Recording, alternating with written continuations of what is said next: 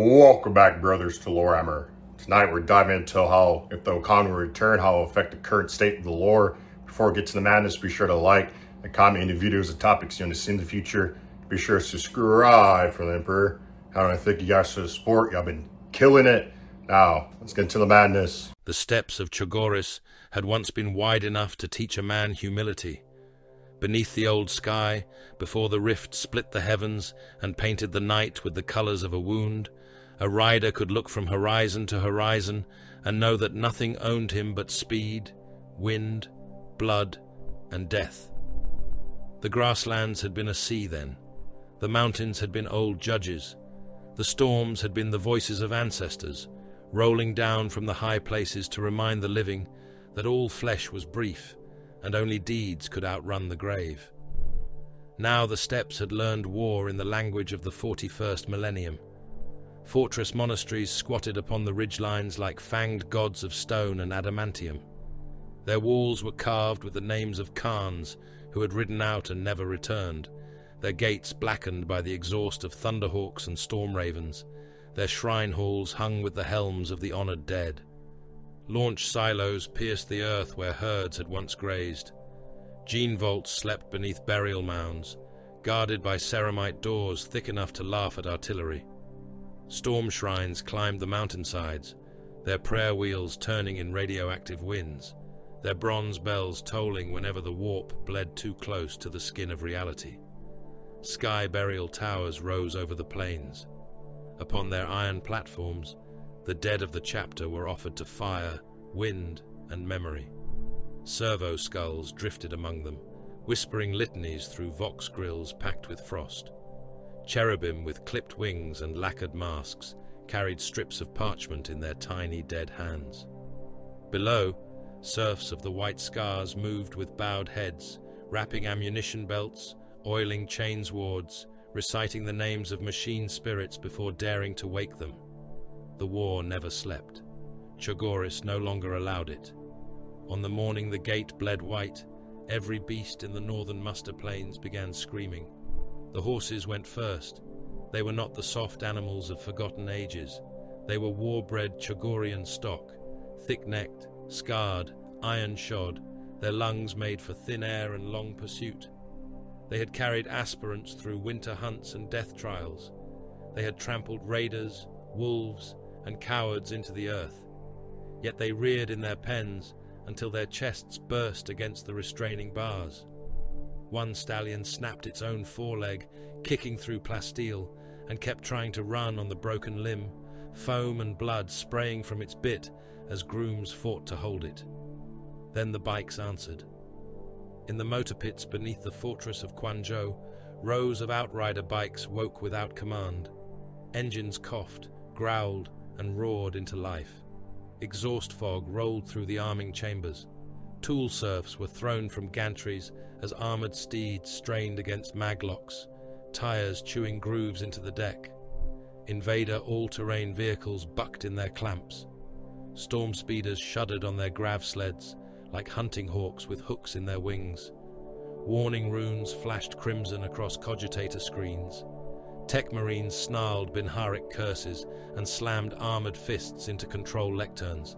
But the engines kept revving, each machine spirit baying toward the mountains. Above them, Thunderhawk gunships screamed, not from their engines, from their hulls. The sound came through the fortress like a blade dragged across bone. Deck crews fell to their knees, clutching at bleeding ears. A mortal overseer vomited into his rebreather. Servitors sparked and twitched, their flesh plugs rupturing as the hangar's machine soul convulsed through them. A gunship named Laughing Storm tore loose from one restraint and smashed its wing against a docking pylon, grinding ceramite and steel together in a shower of white sparks. Brother Tech Marine Batar Kaur listened to the madness, with his helm turned toward the far burial mountain. He did not pray. He had never trusted prayers that asked for comfort. He opened a Vox channel instead. All hunter cadres rise. The mountain has found a voice. Corsaro Khan was already awake. He stood upon the eastern wall with the wind clawing at his white mantle and the red of the wounded sky shining along the edge of Moonfang. His armor was pearl white, marked by battle scars and ritual lightning. The eagle bones braided into his topknot clicked softly against one another as the air changed. He could taste metal. He could smell old blood beneath the frost. Below him, the fortress had become a nest kicked open by a giant's boot. Every warrior running, every engine howling, every mortal either obeying or being crushed by those who could. A serf approached, trembling despite the cold weather furs beneath his flak apron. He dropped to one knee, pressing his forehead to the stone. "My Khan, the augurs show rupture signs beneath the Turmurkard burial range. No orbital descent, no teleport flare, no warp translation. The mountain is opening from within." Corsaro did not look at him. "Speak plainly." The serf swallowed. "There is a wound in the world." Corsaro smiled without warmth. "There are many. This one is moving." The first explosion rolled across the steps before the serf finished speaking. It was not fire, it was absence. A pulse of white nothingness burst from the burial mountain and took the sound out of the world for a heartbeat. Snow lifted from the peaks in a perfect ring. Prayer flags snapped into ash. The nearest sky burial tower bent like wax, its iron supports screaming as the bones of the honored dead were flung into the air in a storm of sacred fragments. Then the sound returned. Men died from hearing it. The mountain split from crown to root. Silver dust poured from the wound, flowing upward against gravity. Alien mist spilled across the stones in slow waves. Shapes thrashed within it, stretched thin as shadows behind wet glass. Their screams came in tongues no human throat should have shaped. Some sounded like men, some sounded like horses, some sounded like children remembered by dying fathers. None were trusted. The first figures through the breach wore white armor. For a moment, the mortal defenders on the outer watchline cheered. Then they saw what the warp and the dark roads had made of them. They came stumbling out beneath the torn mountain, 7 giants in the wreckage of ancient plate, their heraldry still marked by the lightning and red trim of the 5th Legion. Relic Guard, lost hunters, names from sealed rolls and funeral stones, warriors who had vanished in long-dead crusades, who had ridden beyond the maps of the chapter and become myth, warning, and oath. They were not returning in triumph. Hooks of black Xenos metal had been driven through their armor and into the meat beneath. One warrior's helm had been replaced by a cage of crystal needles, each needle glowing with trapped pain. Another dragged his own intestines behind him in a frozen braid, not human gut, but something remade, pale and glittering with demon frost. A third had no arms, only splinter blades fused into the sockets, twitching with a will that was not his own. Their war plates steamed with cold, their eye lenses burned with trapped white fire. They tried to speak, but the words came out as shredded vox bursts and wet animal sobs. One fell to his knees and reached toward the fortress line. "Run," he said through a mouthful of glass. Something behind him laughed. The Drukhari came from the mist, as though darkness had learned to cut. Splinter fire whispered across the watchline. Men did not simply fall. They opened. Needles passed through armor and flak and flesh, releasing toxins that turned muscle into spasming ropes. A serf with a signal horn clawed his own throat out before the poison reached his hearts. A fortress bondsman stumbled 3 steps with his lower jaw missing, then collapsed as black veins webbed across his face and his eyes burst like overripe fruit. Skimmers slid through the air, sleek and cruel, their hulls bladed like executioners' smiles. Raiders swept low over the defense trenches, hooks descending on chains to pluck men from firing steps. Razor flails sang. A squad of mortal armsmen vanished beneath a blur of segmented blades, and when the Drukhari passed on, what remained of them steamed in red coils across the snow. The Xenos did not shout. They did not roar like orcs or chant like heretics. They laughed softly. They spoke through helm vox in sibilant bursts of mockery. They killed like artists resenting poor material. A communications mast near the lower pass became a trophy pole within moments. White scars serfs hung from it by their own tendons, stripped of skin but still alive, their bodies twitching under splinter toxins, while voxcasters beneath them continued to transmit their screams across loyal channels. A wounded neophyte dragged himself through the snow with one arm, his other ending in a white spike of exposed bone. His lungs had been punctured. Pink foam bubbled from his lips. He still held his bolt pistol. He still fired until a Drukhari witch landed upon his back and cut his spine out through his armor seals. Corsaro watched the slaughter through the red tactical wash of his helm display. His voice remained calm. "Name the prey." Batar Kor answered over the vox, iron and static grinding beneath his words. "Drukhari, Kabbalite markings unknown, multiple raider wings, haywire signatures, toxin saturation, webway breach confirmed." A vanguard sergeant laughed once. "The prey names itself by running." "Then let it run," Corsaro said.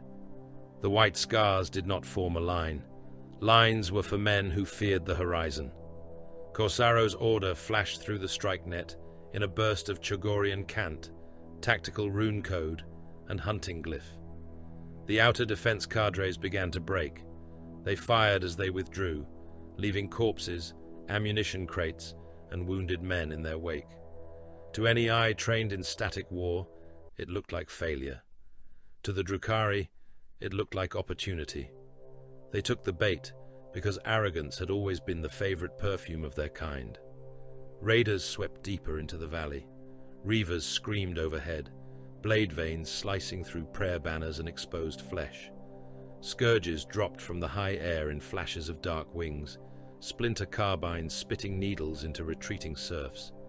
Haywire mines crawled like beetles across the snow and clung to bunker doors before vomiting blue lightning into the locks. The Xenos flowed forward, elegant and hungry, pursuing the collapse.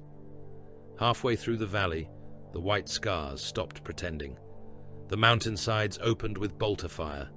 Outrider squads burst from hidden blast gates beneath the snowline, engines roaring, tires kicking up bloody slush and pulverized stone. Their twin bolt rifles hammered in disciplined bursts, each shell a fist-sized verdict. Drukhari bodies came apart under mass reactive detonations, slender torsos bursting, masks cracking, limbs spinning away in sprays of dark blood. Invader vehicles slammed down from concealed ramps, multi-melters screaming white-hot death into skimmer hulls. Raiders became falling suns, their crews burning as they tumbled into the rocks. Storm speeders dropped from the cloud cover like hunting birds. Their assault cannons chewed through Reaver formations, turning speed into wreckage, flesh into mist, arrogance into falling meat. Thunderhawks came lower, their heavy bolters and Lascannons speaking in the deep grammar of imperial punishment. Prometheum rolled through the pass. A wall of fire swallowed fleeing Kabbalites, and their graceful silhouettes danced inside it until their nerves cooked and their souls fled screaming into whatever debts awaited them. Corsaro rode at the center of the kill. Moonfang moved in white arcs. A witch leapt for him with paired knives, fast enough to blur. He leaned aside by a finger's breadth and removed her legs at the hip. She hit the ground shrieking, dragging herself through her own blood until his bike's rear tire crushed her skull into the snow. A Kabbalite champion fired a blast pistol at point-blank range. Corsaro took the shot on his pauldron, armor screaming, and drove Moonfang through the alien's chest. He lifted the Xenos from the saddle, let him twitch upon the blade, then threw him beneath the wheels of Brother Joki's outrider squad. The Vox filled with Chogorian battle cant. Cut the herd, drive them east, leave the wounded prey screaming, let the living carry fear. The Drukhari tried to scatter into shadow portals. Batar Kor had expected that. Haywire counternets ignited from buried pylons. The portals stuttered, folded, and ate their own edges. Several Xenos attempting escape were bisected by their failing doorways, torsos vanishing into the webway, while legs dropped smoking to the ground. Others found themselves hurled back into real space, stunned for the fraction of a breath it took White Scar's blades to find them. For a moment, the valley belonged to the sons of the Khan. Then every Vox channel opened at once. The voice that came through was smooth, amused, and old with practiced cruelty. "Little hunters," it said in High Gothic, each syllable polished like a knife. "You still chase dust across a dying world." Corsaro's gauntlet tightened on his throttle. The speaker stepped from the widening mist at the foot of the mountain, surrounded by incubi in black armor. He was tall for his kind, clad in plates of lacquered midnight and pale bone, his helm crowned with backward curving spines. A shadow field shimmered around him, distorting the falling ash. In one hand, he carried a husk blade. In the other, a severed White Scar's helm, still dripping from the neck seal. "I am Kia Volkar," said the Archon, "and I bring tidings from the road beneath roads." Corsaro rode toward him at killing speed. The Archon did not move. "Your father still runs." The words struck harder than artillery. Across the valley, White Scars turned. Engines snarled. Wounded warriors rose from the snow. A vanguard veteran with a splinter lodged through his throat pulled it free in a red gush and began walking toward the Archon with his chainsword revving. Mortal serfs who did not understand the insult felt its weight through the silence of their masters. The great Khan, the missing sire, the storm at the heart of every hunt. To speak of him as prey was to spit into the chapter's gene blood. Corsaro did not answer with anger. He answered with speed. His bike lunged forward, but the mountain screamed before he reached the Archon. The webway scar widened. The world bent. Snow rose from the ground in spirals. Dead men opened their eyes and screamed with voices not their own. The mangled relic guard bowed their broken bodies toward the breach, as if pulled by chains through their marrow. Silver dust became a storm. Alien mist tore apart under the force of something vast coming through from the other side. An engine roared within the wound. Not a bike, not a speeder, not any machine the chapter's tech marines had named. It was a predator's heartbeat made mechanical. A shape burst from the white tear, trailing fire that was not flame and shadow, that was not darkness. It struck the earth like a meteor and kept moving. The machine beneath it was half jet bike, half void-born relic, its frame scarred by Xeno's alloys and blackened by weapons no Imperial arsenal had ever sanctioned. Its prow was jagged, its engine burned with impossible white light. Runes crawled across its hull like living scars. Every machine spirit in the valley howled in recognition or terror. The rider was larger than any space marine. He wore armor the color of storm clouds over old bone, patched with plates that did not belong to any forge of Mars. White scars cut through the surface of his warplate. Red leather hung in strips from his waist. Trophies clattered at his belt. Alien blades, broken soulstones, demon teeth, oath bones polished by centuries of handling. His hair streamed behind him, black streaked with white, bound with bronze rings and small skulls. His face was weathered beyond kingship, hard as a mountain that had learned hatred. His blade was already drawn. No trumpet sounded. No angelic light crowned him. No choir found the strength to sing. Jaghatai Khan returned to Chogoris like a murder. The incubi moved first. They were elite killers, perfect in discipline, blades raised in a formation older than many human empires. Against any captain of the Adeptus Astartes, they would have been death given shape. Against the Khan, they were late. His bike passed through them. One incubus lost both hands before he could swing. The Khan's blade reversed and took his head on the return stroke. Another leapt high, clave descending, only for the Primarch to stand in the saddle, catch the weapon's haft, and drive his own sword through the warrior's throat, pinning him to the air for a breath before casting him aside. A third tried to vanish through shadowfield distortion. The Khan threw a curved dagger without looking.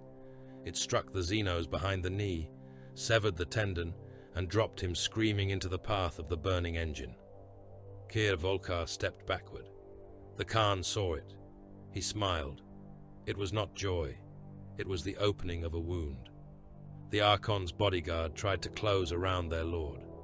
Jaghatai killed them with economy that made the slaughter more obscene than frenzy would have been. He disabled first. Knees opened, elbows reversed, weapon hands fell. Throats were cut only after movement was stolen. One incubus was impaled through his own shadow field generator, the device flaring madly as it tried to reject the blade. The field folded inward and crushed him into a shrieking knot of armor and meat. The last bodyguard was left alive, barely. The Khan caught him by the throat and lifted him from the ground. The Xenos kicked, one leg missing below the knee, his black blood running down the Primarch's gauntlet. His helm had cracked, revealing one terrified, beautiful eye. Jaghatai leaned close. "Tell the Dark City," he said, his voice low enough that the Vox had to strain to carry it, "that I remember every road." He drove the alien down onto a broken spike of raider wreckage, not through the heart, lower, crueler, a wound that would not kill quickly. The incubus convulsed, pinned and twitching, his hands clawing at the metal in useless spasms. Kir Volkar's shadow field flared as he retreated toward the mist. Corsaro saw the movement and raised his bolter.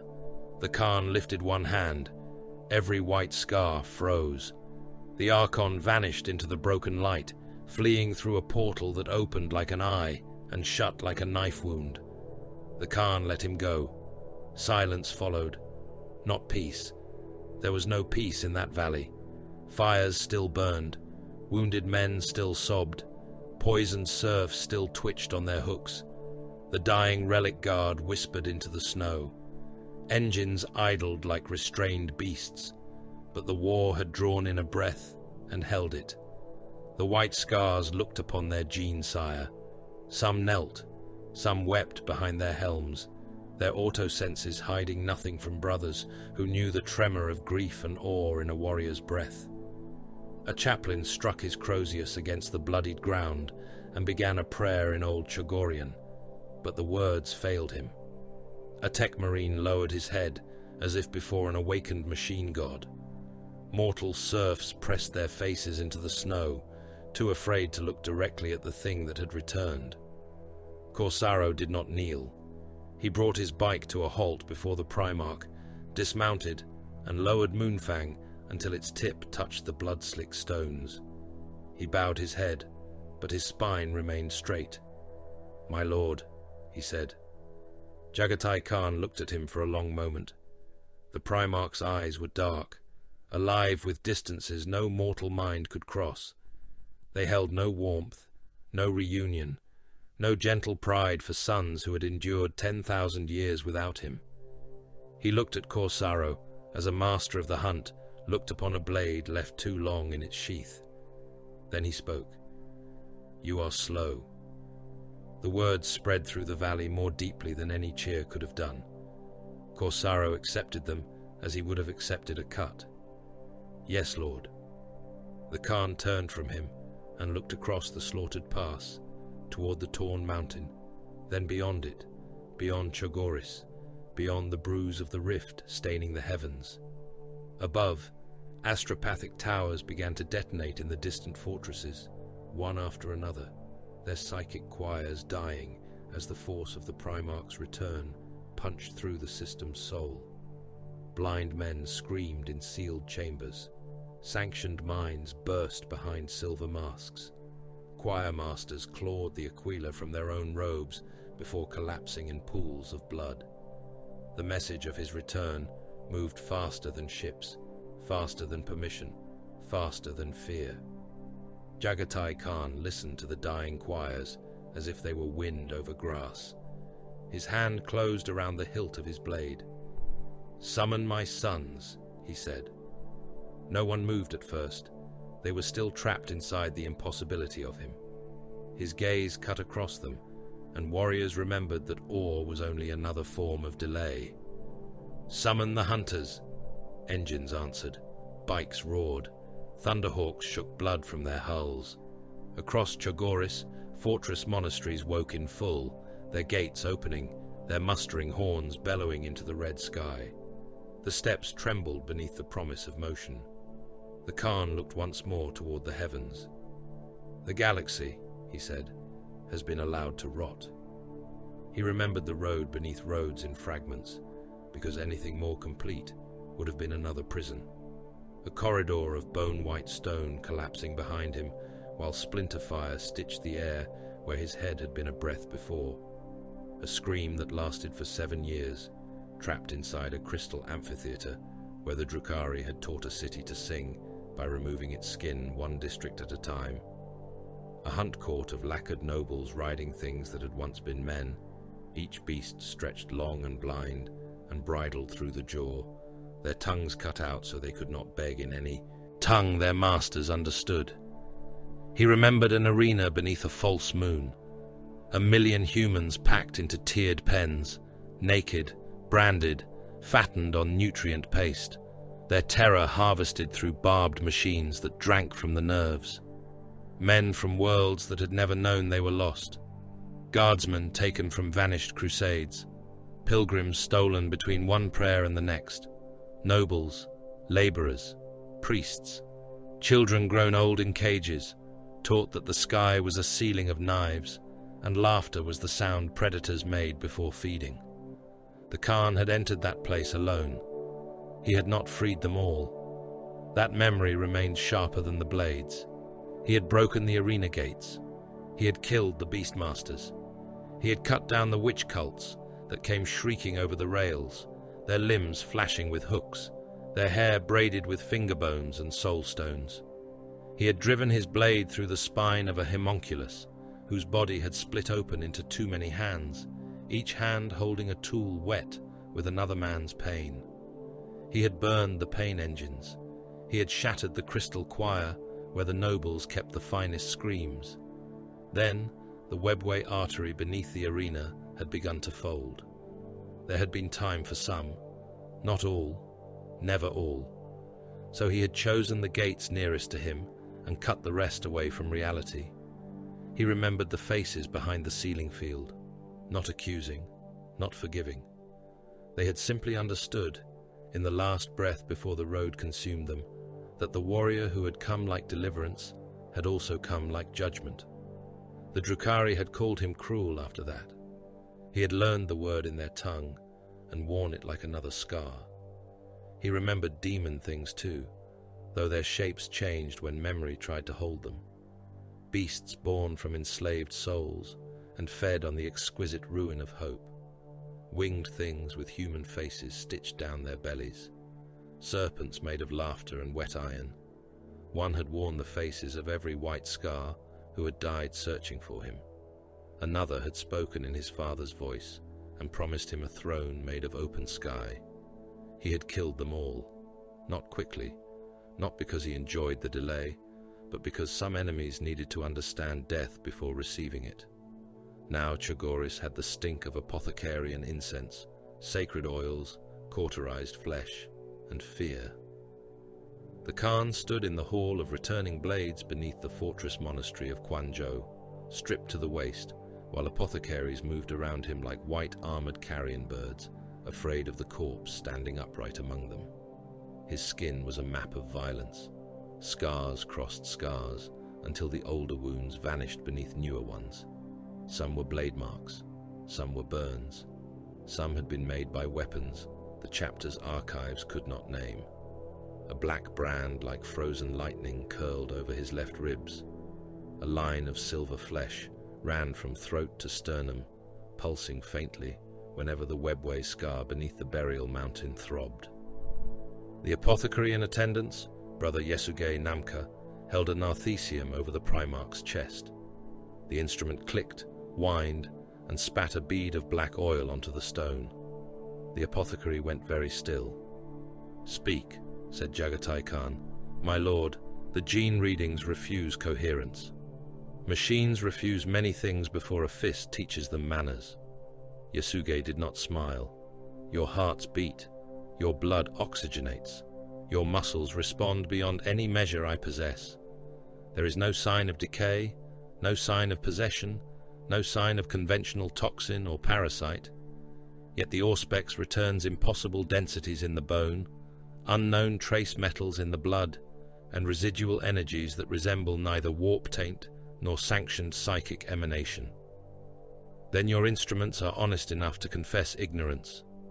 The apothecary bowed his head. Yes, my lord. A tech marine approached the Primarch's armor, where it rested upon a slab of black stone. Batar Kor had removed his helm, revealing a face cut by old burns and crossed by augmetic cables that entered the flesh behind one ear. Red robes hung over his white plate. His servo arms clicked and trembled as they hovered near the altered war gear without touching it. The armor had once been a Primarch's panoply. It still was, though the word seemed smaller than the thing itself. Its old white had darkened to the color of storm clouds trapped under bone. Xenos plates had been hammered into gaps where Imperial craft had failed or been unavailable. Some sections reflected light wrongly, as if the metal remembered another universe. Blackened scars from heat, poison, gravitic collapse, and demon fire covered the surface. The chest bore the lightning of the Khan, but it had been recut by hand, deeper and rougher, as if he had carved his own name back into himself after enemies tried to erase it. Batar whispered the canticle of tempered iron. The armor did not answer. He tried the invocation of provenance. The runes along the gorget flickered once, then died.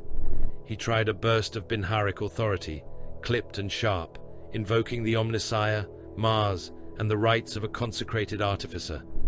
Every lumen in the hall exploded. Men flinched as glass rained across the floor. Servitors began screaming through mouths never built for speech. One collapsed, its augmetic spine arcing with blue fire, meat cooking inside its restraint frame. The armor remained still.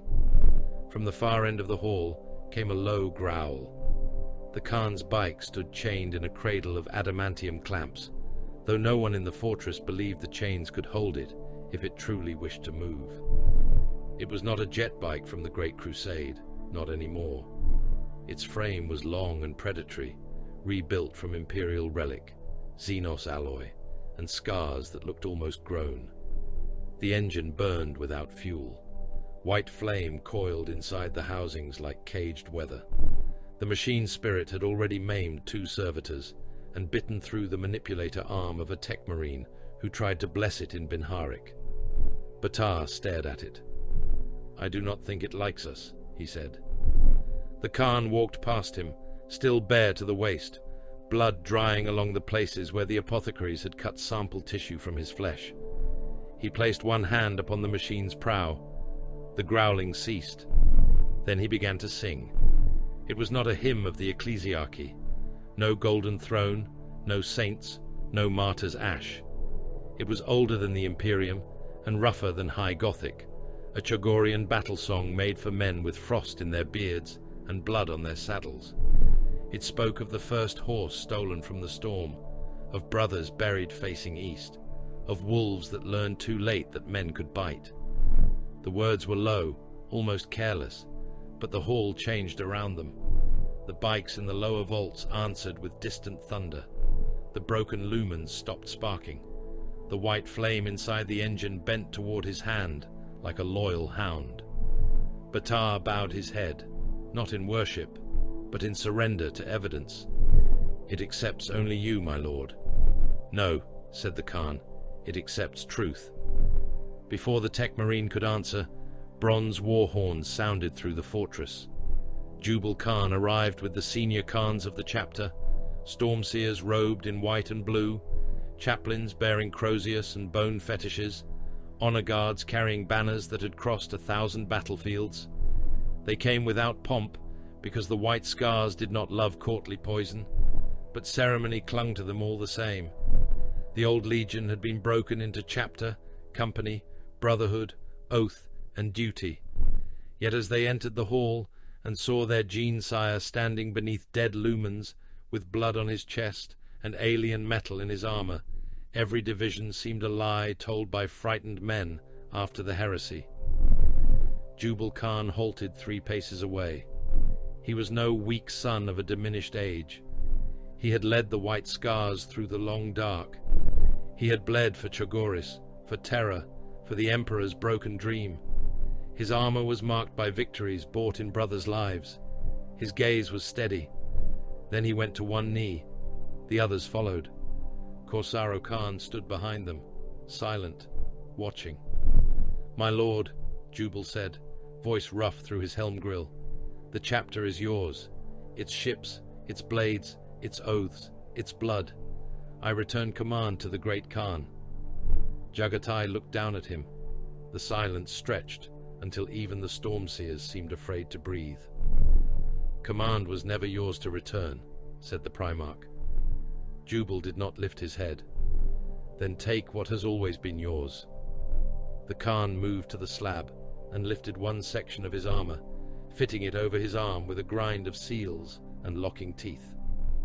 "Titles are for men who need walls around their names." One of the chaplains lowered his crozius. "Then what shall we call you, Lord?" Jaghatai fixed the skull-faced warrior with a stare that made the hall colder. "You will call me when there is prey." No one laughed. No one mistook it for jest. He turned to the hololithic strategium, a circular pit surrounded by command thrones, oath poles, and data lecterns. "Show me the Imperium." The serfs obeyed with trembling haste. The galaxy appeared above the pit in sickly light. Not the Imperium he had left, not the Empire he had helped carve from the night with blade, bolter, and speed. This was a carcass, opened from throat to groin. The cicatrix maledictum burned across the stars, a wound of impossible scale, a screaming division between what mankind still claimed and what mankind could barely remember. Red runes marked worlds lost to warp storm, rebellion, Xenos predation, silence. Black runes marked systems presumed dead. Gold and blue flickers showed bastions still holding, though many pulsed with distress calls so old that the men who sent them were ash. A serf with a vox implant spoke as each horror unfolded. Cadia had fallen. The Eye had vomited madness across reality. The Imperium was divided. Imperium Sanctus endured beneath the Astronomican's guttering light. Imperium Nihilus bled in darkness, half blind, half abandoned, its worlds prey to demons, raiders, tyrants, and despair. Robut Gilliman had returned. The avenging sun ruled as Lord Commander, bearing the weight of the Corpse Empire on shoulders, made for conquest and trapped in administration. Lionel Johnson had returned also, walking the dark of Nihilus like a knight from a murdered age, gathering the lost, hunting monsters beneath the shadow of his own secrets. Armageddon still burned, not merely from orcs, not merely from industry and old war, but from demon corruption, warp rupture, and the lingering filth of apocalyptic invasion. Hive and ash waste, manufactorum and shrine, steel legion and green horde, demon and man locked in a slaughter that refused to end. The Khan watched it all. The sons of Chogoris expected grief, perhaps rage, perhaps a father's sorrow at the ruin of his father's dream. Jaghatai Khan laughed once. There was no joy in it, only the sound of a blade leaving a sheath. "This," he said, "is what became of victory?" No one answered. He gestured toward the burning map, a corpse that learned to count its own maggots. The words struck the hall like a shell burst. Several serfs made warding signs. One ecclesiarchy attaché, permitted into the fortress as part of some administratum liaison chain, went pale enough to resemble wax. The Khan saw him. He saw all of them. The High Lords tally ruin and call it governance. The administratum drowns worlds beneath parchment and calls it duty. The ecclesiarchy teaches men to kneel until their knees are stronger than their spines. You built walls around a dying beast and praised yourselves because it had not yet stopped twitching. A Stormseer lifted his staff. "My lord, the Imperium endures." The Khan's gaze snapped to him. "Endurance is what carrion does before the flies finish eating." The hall fell into the kind of silence that follows execution. A new voice broke it, metallic and layered, accompanied by the clicking advance of augmetic limbs. Primary observation. The returned genetic Primarch exhibits possible webway exposure, non-standard techno-organic contamination, anomalous war gear reconstruction, and unknown engine spirit integration. By treaty, necessity, and sacred obligation, the Adeptus Mechanicus must claim immediate study rights over the breach, the altered panoply, and the vehicular relic. Magos Acro, 77. Val rolled forward upon a nest of brass legs, his crimson robes hanging from a body more shrine than man. Optic lenses revolved in a skull of polished steel. Servo arms unfolded from his back. A servo skull drifted beside him, quills extended, parchment spooling from its jaw. Compliance is advisable, the Magos continued. Data preservation supersedes tribal sentiment. The Omnissiah demands acquisition. The Khan listened. The Magos raised one metal finger. Furthermore, your biological condition must be catalogued before contamination risk can be assessed. Sedation protocols may be prepared in accordance with Primarch-grade theoretical restraint doctrine, though probability of success is low. Addendum. Your cooperation will minimize resource loss. The servo skull drifted closer to the Khan's face. Its quill scratched. The Primarch's blade moved. No one saw the draw. There was simply a line of white light, a crack, and the servo skull fell in two clean halves, parchment spilling from it like entrails. The pieces hit the floor and twitched, optic lens fading. The Magos froze. The Khan sheathed his blade. "Useful tools are not discarded before battle," he said. "Remember why you are still alive." Acro 77 Val's lenses clicked inward and outward. Threat registered. "Wisdom would serve you better." Before the Magos could answer, the fortress bells changed tone. Not alarm, judgment. 4 men were dragged into the hall by chapter serfs and mortal armsmen. They wore the heavy robes of Chogorian planetary authority, each marked with symbols of tithe, grain, steel, and manpower. Their hands were bound, their mouths were gagged. Fear had stripped the dignity from them before the first blow was ever struck. Jubal looked toward Corsaro, then to the Khan.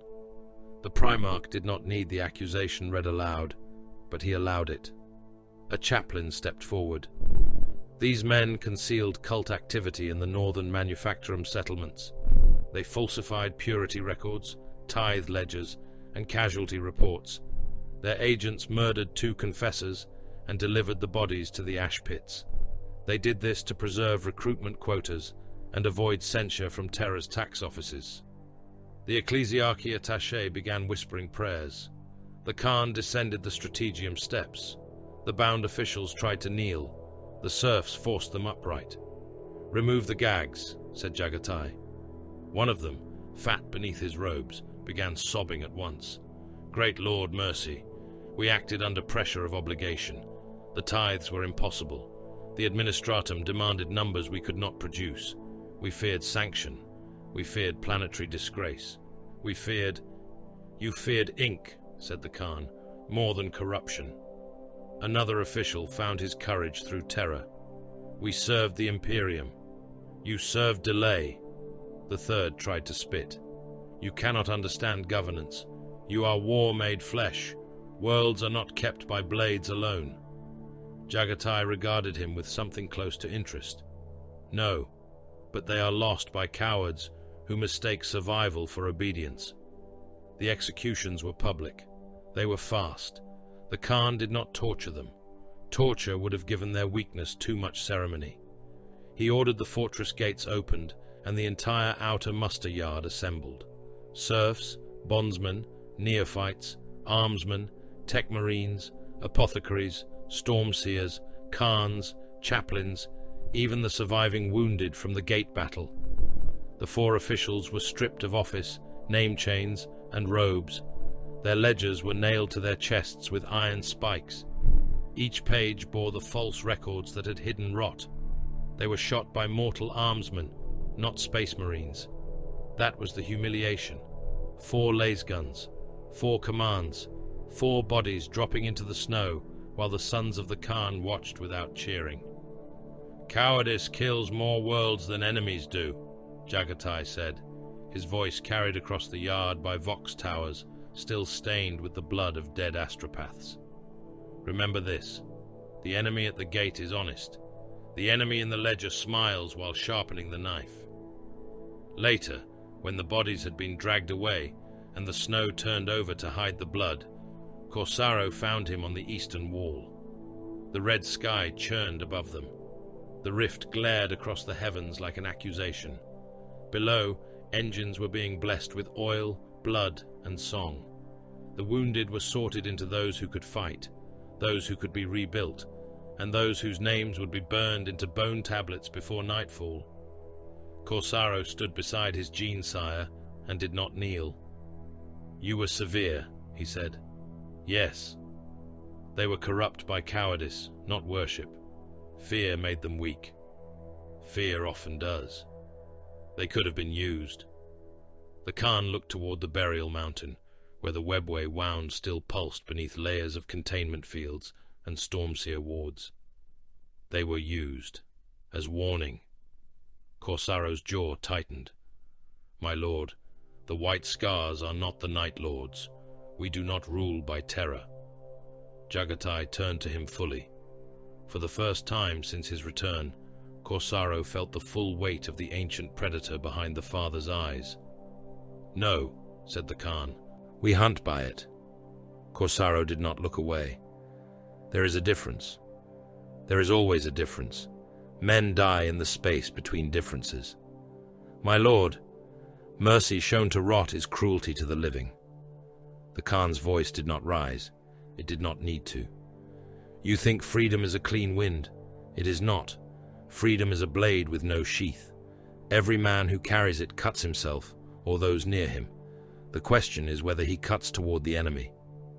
Corsaro looked down at the muster yard, where the 4 red patches in the snow had already begun to freeze. "And if a world is too corrupted to save?" The Khan looked back to the sky. "Then we save what comes after it." Before Corsaro could answer, the air split with psychic agony. Across the fortress, every astropathic relay screamed alive. Choir chambers that had survived the Primarch's return now convulsed again, though the sound was weaker, ragged, half drowned in static and blood. Vox servitors repeated fragments in dead voices. Bells rang without hands. Stormseers staggered as a message punched through the warp like a dying man forcing himself through barbed wire. Armageddon. The word came first.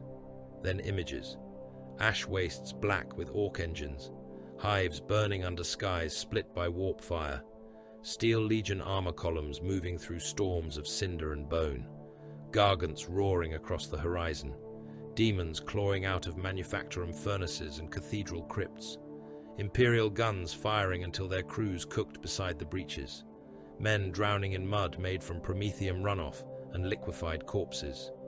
Beneath Hive Hell's Reach, something white and silver pulsed in the dark, answering the wound under Chogoris. A webway rupture. The same taste, the same scar, the same road beneath roads. Only this one opened under a world that had forgotten how to stop dying. The message ended in a choir of bursting throats. No one spoke. Jubal Khan entered the wall platform, helm beneath one arm, face grim. Batar Kor followed with Akro, 77 Val clattering behind him, the Magos already trailing data cables and clicking prayers to violated machines. Stormseers gathered, eyes bleeding. Corsaro watched the Khan, knowing before the words came where the hunt would lead.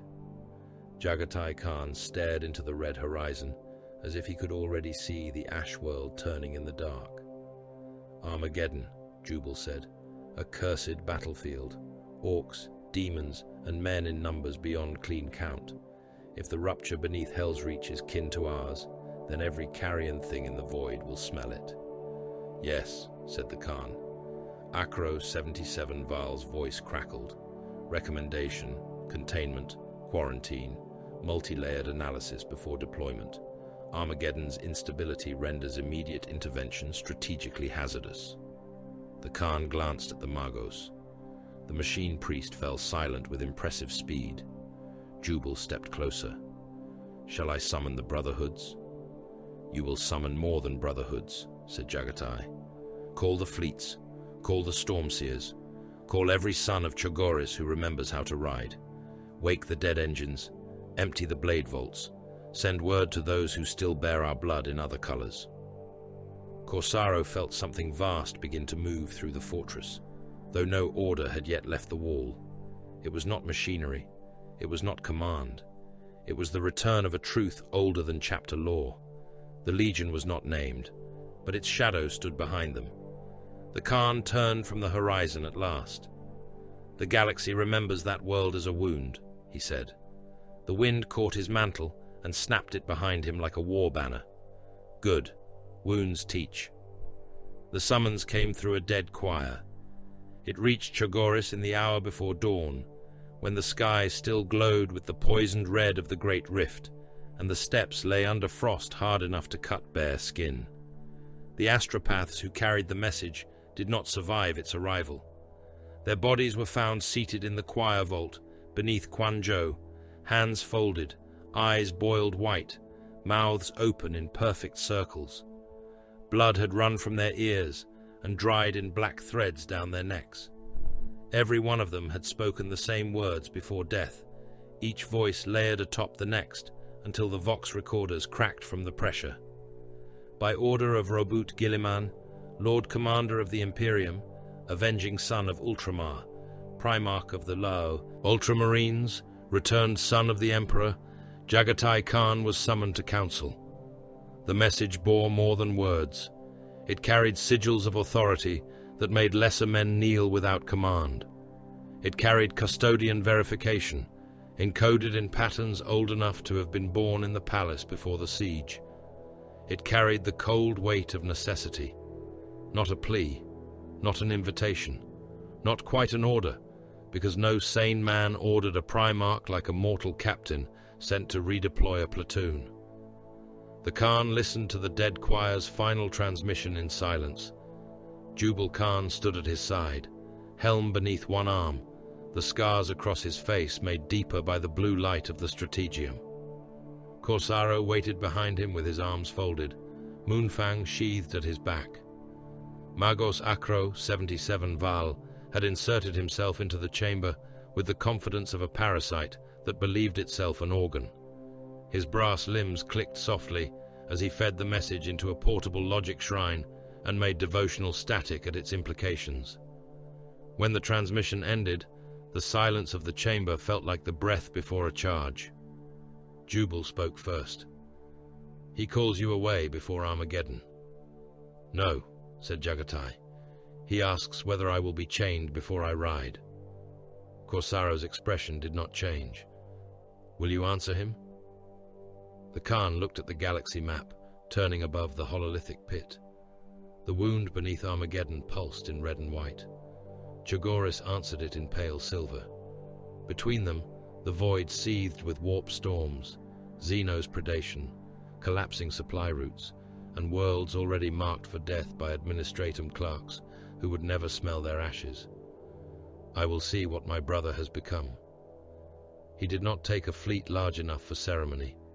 He took enough to kill anyone foolish enough to mistake restraint for weakness.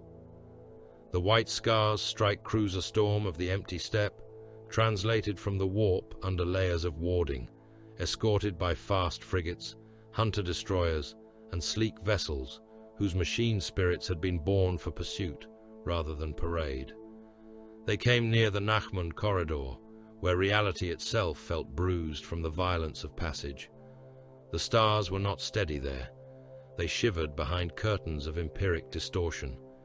Imperial beacons burned like candles in a charnel house. The corridor was one of the few wounds through which the Imperium still forced blood into its own severed limbs. The Council did not meet on Terra. That alone told Jaghatai much. Terror would have drowned the matter in incense, politics, assassination prayers, and frightened men wearing authority like borrowed armor. Terror would have turned his return into procession, proclamation, scrutiny, and riot. Terror would have made the galaxy wait, while scribes debated the correct number of candles to light beneath statues of men who had hated being worshipped. So Guilliman had chosen a command vessel instead. The Macragge's honor was not there. That would have been too grand, too visible, too much like a challenge. Instead, the meeting was held aboard the Lord of Iron Truth, a vast command bark armored like a moving fortress and hidden among overlapping fleets of Navy battleships, Adeptus Astartes escorts, Mechanicus monitor craft, and Custodes ward vessels whose hulls bore no names. It hung near the edge of the corridor beneath layers of void shields, augur ghosts, astropathic dampening fields, and enough guns to murder a moon. Thunderhawks escorted the Khan's gunship through approach lanes patrolled by golden interceptor craft. Custodes waited in the landing bay. They stood in ranks of auramite and silence, guardian spears grounded, plumes still despite the engine wash. Ultramarines formed a wall of blue and gold beyond them, immaculate even in war, every plate marked by discipline. Dark angels watched from the shadows at the edge of the hangar, robed, hooded, green armor, half lost in the gloom. White scars already aboard the bark stood apart from both, their helms turned toward the gunship as if toward a storm front. Mechanicus delegates clustered near data shrines, their lenses glittering, their servo limbs folded with barely restrained hunger. The ramp descended. A herald servitor rolled forward, vox grill crackling. All attending representatives will prepare to receive Jaghatai Khan, Primarch of the White Scars, son of the Emperor, Lord of Chogoris, returned scion of the Great Crusade, bearer of the storm, master of the hunt, sovereign of the... The Khan walked past it before it finished. His boots struck the deck with the sound of judgment. He wore his scarred armor, the alien patches and ancient wounds left visible rather than polished away for counsel. His blade hung at his hip. A white cloak trailed behind him, ragged at the hem, stained by substances no mortal quartermaster could name. He did not slow for the custodes. He did not incline his head to the ultramarines. He did not acknowledge the dark angels watching from the gloom. He passed through the ranks as though the Imperium's oldest habit, the need to kneel and be impressed by itself, had already bored him beyond tolerance. Corsaro walked at his right, Jubal at his left. Behind them came a small honor guard of White Scars, Stormseers, and Tech Marines, their engines and weapons quiet but hungry. A custodian stepped half a pace into the path. Not enough to block him, enough to test the shape of the moment. Jaghatai looked at him and kept walking. The custodian moved aside. Corsaro did not smile until his helm hid it. The strategium of the Lord of Iron Truth was large enough to command crusades. Its ceiling was lost behind banners, sensor vanes, and dangling cables thick as tree trunks. At its center lay a hololithic gulf in which the galaxy burned in layered light. Fleet projections hovered in blue. Casualty estimates crawled in red. Supply arteries pulsed in amber. Dead worlds were black. Contested fronts flashed like open wounds. Segmentum maps unfolded and refolded as savants and servo skulls whispered updates through banks of cogitators. Robut Guilliman stood within that storm of information, like a monarch condemned to hold up a collapsing roof. He was armored in blue and gold, massive, noble, and visibly tired in a way no mortal exhaustion could explain. It was not the weakness of flesh. It was the attrition of command, the weight of too many dying worlds, the knowledge that every victory moved a ration column, every decree cost a regiment, every hour spent in council meant some unnamed garrison died without help. His face was controlled, but the control itself was a wound. To his right stood Lionel Johnson. The lion did not command the room. He haunted it. Dark green armor, Hooded cloak, pale hair, watchful eyes. He stood with one hand resting near his blade, not as threat, but as instinct. Where Guilliman was a fortress of law and burden, the lion was a blade left in shadow. He watched Jaghatai enter without greeting, measuring stride, scars, breath, silence. Not suspicion alone, recognition. The appraisal of one predator seeing another return from a forest where sane men did not walk. Guilliman stepped forward. "Brother." Jaghatai stopped at the edge of the hololithic gulf. "Robute." The word was neither warm nor cold. It was a thrown spear that had not yet landed. Guilliman's gaze moved over him, taking in the scars, the altered armor, the alien metals, the eyes that had seen too long a road. "It has been too long." "Yes," said the Khan. "You filled the silence with paperwork." A few mortal savants forgot how to breathe. The lion's mouth twitched. It might have been amusement. It might have been disdain for amusement. Guilliman absorbed the barb without visible injury. "The Imperium did not leave me many better tools." "Then make better tools." "I have been trying." Slowly. There it was again. The word the Khan wielded like an accusation against the age. Guilliman turned back toward the map. "We are here because speed without direction is not strategy, and direction without motion is a tomb." The lion spoke at last. "You both sound alive. That is something." Jaghatai looked at him. For a moment, no one else in the chamber mattered. The Khan and the lion faced one another across 10,000 years, across broken legions, dead brothers, lost wars, and a father's empire turned into a shrine for its own suffering. "Lion," said Jaghatai. "Jaghatai, you look like a man who woke in a grave and started giving orders to the worms." The lion considered that. Accurate enough. Guilliman's patience tightened, but did not snap. "We have neither time nor political shelter for reunion. Your return is already destabilizing command structures across multiple sectors. Chagoris has transmitted partial muster, signals to successor chapters and old alliance worlds. Armageddon reports a webway rupture matching the energy signature from your emergence.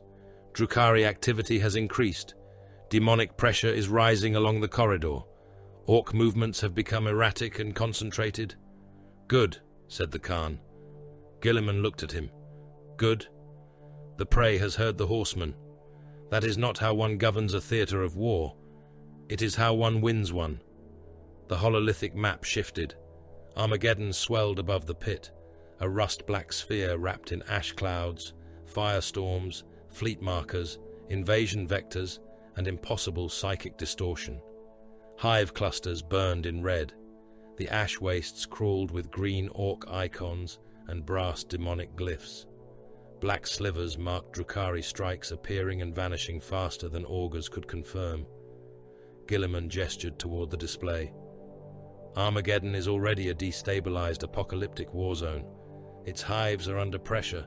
Steel Legion formations are depleted. Orc speed freak concentrations have turned the equatorial ash belts into a planetary engine war. Demonic manifestations continue to bleed through regions corrupted during prior warp escalation. Now a webway breach opens beneath Hell's Reach, and your return appears connected to it. Then we go there. We contain it first," Guilliman said. "We isolate the breach, stabilize orbital superiority, reinforce the hives, deploy Mechanicus analysis teams, and prevent panic among Imperial command. If the route can be secured, it may have strategic value. If it cannot, it must be sealed." The Khan's laugh was quiet and ugly. "You still believe a wound waits politely while surgeons debate knives?" Guilliman's voice hardened. "Uncontrolled use of webway routes risks Xenos traps, demonic contamination, temporal displacement, and civil collapse. The Imperium is not a raiding band. We cannot leap into every dark corridor because it promises speed." "The Imperium already bleeds to death on sanctioned roads," Jaghatai said. "Your safe routes are grave roads. Your approved corridors are feeding troughs. Worlds die while your messages cross the warp. Regiments rot in transit. Refugees freeze under seal stamps. You ask dying worlds to wait for permission because the living fear disorder. I ask that mankind not be led into another catastrophe by impulse. The Khan leaned forward slightly. The hololithic light painted his face in the colors of burning systems. You mistake hunger for impulse. The lion's eyes narrowed.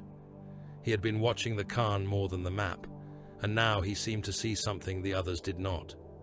Not madness, not possession, not the wildness some of the custodes clearly feared.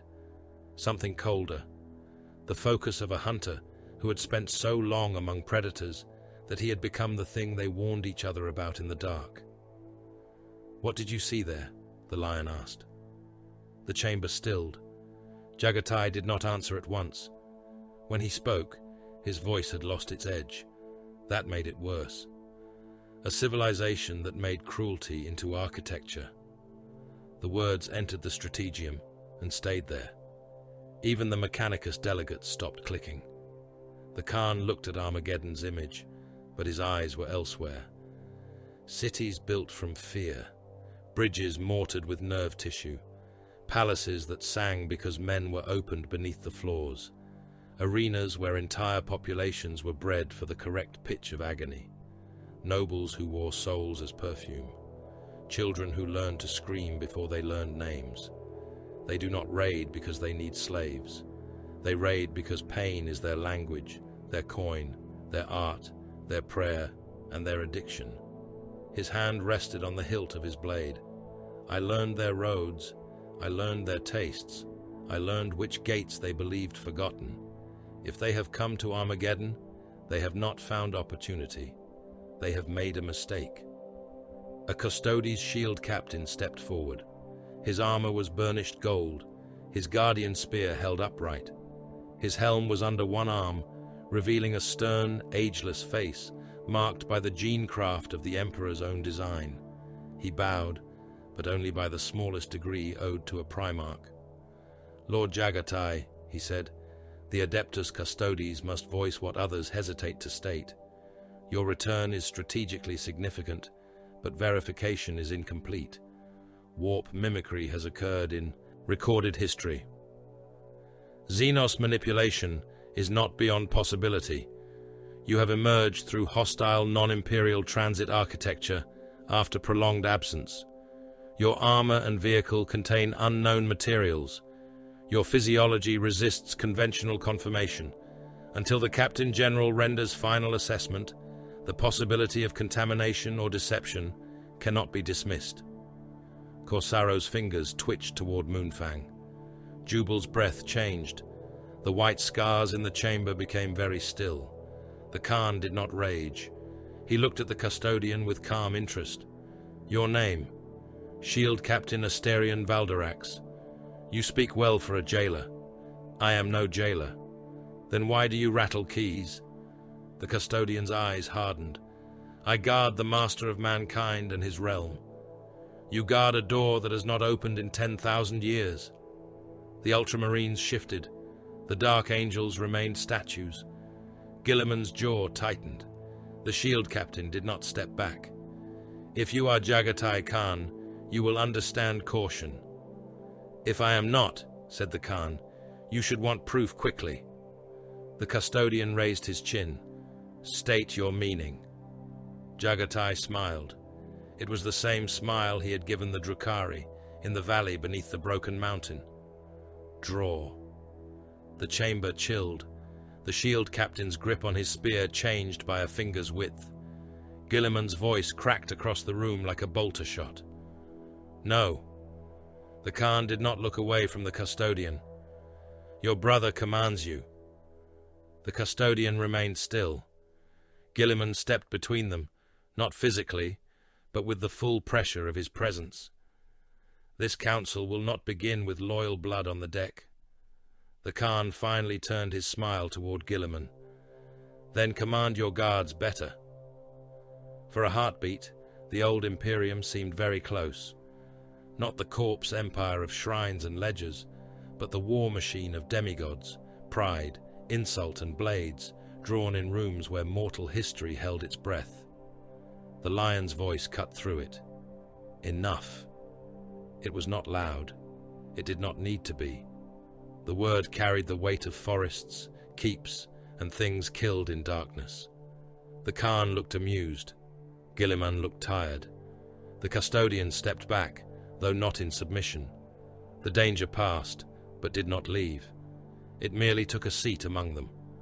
A hololithic alert rose from the pit, crimson and urgent. A Navy savant turned from his console, face shining with sweat.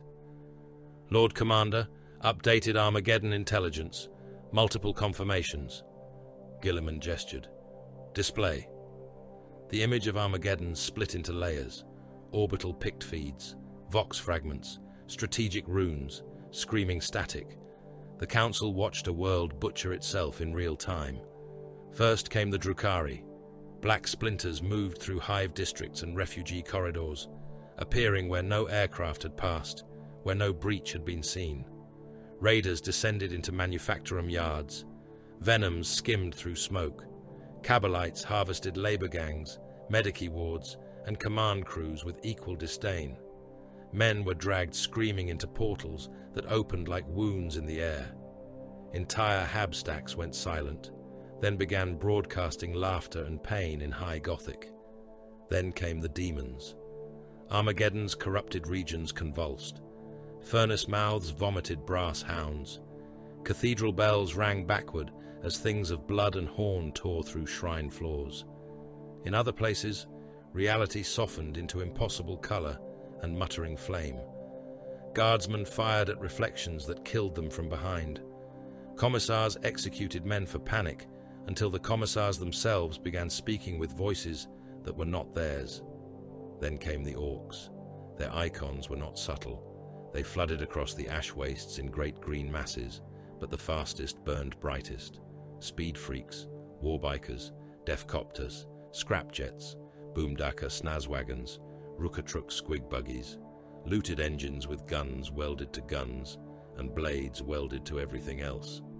Their mobs were turning the ash wastes into a planetary engine war, drawn by noise, blood, speed, and the promise of the biggest fight in the sector. A Vox recording crackled through the chamber. "This is our road now, Humies. Anything fast gets to live till we crump it. Anything slow gets crumped first." The Khan listened with something almost like approval. At least the greenskins understand roads. Guilliman ignored it. 3 hostile pressures: Drukhari exploitation, demonic escalation, orc mass mobility. Beneath Hell's Reach, the rupture grows. If it opens fully, it may connect to the same damaged route that brought you back. "It will," said Jaghatai. "You cannot know that. I can smell it." Acro 77. Val emitted a burst of irritated static. Olfactory certainty is not recognized as acceptable strategic proof. The Khan did not bother looking at him. "Then stand closer when it opens and learn." Gilliman enlarged the Hell's Reach understructure. "My proposal is a combined Imperial containment operation. Ultramarines and attached guard formations stabilize orbital and hive command. White Scars secure mobile perimeter operations across the ash wastes. Dark Angels conduct deep corruption sweeps in compromised districts. Mechanicus teams assess and seal the breach if required. Custodes observers verify strategic integrity. No unsanctioned entry into the webway until we understand its architecture." The Khan shook his head once. "No." The word was flat, final. Gilliman stared at him. "No. Containment is a word men use when they are afraid to admit they are waiting. It is also how one prevents uncontrolled disaster. Disaster is already there. We cannot simply charge into an unknown route. I can. You are not alone in this war." "No," the Khan said. "That is why I am being patient." Corsaro lowered his gaze. Jubal looked as though he did not know whether to be proud or afraid. The Khan pointed to the Drukhari strike markers. "They are harvesting. They believe the world too crowded, too loud, too broken for anyone to see the pattern. They will keep opening small doors, taking slaves, testing the wound, baiting pursuit. So we give them pursuit. Gilliman's expression darkened. You intend to follow them. I intend to make them run home. The lion understood first. And use their own escape routes. Jaghatai nodded. They know the broken roads. They know which arteries still carry movement. We seize the wound beneath Hell's Reach, bleed them where they gather, let one proud creature flee, and ride its shadow back into the staging realm. A murmur passed through the mortal officers. Gilliman silenced it with a glance. You are proposing a counter-invasion through hostile Xenos transit architecture, while Armageddon is under demonic and orc assault. Yes. That is reckless even by the standards of the Great Crusade. The Great Crusade moved faster. The Great Crusade also helped create the heresy. The words landed hard. For the first time, something like anger touched Jaghatai's face. Not fury. Fury was too simple.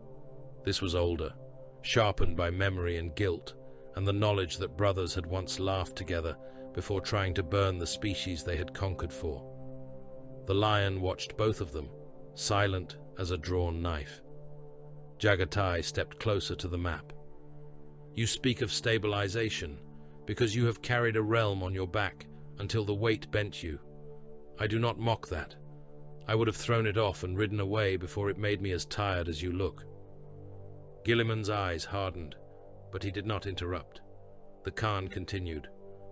But hear me, Robut. The enemy has learned the shape of your mercy.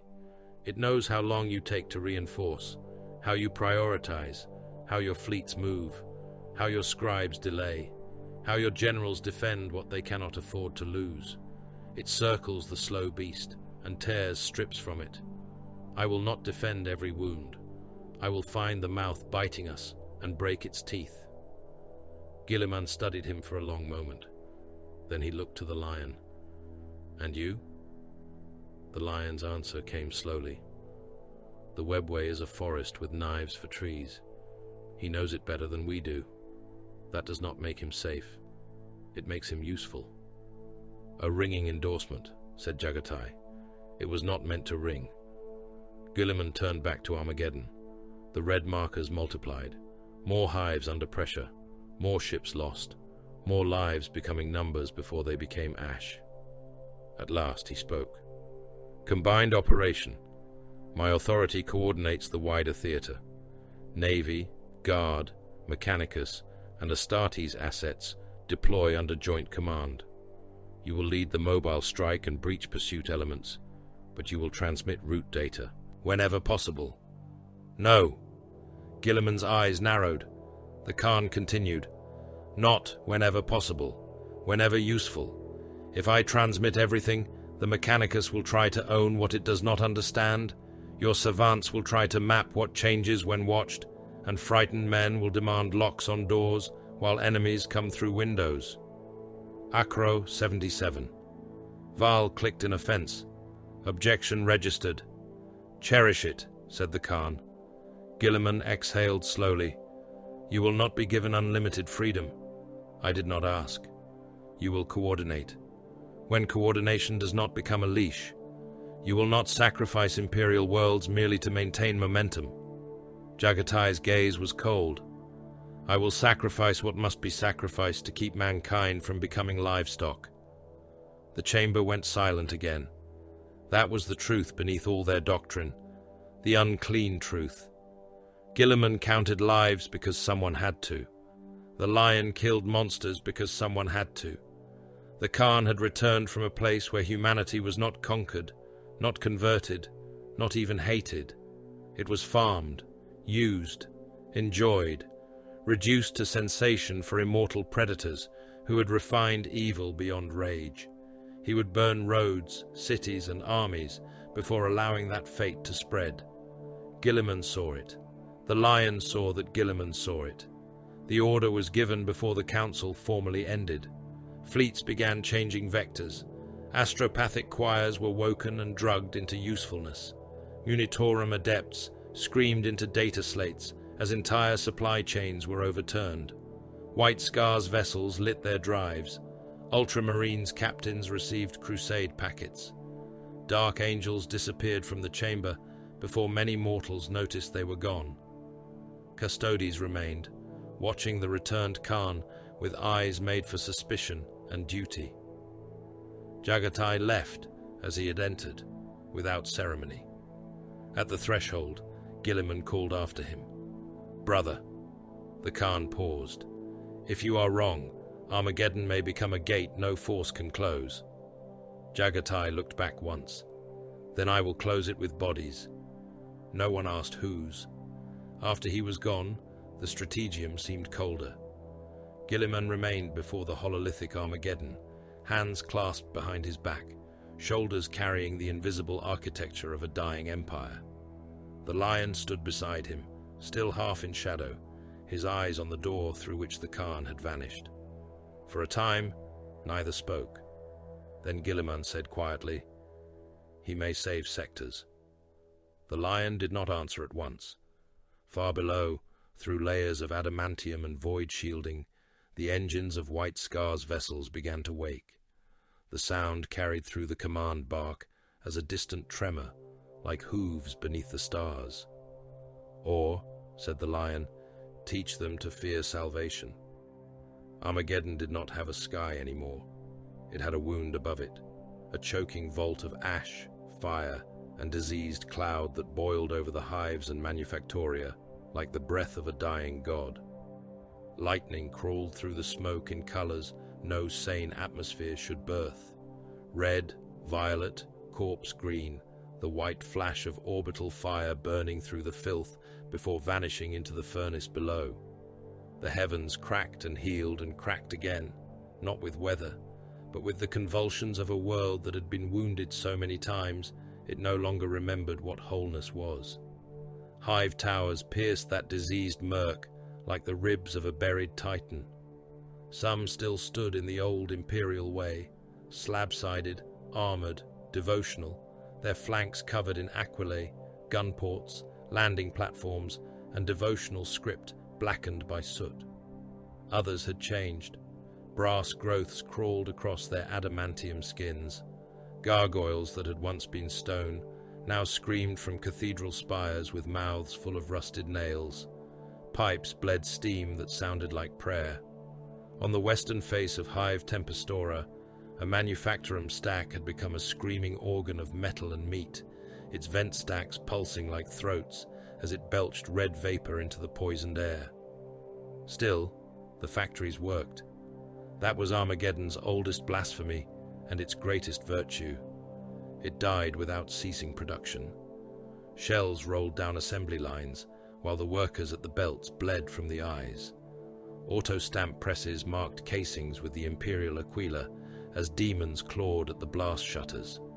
Conveyor chains dragged heavy bolter ammunition through pools of promethium and diluted blood. Servitors with half their faces eaten by warp rot continued to tighten rivets until their fingers snapped off inside the machines.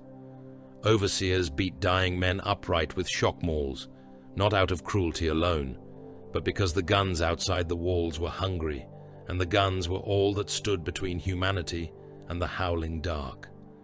Beyond the hives, the ash wastes burned.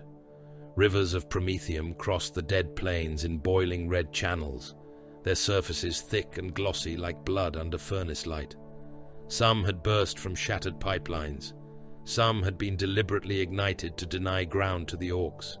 Some had changed in the presence of the warp and now flowed uphill, carrying skulls, shell casings, and pieces of men who had died in battles no one had survived to name. Ash storms moved across the flats in black walls. Within them came engine noise, laughter, and the drumbeat of guns. Colonel Hector Vaughan watched the world end from the cupola of a chimera that had been repaired with parts from at least 5 dead vehicles and 1 orc scrap hauler. The transport's original name had been Iron Benediction. That had been scraped off when the left flank armor plate burned away during the 3rd week of the southern retreat. Someone had painted Saintless Bastard over the replacement plate in white field paint. Vaughan had allowed it to remain. The name was honest, and honest things were rare enough to preserve. He stood with one boot on the commander's step and one braced against a crate of lasgun charge packs. His greatcoat had once been black.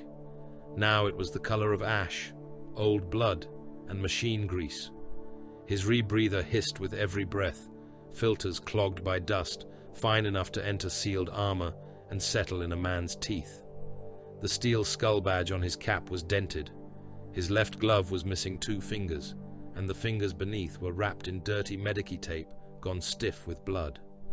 Around him, what remained of the 73rd Hellsreach armored infantry waited behind a collapsed Hab district that command still called Defensive Line Val, though the line had ceased to exist before dawn.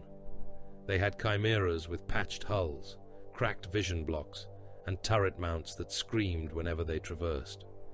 They had Lehman Russ battle tanks, whose barrels were so overused that the crews prayed between shots not for accuracy, but for the cannon not to burst backward into the turret. They had infantry squads, reduced to handfuls of men, who counted ammunition by the corpse. Dead troopers were stripped of charge packs before their tags were taken. The tags could wait. The lasguns could not. Vaughan looked down into the trench cut beside his chimera. Sergeant Mardek Pell was distributing frag grenades from a dead lieutenant's satchel. "Last crate?" Vaughan asked. Pell looked up through scratched goggles. "Last crate we can find, Colonel.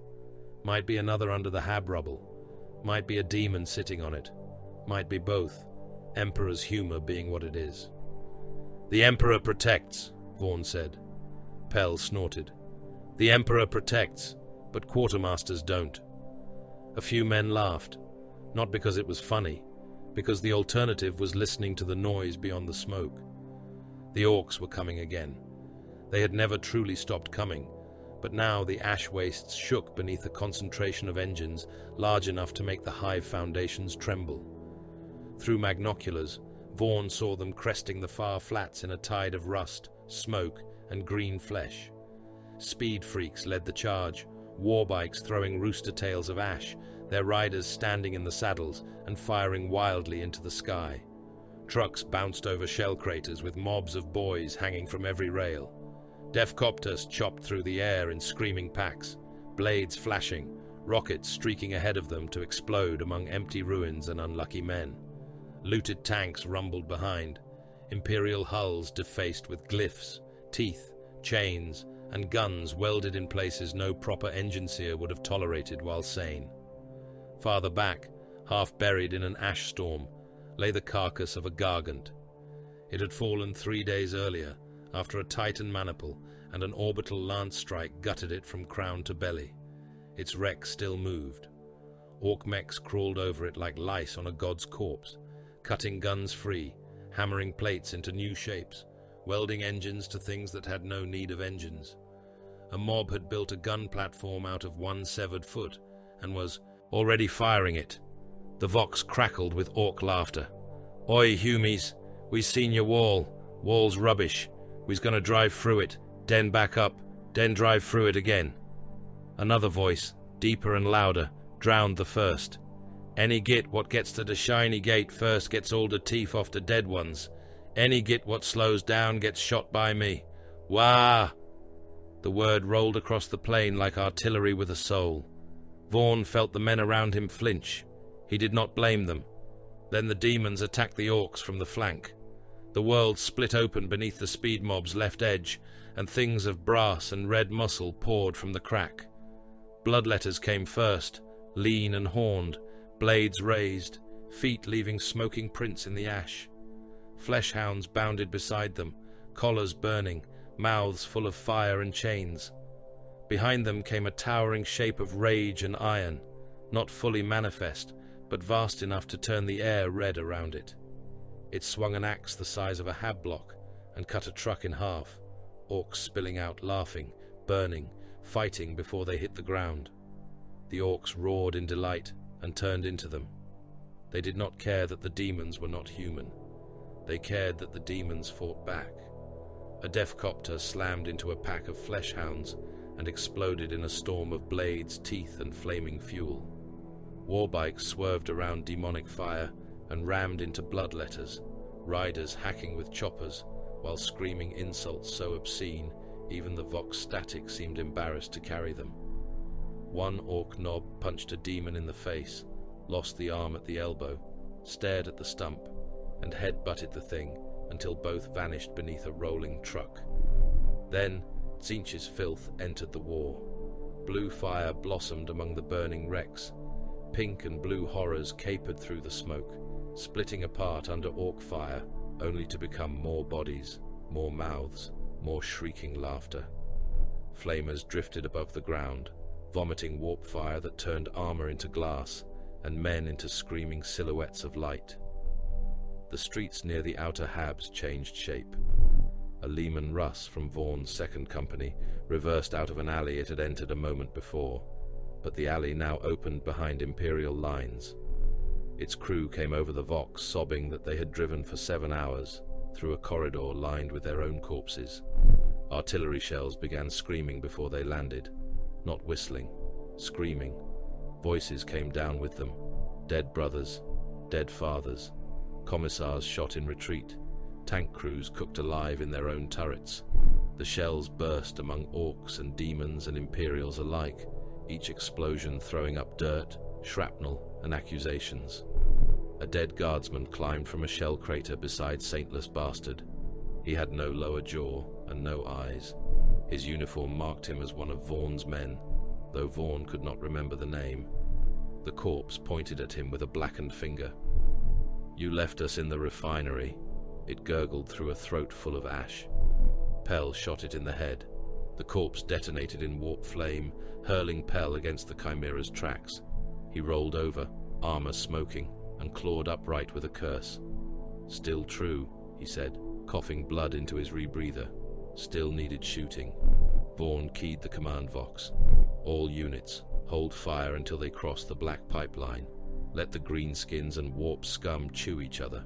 Tanks mark targets by engine mass. Infantry conserve charge. Anyone firing at shadows answers to me or the commissar, and I am closer." A voice replied from one of the Russ squadrons. "Colonel, black pipeline is gone." Vaughn looked. The pipeline had become a serpent of iron, miles long, dragging itself across the flats and crushing orcs beneath its coils while laughing in Binharik. Vaughn closed his eyes for half a breath, then used the screaming pipe as marker. "Which screaming pipe, sir?" "All of them." The vox dissolved into static, laughter, prayer, and gunfire. Behind the line, field hospitals worked in the shells of administratum blocks. They had no clean sheets, no anesthetic worth naming, no hope of evacuation. Medici cut limbs from men who were still praying. Servitors carried buckets of blood and sawed bone. Priests moved from cot to cot with Aquila icons and bolt pistols, offering the Emperor's mercy in whichever form the wounded could still receive. The Drukhari struck there first. They came through a tear in the air above the triage yard, silent as knives. Venoms dropped from impossible angles. Hooked chains fell among the cots. Splinter fire whispered. Men convulsed under blankets. A surgeon looked down at his own hands as they turned black and peeled apart to the wrist. A patient with no legs was dragged screaming into the air, tubes and intestines trailing behind him until a witch cut them loose with a laugh. By the time Vaughn's reserve squad reached the hospital, it was already gone. Not destroyed, emptied. Cots lay overturned. Blood streaked the floor in long drag marks that ended in nothing. Helmets, boots, rebreathers, prayer beads, and severed fingers remained scattered across the yard. Vox units still transmitted screams from men no longer on Armageddon. The ammunition train vanished next, then a refugee tunnel under the western Hab spine, then Command Bunker Cord, where Vaughn's brigade staff had been arguing over retreat corridors. The bunker doors were found sealed from the inside. When they cut through them, all they found were maps pinned to the walls with human ribs, and a voxcaster playing a refined alien voice, reciting casualty reports in perfect high Gothic. Vaughn listened to the recording for 3 seconds before smashing it with his pistol grip. "Colonel," said Pell, limping beside him, "orders from High Command." High Command was just turned into wall art. Other High Command. There's always another High Command. Message says hold position. Relief inbound. Vaughn stared out at the ash wastes, where orcs, demons, and burning vehicles churned together in a storm of murder. Relief usually arrives after the dead stop needing it. The first drop pod fell before Pell could answer. It came through the ash clouds like a star hurled in anger. Then another, then a dozen, then too many to count before the smoke swallowed them. They struck beyond the Imperial trench line, not behind it, not among the wounded, not at the command bunkers. They landed in the killing ground itself, straight into the collision of orc engines, demon packs, and Drukhari raiders. The earth shook. Drop pod petals slammed open. White armor emerged into fire. The Vox filled with a storm of engine growls, Chogorian cant, and the calm brutality of transhuman war. Thunderhawks cut through the sky in screaming formation, gunships black against the red clouds, their heavy bolters tearing into Defcopters and raider craft alike. Storm talons followed, missiles streaking into orc mobs. Fire raptors rolled through flak bursts and poured fire into demonic concentrations.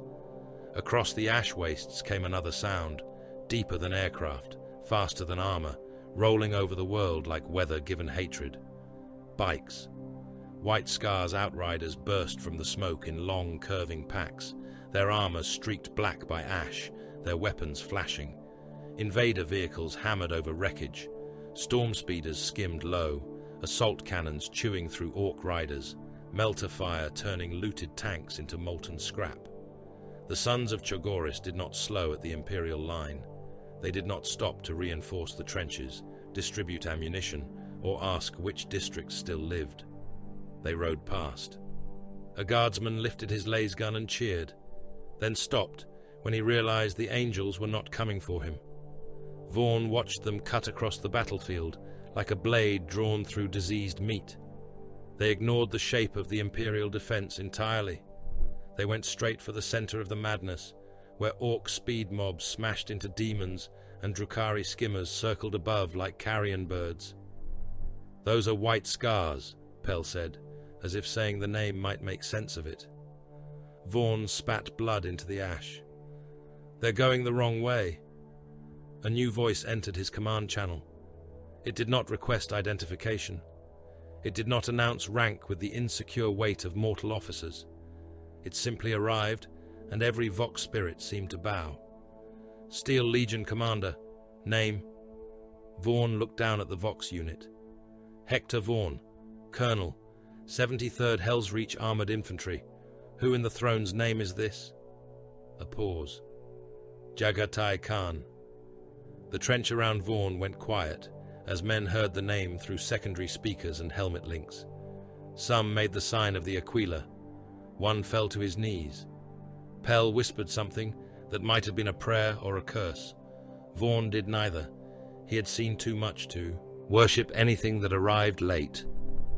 "My lord," he said, because he was still an officer of the Astra Militarum and not yet dead enough to be stupid. "Your outermost district is lost," said the Primarch. Vaughn looked toward the western hab blocks. District Malleus. Thousands of men still there. Penal platoons, line infantry, medici remnants, gun crews, civilians pressed into ammo chains, 3 damaged rust tanks, maybe a few priests, if the demons had not eaten them first. "It is contested. It is lost. My lord, there are Imperial forces still fighting in that district. They are buying seconds with blood. I am taking the purchase." Cold moved through Vaughn's stomach. "What does that mean?" "Withdraw all forces east of the refinery spine. Mark District Malleus for saturation bombardment." Vaughn stared at the Vox unit. Around him, the battle roared on, but for a moment he heard only his own breath in his rebreather. "Denied," he said. Pell looked at him as if he had just pulled a pin from a grenade with his teeth. The Primarch's voice did not change. "You do not have the authority to deny me. I have men in that district. You have dead men who have not stopped moving. They are holding. They are surrounded by demons and marked by Drukhari portals. If the host breaks through, it reaches your remaining artillery and the breach approach beneath Hell's Reach. Then all of you die, and your deaths purchase nothing. Vaughn's fist tightened around the Vox horn until the casing creaked. Give me time to pull them back. I am giving you time to live. The channel cut. Above District Malleus, the sky opened. Imperial artillery spoke first. Basilisks and manticores firing from emplacements Vaughn had not known still existed. Then came orbital fire, precise and pitiless, lances burning through the cloud cover in white columns. The district vanished under explosions. Hab towers folded inward. Prometheum tanks burst. Streets became rivers of flame. Men's voices filled the Voxnet, pleading, cursing, praying, then becoming static as heat and pressure erased them. The demons trapped inside the district screamed louder. That was the only mercy. Something vast manifested in the heart of Malleus as the bombs fell, a greater thing of brass, wings, and furnace rage, its outline visible through the firestorm. It raised an axe toward the heavens and bellowed a challenge no mortal language could hold. The next orbital strike punched through its skull and drove it down into the burning streets. The district became a crater full of warp flame and black glass. Vaughn stood motionless. He did not know the names of every man in Malleus. He knew enough. Hatred came easily then, cleanly, more cleanly than faith. Beyond the firestorm, the Khan led the charge. Vaughn saw him through magnoculars after the ash shifted. A giant in storm-scarred armor, riding a machine that burned with white fire, moving at a speed that made every other engine seem crippled. Around him, White Scar's packs curved and split, never meeting the orcs head-on for longer than a heartbeat. They teased the speed freaks, struck their flanks, vanished behind curtains of smoke, then reappeared where the orcs were weakest. The orcs loved it. They howled and chased. "Fast, Hume! Fast, Hume! Get him! Get him! I wants his bike!" The Khan let them follow. He drew them across the ash flats toward a dry canal lined with wrecked manufacturum haulers. Orc bikes poured after him, engines screaming, guns blazing, riders laughing as white scars seemed to flee before them. Trucks followed, scrapjets followed. Defcopters dived from above, rotors chopping through the smoke. Then the white scars reversed, not slowed, reversed. The lead pack split left and right at impossible angles. Storm speeders rose from behind the hauler wrecks and opened fire. Hidden devastator elements on the ridge launched crack missiles into the Orc convoy's center. Thunderhawks came in low, assault ramps open, heavy bolters raking the packed speed mob from nose to tail. The canal became a slaughter chute. Orc bikes exploded into cartwheeling wreckage. Riders were thrown beneath their own mobs and pulped under tires. Trucks slammed into burning vehicles and flipped end over end, spilling boys into promethium fire. A mech gun platform fired once before a multi-melter turned its crew into shadows painted on scrap. White Scar's outriders swept along both ridgelines, bolters hammering downward, chainswords taking any orc that tried to climb out. The bosses died last, not by accident. The Khan hunted them through the chaos. A knob with a power claw roared toward him, atop a smoke-belching bike plated in stolen Imperial armor. Jaghatai passed him in a streak of white fire and left the orc's arms spinning away, claws still snapping. On the next pass, he took the head. Another boss tried to ram him with a truck covered in spikes and screaming grots. The Khan drove straight at it, veered at the last breath, and cut through the steering column as he passed. The truck plunged into the canal wall and burst, hurling green bodies into the air like butchered meat from a grinder. The orcs did not break all at once. They broke when their biggest voices stopped shouting. The White Scars did not pursue every fleeing boy. They did not need to. They had cut the speed from the speed mob, the command from the noise, the direction from the violence. What remained scattered into the demons, into the fire, into the guns of the Steel Legion, who finally found targets close enough to hate properly. By dusk, if dusk meant anything beneath that sky, the ash wastes before Hell's Reach were a field of burning engines, demon ash, and bodies.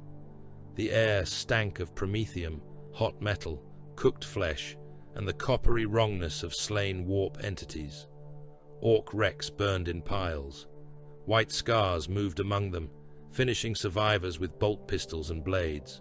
Steel Legion infantry emerged from their trenches like men climbing out of graves. Some cheered the Space Marines. Some stared at District Malleus, where the fire still burned high enough to stain the clouds. Vaughn walked through the wreckage, with Pell limping behind him, and 2 surviving command guards at his back. No one stopped him. Perhaps they should have. Jaghatai Khan stood beside the split carcass of an orc battle wagon, his blade dark with blood that steamed where it touched the air. Demon ash drifted around him. His bike idled nearby, white flame pulsing inside its engine. Around the Primarch, white scars knelt over maps, casualties, and captured route data. None spoke as Vaughn approached. Vaughn removed his rebreather. The air burned his throat. He wanted the Khan to see his face. "My lord," he said, voice raw. District Malleus had living men in it. The white scars near them became still. Corsaro Khan turned his helm slightly. Jaghatai looked down at the mortal colonel. "Yes. You ordered them killed. I ordered the district destroyed. With them in it. Yes."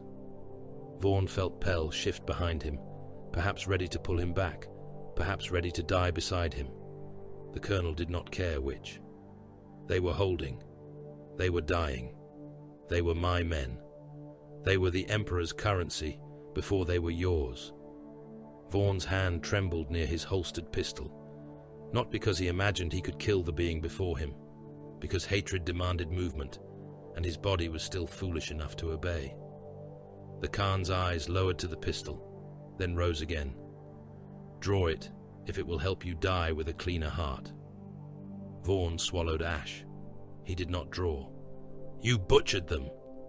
The Primarch stepped closer. He smelled of smoke, iron, and distant storms. "No, Colonel. The butcher wastes meat. I did not waste them." Vaughn's voice cracked. "Then what did you do?" Jaghatai Khan looked past him toward the crater that had been District Malleus, toward the place where thousands of loyal soldiers had been burned away with the demons they held. "I did not spend their lives," he said. "The enemy had already taken them. I purchased time with their deaths." By the time the ash storm turned black, Hector Vaughn understood that the white scars did not advance. They hunted. The distinction mattered. Advance belonged to the guard, to maps and grid references, to officers with cracked voices ordering men into artillery fire because the alternative was shame, execution, or a slower death when the enemy reached the trench.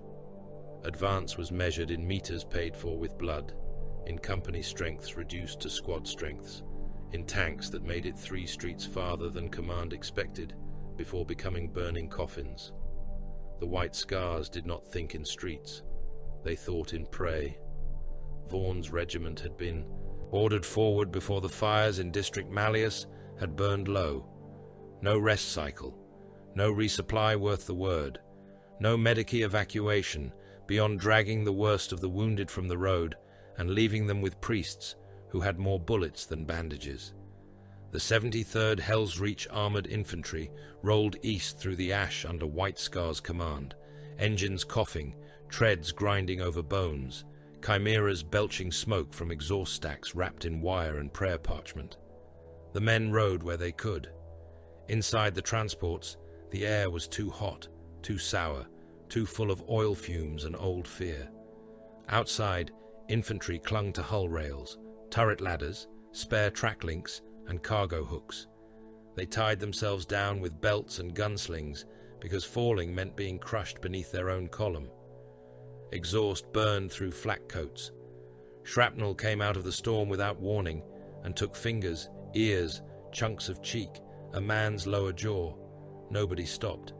A trooper named Kessel lost his grip when a shell burst too close and slid beneath the track of the Chimera behind him. The vehicle lurched. The driver kept going. The squad riding its roof made the sign of the Aquila and checked their charge packs. Vaughn stood in the cupola of Saintless Bastard, with ash cutting at his goggles and the taste of promethium in his mouth. His vox bead carried too many voices: guard net, armor net, artillery net, naval strike relay, Mechanicus Binharic chatter translated badly into Low Gothic, white scars hunt cant that seemed less like orders and more like wolves teaching thunder how to run. Above all of them came the Khan, not loud, not dramatic, never repeating himself. Steel Legion armor, bend left at the dead refinery, do not slow. A pause while Vaughn checked the map slate strapped to the inside of the cupola. The dead refinery was not on the route. It was outside the safe corridor. It was also in the direction of screaming engine noise, demonic heat blooms, and Drukhari ghost signatures that appeared and vanished like knives underwater. Vaughn keyed the channel.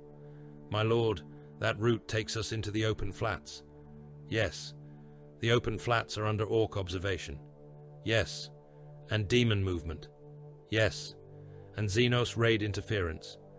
This time the Khan sounded almost satisfied. "Now you understand why we go there." Vaughn looked down into the troop bay.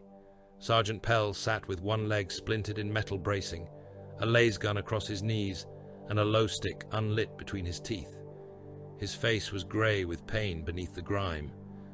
"Change of direction," Vaughn said. "Left at the dead refinery." Pell stared up at him. "That is where the dying noises are coming from." The Primarch noticed. "Did he say why we're going there?" "He implied we are bait." Pell nodded after a moment. "Good to have clarity." The column turned. Ahead, White Scar's outriders vanished and reappeared through curtains of ash, their engines leaving brief red ghosts in the storm. Storm speeders skimmed above the ground, sensor vanes rotating, weapons tracking shapes beyond human sight. Farther to the north, Mechanicus Scitari advanced in angular precision through the ruin of a pipeline farm. They moved without hesitation, crimson cloaks snapping in the poisoned wind, galvanic rifles held across metal chests, their alpha leaders exchanging bursts of data with iron strider walkers that stalked beside them on long insectile legs. Onager dune crawlers clambered over wrecked hab blocks, neutron lasers whining as they drank power from their reactors. Overhead, Navy aircraft cut through the ash in blind runs, guided by Auspec's ghosts and White Scar's marker beams. Thunderbolt fighters howled down on Orc gun nests. Marauder bombers crawled through the smoke like vast, stubborn beasts, their bomb bays opening over regions where the Khan had predicted enemies would be moments before the enemies arrived. Orbital fire waited higher still, silent and godlike, lance batteries and macro shells aimed by men who would never see the faces of those they killed. The trap moved with them. That was the horror of it. It was not a line. It was not a wall. It was a living snare spread across miles of ash waste, wreckage, refinery skeletons, half-buried roads, and burning rivers of promethium. White Scars were the teeth. Guard armor was the weight. Mechanicus forces were the pins and needles holding invisible seams. Closed. Navy strikes were the hammer coming down, wherever the prey believed there was space to breathe. Vaughn saw only pieces, and hated that the pieces worked. The Khan saw the pattern. He rode ahead of them all, a white flame flickering through black ash, his scarred war machine carrying him over ground that would have broken lesser engines. Around him, outrider packs split, reformed, split again. His voice moved through the vox like a blade through cloth. "The Orcs are not the hand, they are the drum." Bolter fire answered in the distance. "The demons are not the spear, they are the mask." A radar marker flared and disappeared. "The Drukhari use noise to hide motion and terror to hide hunger. They are not here for victory, they are here for bodies, and the bodies are keys." Vaughn frowned. "Keys to what?" The Khan answered at once. Hell's Reach. The hive loomed far ahead, half swallowed by ash and lightning. Its lower levels were buried beneath ages of war, industry, and corpses. Beneath those foundations, according to Mechanicus reports Vaughn had not been cleared to read and did not want to understand, something had begun to pulse in answer to the wound on Chogoris. A root of the webway, not a gate as men imagined gates, with doors and hinges and blessed thresholds, but an old artery trapped under imperial stone and older Xenos architecture, half dead and now waking. The Drukhari were moving toward it, not directly, never directly. They used raids as feints, slave harvests as cover, surgical strikes as distractions. They let orcs roar across the wastes and demons shatter sanity, while their true blades slid toward the wound beneath Hell's Reach. Then why not strike the hive? Vaughn asked. Because they expect us to defend it, said the Khan. So we will make them defend themselves. The first sign of the flesh vault came from the psychers, not the sanctioned astropaths. Most of those were dead, sealed, or screaming too hard to be useful. It came from a trembling Primaris psyker, strapped into the back of a command chimera, 3 vehicles behind Vaughn. The man's name was Iosef Krail, and he had survived Armageddon by cultivating the manner of a corpse that breathed only when ordered. His voice burst across the command net in a wet gasp. Pain beacon, moving, southeast. It is full of eyes. No, not eyes. Nerves. Saints preserve us. It is made of nerves. The white scars were already turning. Corsaro Khan led the strike. His hunt pack broke from the main movement, like a knife flicked from the wrist. Vanguard veterans launched from Stormraven ramps above the ash, jump packs flaring. Outriders gunned their engines and descended into a ravine filled with rusted pipework. Storm speeders swept low, heavy bolters hammering at shadows until the shadows bled. The flesh vault rose from beneath a curtain of dust. It was a Drukhari engine the size of a small hab block, a skimmer without the decency of a single clean line. Its hull was black glass and bone, long and curved, with hook arrays hanging beneath it in swaying clusters. The central vault was transparent. Inside hung rows upon rows of harvested nervous systems suspended in alchemical fluid, each one stretched into branching threads and connected to silver needles. They twitched when the machine moved. They screamed without lungs. Their agony radiated through the warp like bait thrown into black water. Around it flew venoms and raiders, Kabalites firing from gun platforms, scourges wheeling above, witches crouched on blade rails, laughing as the Imperial hunters closed. Corsaro did not wait for ideal conditions. "Cut the leash," he voxed. "Take the pain engine intact, only if it begs. Otherwise, kill it." He launched from his bike as it ramped off a broken pipeline, landing on the flesh vault's outer hull with a crash that cracked black glass beneath his boots. 2 Vanguard veterans struck beside him, chainswords already roaring.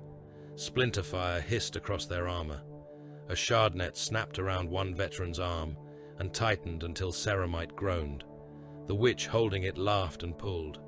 Corsaro cut her in half with Moonfang. The fight spilled inside the moving torture barge through a wound blown by melter fire. The corridors were too narrow for grace and too slick for footing. Their walls pulsed, not with machinery, with meat.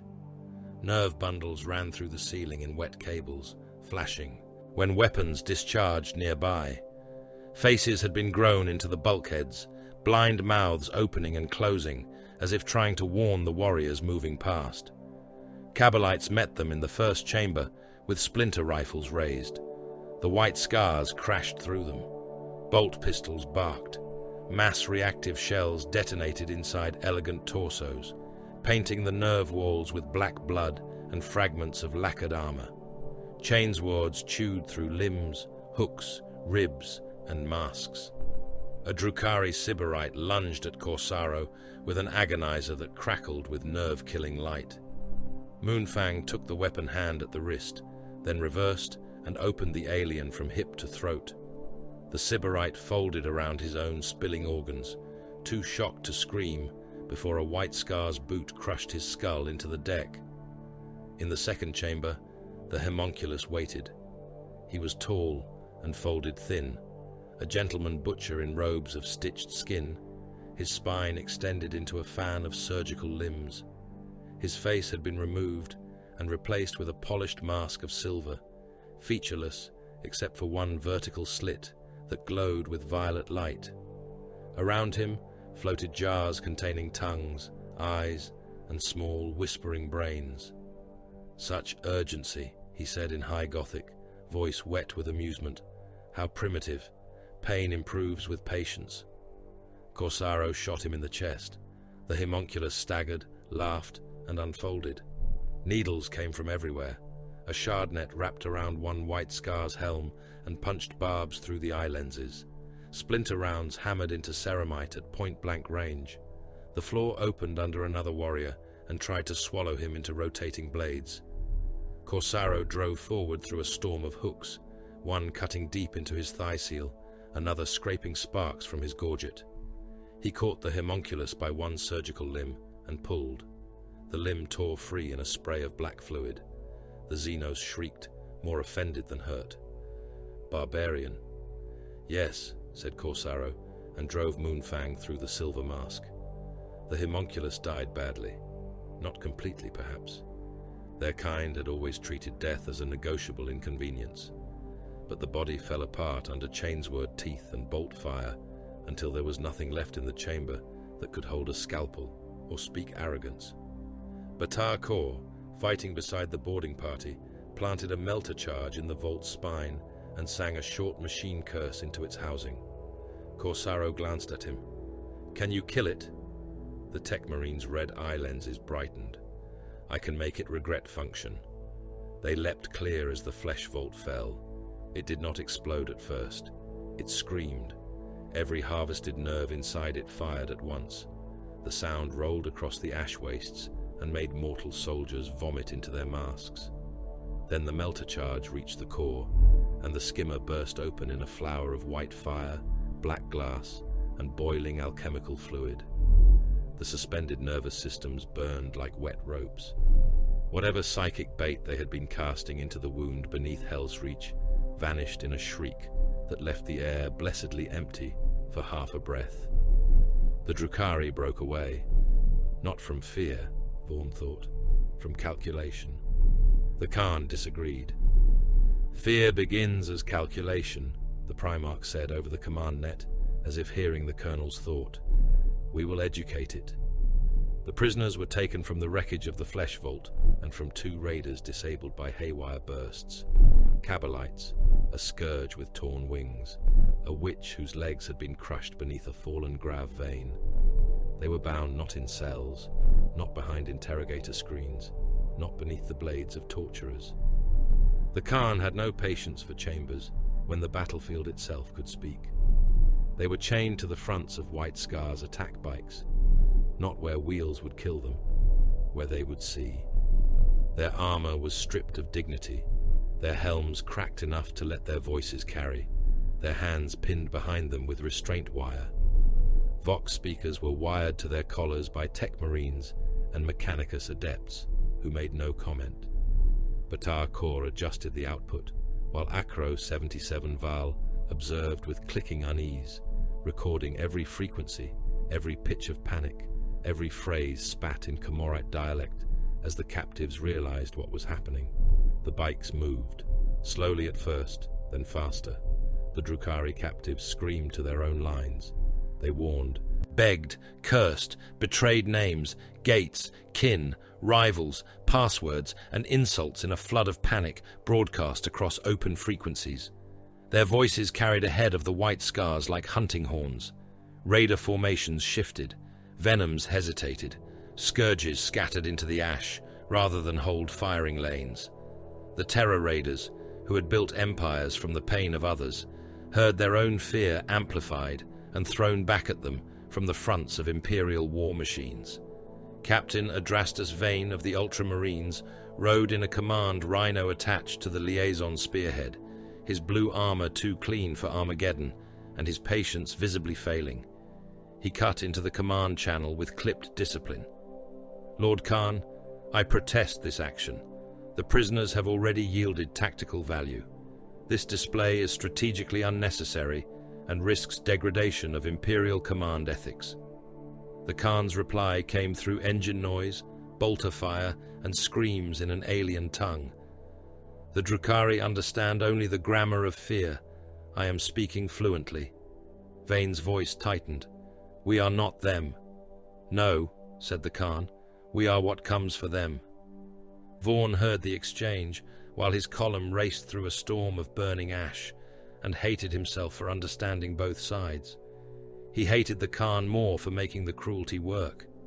The Drukhari began making mistakes, small ones. A raider banked too wide and flew into a Navy missile path. A Venom fled before the trap closed and exposed the route of a hidden portal emitter, which Skitarii marksmen destroyed with galvanic fire. Scourges fired early and revealed their roosts atop refinery stacks. White scars hit each mistake instantly, ruthlessly, never wasting the enemy's fear. Then the orcs noticed the Khan again. The first warning was laughter so loud it cut across every Vox band, Imperial and Xenos alike. It came from a warbike the size of a tank, roaring atop a ridge of scrap and bone, its engine stacks vomiting black smoke and green flame. The rider was massive even for an orc, a slab of muscle, scars, iron plates, and brutal joy. One arm ended in a power claw built from looted dreadnought fingers and chain-driven saw blades. His jaw was plated in steel. His goggles glowed red through the ash. Behind him came a vast speed mob. Bikes, buggies, scrapjets, copters, trucks with engines screaming beyond safe limits, wagons dragging chains of skulls and exhaust pipes, mechs clinging to hulls while welding fresh guns in the middle of the charge. They bore glyphs daubed in blood and promethium. Many had painted crude white lightning bolts on their vehicles in mockery of the scars. The orc boss raised his claw and bellowed, "Oi, white fast boss! I seen ya! You's the biggest Hume speed boss. I'm Grimsnagger Throttleclaw, and I'm gonna take your shiny bike, your shiny head, and then I'm gonna ride through your whole zoggin' army." The orcs roared approval. Jaghatai Khan did not turn toward him. That enraged Grimsnagger more than any insult. "Oi! I'm talking at you!" The Khan continued issuing orders. "Steel Legion, slow by a quarter pace after the next ridge. Mechanicus walkers, lock the southern exits. Air cover, hold until the Green Horde commits. Corsaro, bleed the raiders north. Leave them no western door." Grimsnagger's vox cut in again, louder, full of static and spittle. "Fight me, you skinny Hume git, or is you scared of a proper race?" The Khan finally looked toward the ridge. Across the battlefield, through ash and fire and the moving pieces of his trap, he let the orcs see him. Then he turned away. Vaughn had seen men insulted before. He had seen commissars kill for less, nobles duel over less, priests condemn whole families over less. He had never seen an orc understand humiliation so clearly. Grimsnagger's roar shook dust from wrecked hab walls. "Get him! Get the white git! All speed! All Dakar! No stopping till I got his wheels!" The entire speed mob surged after the Khan. He did not duel Grimsnagger. He murdered everything around him. White Scar's strike packs hit the orc convoy from both sides, not trying to halt it, only cutting away its clever parts. Mechs died first. Snipers and assault bikes targeted the engineers clinging to the rigs, the gunners manning oversized cannons, the drivers of fuel wagons, the grot riggers screaming instructions from exposed gantries. Multi-melter beams punched through engine blocks. Crack missiles folded trucks into fireballs. Storm speeders clipped Defcopters from the air and sent them tumbling into the mobs below. Grimsnagger kept charging, but his convoy became a wounded animal shedding organs. The Khan let him close enough to believe. Then the Primarch vanished into an ash wall. The orc warboss plunged after him and found not the Khan, but a line of demon packs driven into the same killing ground by White Scar's feints and guard armor fire. Bloodletters surged from the smoke at the exact moment the orcs burst through. Fleshhounds slammed into warbikes. Pink horrors capered behind them, splitting under stray fire and filling the lanes with shrieking bodies. Flamers vomited warp fire into fuel trucks. The orcs, delighted and furious, hit them at full speed. That was when Vaughn received the order. All armor, fire! The Steel Legion unleashed everything. Lehman Russ battle cannons spoke from prepared hull-down positions behind slag ridges. Cracked barrels bucked, some splitting under the strain, killing their own crews in bursts of fire and metal. Chimeras raked the chaos with multi-lasers and heavy bolters. Infantry strapped to hulls fired laser guns until charge packs burned their palms. Autocannon teams hidden in culverts stitched the flanks. Basilisks far behind the line dropped shells into coordinates already marked by White Scar's Auspex ghosts. The Mechanicus closed the southern exits. Onager dune crawlers fired into demon concentrations, their weapons turning warp flesh into dissolving light. Skitarii advanced without fear, galvanic volleys cutting down whatever tried to crawl from the kill zone. Iron Striders loped through fire, hunting escaped vehicles with the patience of machine insects. Above, Navy aircraft came in low, bombs falling in disciplined patterns that walked across orc mobs, demon packs, and Drukhari skimmers, driven into the storm by the scars. The Drukhari tried to flee through a hidden portal near the northern refinery stacks. Corsaro had already taken it. His warriors emerged from the smoke with bolt pistols and blades, driving captured panic before them. The portal generator died under melter fire. Raiders banked hard, found no escape, and flew straight into the overlapping arcs of White Scars and Navy guns. One skimmer spun out of control, trailing black smoke, struck an orc battle wagon, and detonated in a storm of splinters that killed Xenos, greenskins, and demons in the same beautiful instant of ruin. The ash wastes became a furnace. Men burned inside tanks. Orcs laughed while on fire and kept swinging until their legs failed. Demons burst into ash and reformed in lesser shapes, only to be crushed under treads. Drukhari screamed as their own captives' voices continued to howl from Imperial speakers. The ground shook with ruptured engines. Prometheum rivers caught fresh fuel and climbed into the air as burning curtains. Warp light flickered through the smoke, showing faces that were not there, roads that did not exist, and dead soldiers running beside the living before vanishing under wheels. Grimsnagger Throttleclaw survived. The Khan made sure of it.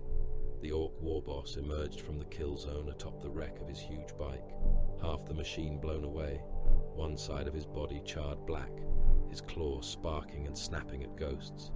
Around him lay the remnants of his speed mob, gutted, scattered, burning, or locked in melee with demons that were themselves being erased by Imperial fire. Jaghatai rode past him at a distance no greater than a thrown spear. Grimsnagger swung. The Khan did not slow. His blade flashed once and cut through the orc's claw power feeds. The weapon went dead, heavy and useless. On the same pass, the Khan carved a white lightning mark across the front of the warboss's bike, splitting the crude glyph Grimsnagger had painted there. Then he was gone. Grimsnagger stared at the ruined mark. For the first time, his laughter stopped. The Khan's voice crossed the open vox. "Follow faster next time." The orc warboss shook with rage so vast it seemed almost holy. "I'll get ya!" he bellowed into the burning sky. "I'll get ya, white speed boss! I'll get ya if I gotta crump the whole world flat!" Vaughn listened, coughing blood and ash, watching another enemy become exactly what the Khan wanted it to be: a survivor, a lure, a wound with legs. Then Hell's Reach answered. It began as a tremor beneath the treads. Saintless Bastard lurched hard enough to throw Vaughn against the cupola rim. Across the flats, tanks slewed sideways. Skitarii halted mid-stride. White Scar's bike swerved, but did not fall. Even the orcs stopped shouting for a heartbeat. The ash beneath the battlefield cracked in long white lines running toward the hive. Every psyker in the war zone screamed. Iosef Krail's voice came over the vox in broken pieces, layered with the voices of men who had been dead since the first war for the planet. "Hooves," he sobbed. "Engines. Laughter. There is a road under the bones. It is laughing at us. It remembers being open. It remembers teeth. It remembers him." The ground before Hell's Reach split, not with fire, with light, white, silver, and black, pouring upward from beneath the hive foundations. Ancient stone rose through imperial ferrocrete, carved with symbols no priest had blessed, and no Mechanicus archive admitted knowing. The air unfolded like skin cut from within. Somewhere below, beneath the ruins, beneath the manufactoria, beneath the graves of armies and the bones of old heroes, something vast awakened and drew its first breath in 10,000 years. Jaghatai Khan turned his bike toward the opening wound. The white flame in his engine bent toward it. Around him, the surviving white scars began to laugh softly in their helms, not with joy, but with recognition. Vaughn heard the sound and felt the old hatred return, because the Khan had been right again. Hell's Reach had foundations beneath its foundations. That was the first thing Hector Vaughn learned when the descent began. The hive was not a city, not truly. Cities lived by streets and districts, by trade and speech, and the thin illusions men built to keep themselves from remembering they were meat awaiting fire. Hell's Reach was different. Hell's Reach was a vertical corpse. Its towers were ribs. Its manufactoria were organs that still twitched. Its underways were veins packed with rust, sewage, blood, and the bones of wars that had never been allowed to end. They went down through a breach in the ferrocrete, opened by Mechanicus, breaching charges, and white scars melter-fire. Not through a clean access shaft, because there were no clean paths left beneath the hive. The main descent tunnel had collapsed sometime during an orc artillery storm, or a demon incursion, or one of the innumerable disasters Command had stopped naming. The new wound in the city dropped into a maintenance cathedral whose ceiling had been crushed flat and whose floor had buckled into a slope of rebar, broken statues, and old shell casings. Vaughn entered with a las pistol in one hand and a chainsword in the other, boots slipping on ash turned to grey sludge. Sergeant Pell followed behind him with a squad of Steel Legion survivors, each man masked, filthy, and carrying more grenades than hope. Their lamps cut narrow cones through the dark.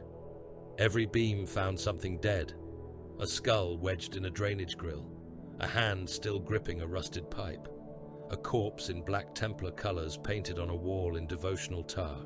Not a true warrior, only the memory of one rendered by desperate hands. A child-sized gas mask hanging from a nail. Vaughn looked away from that and kept moving.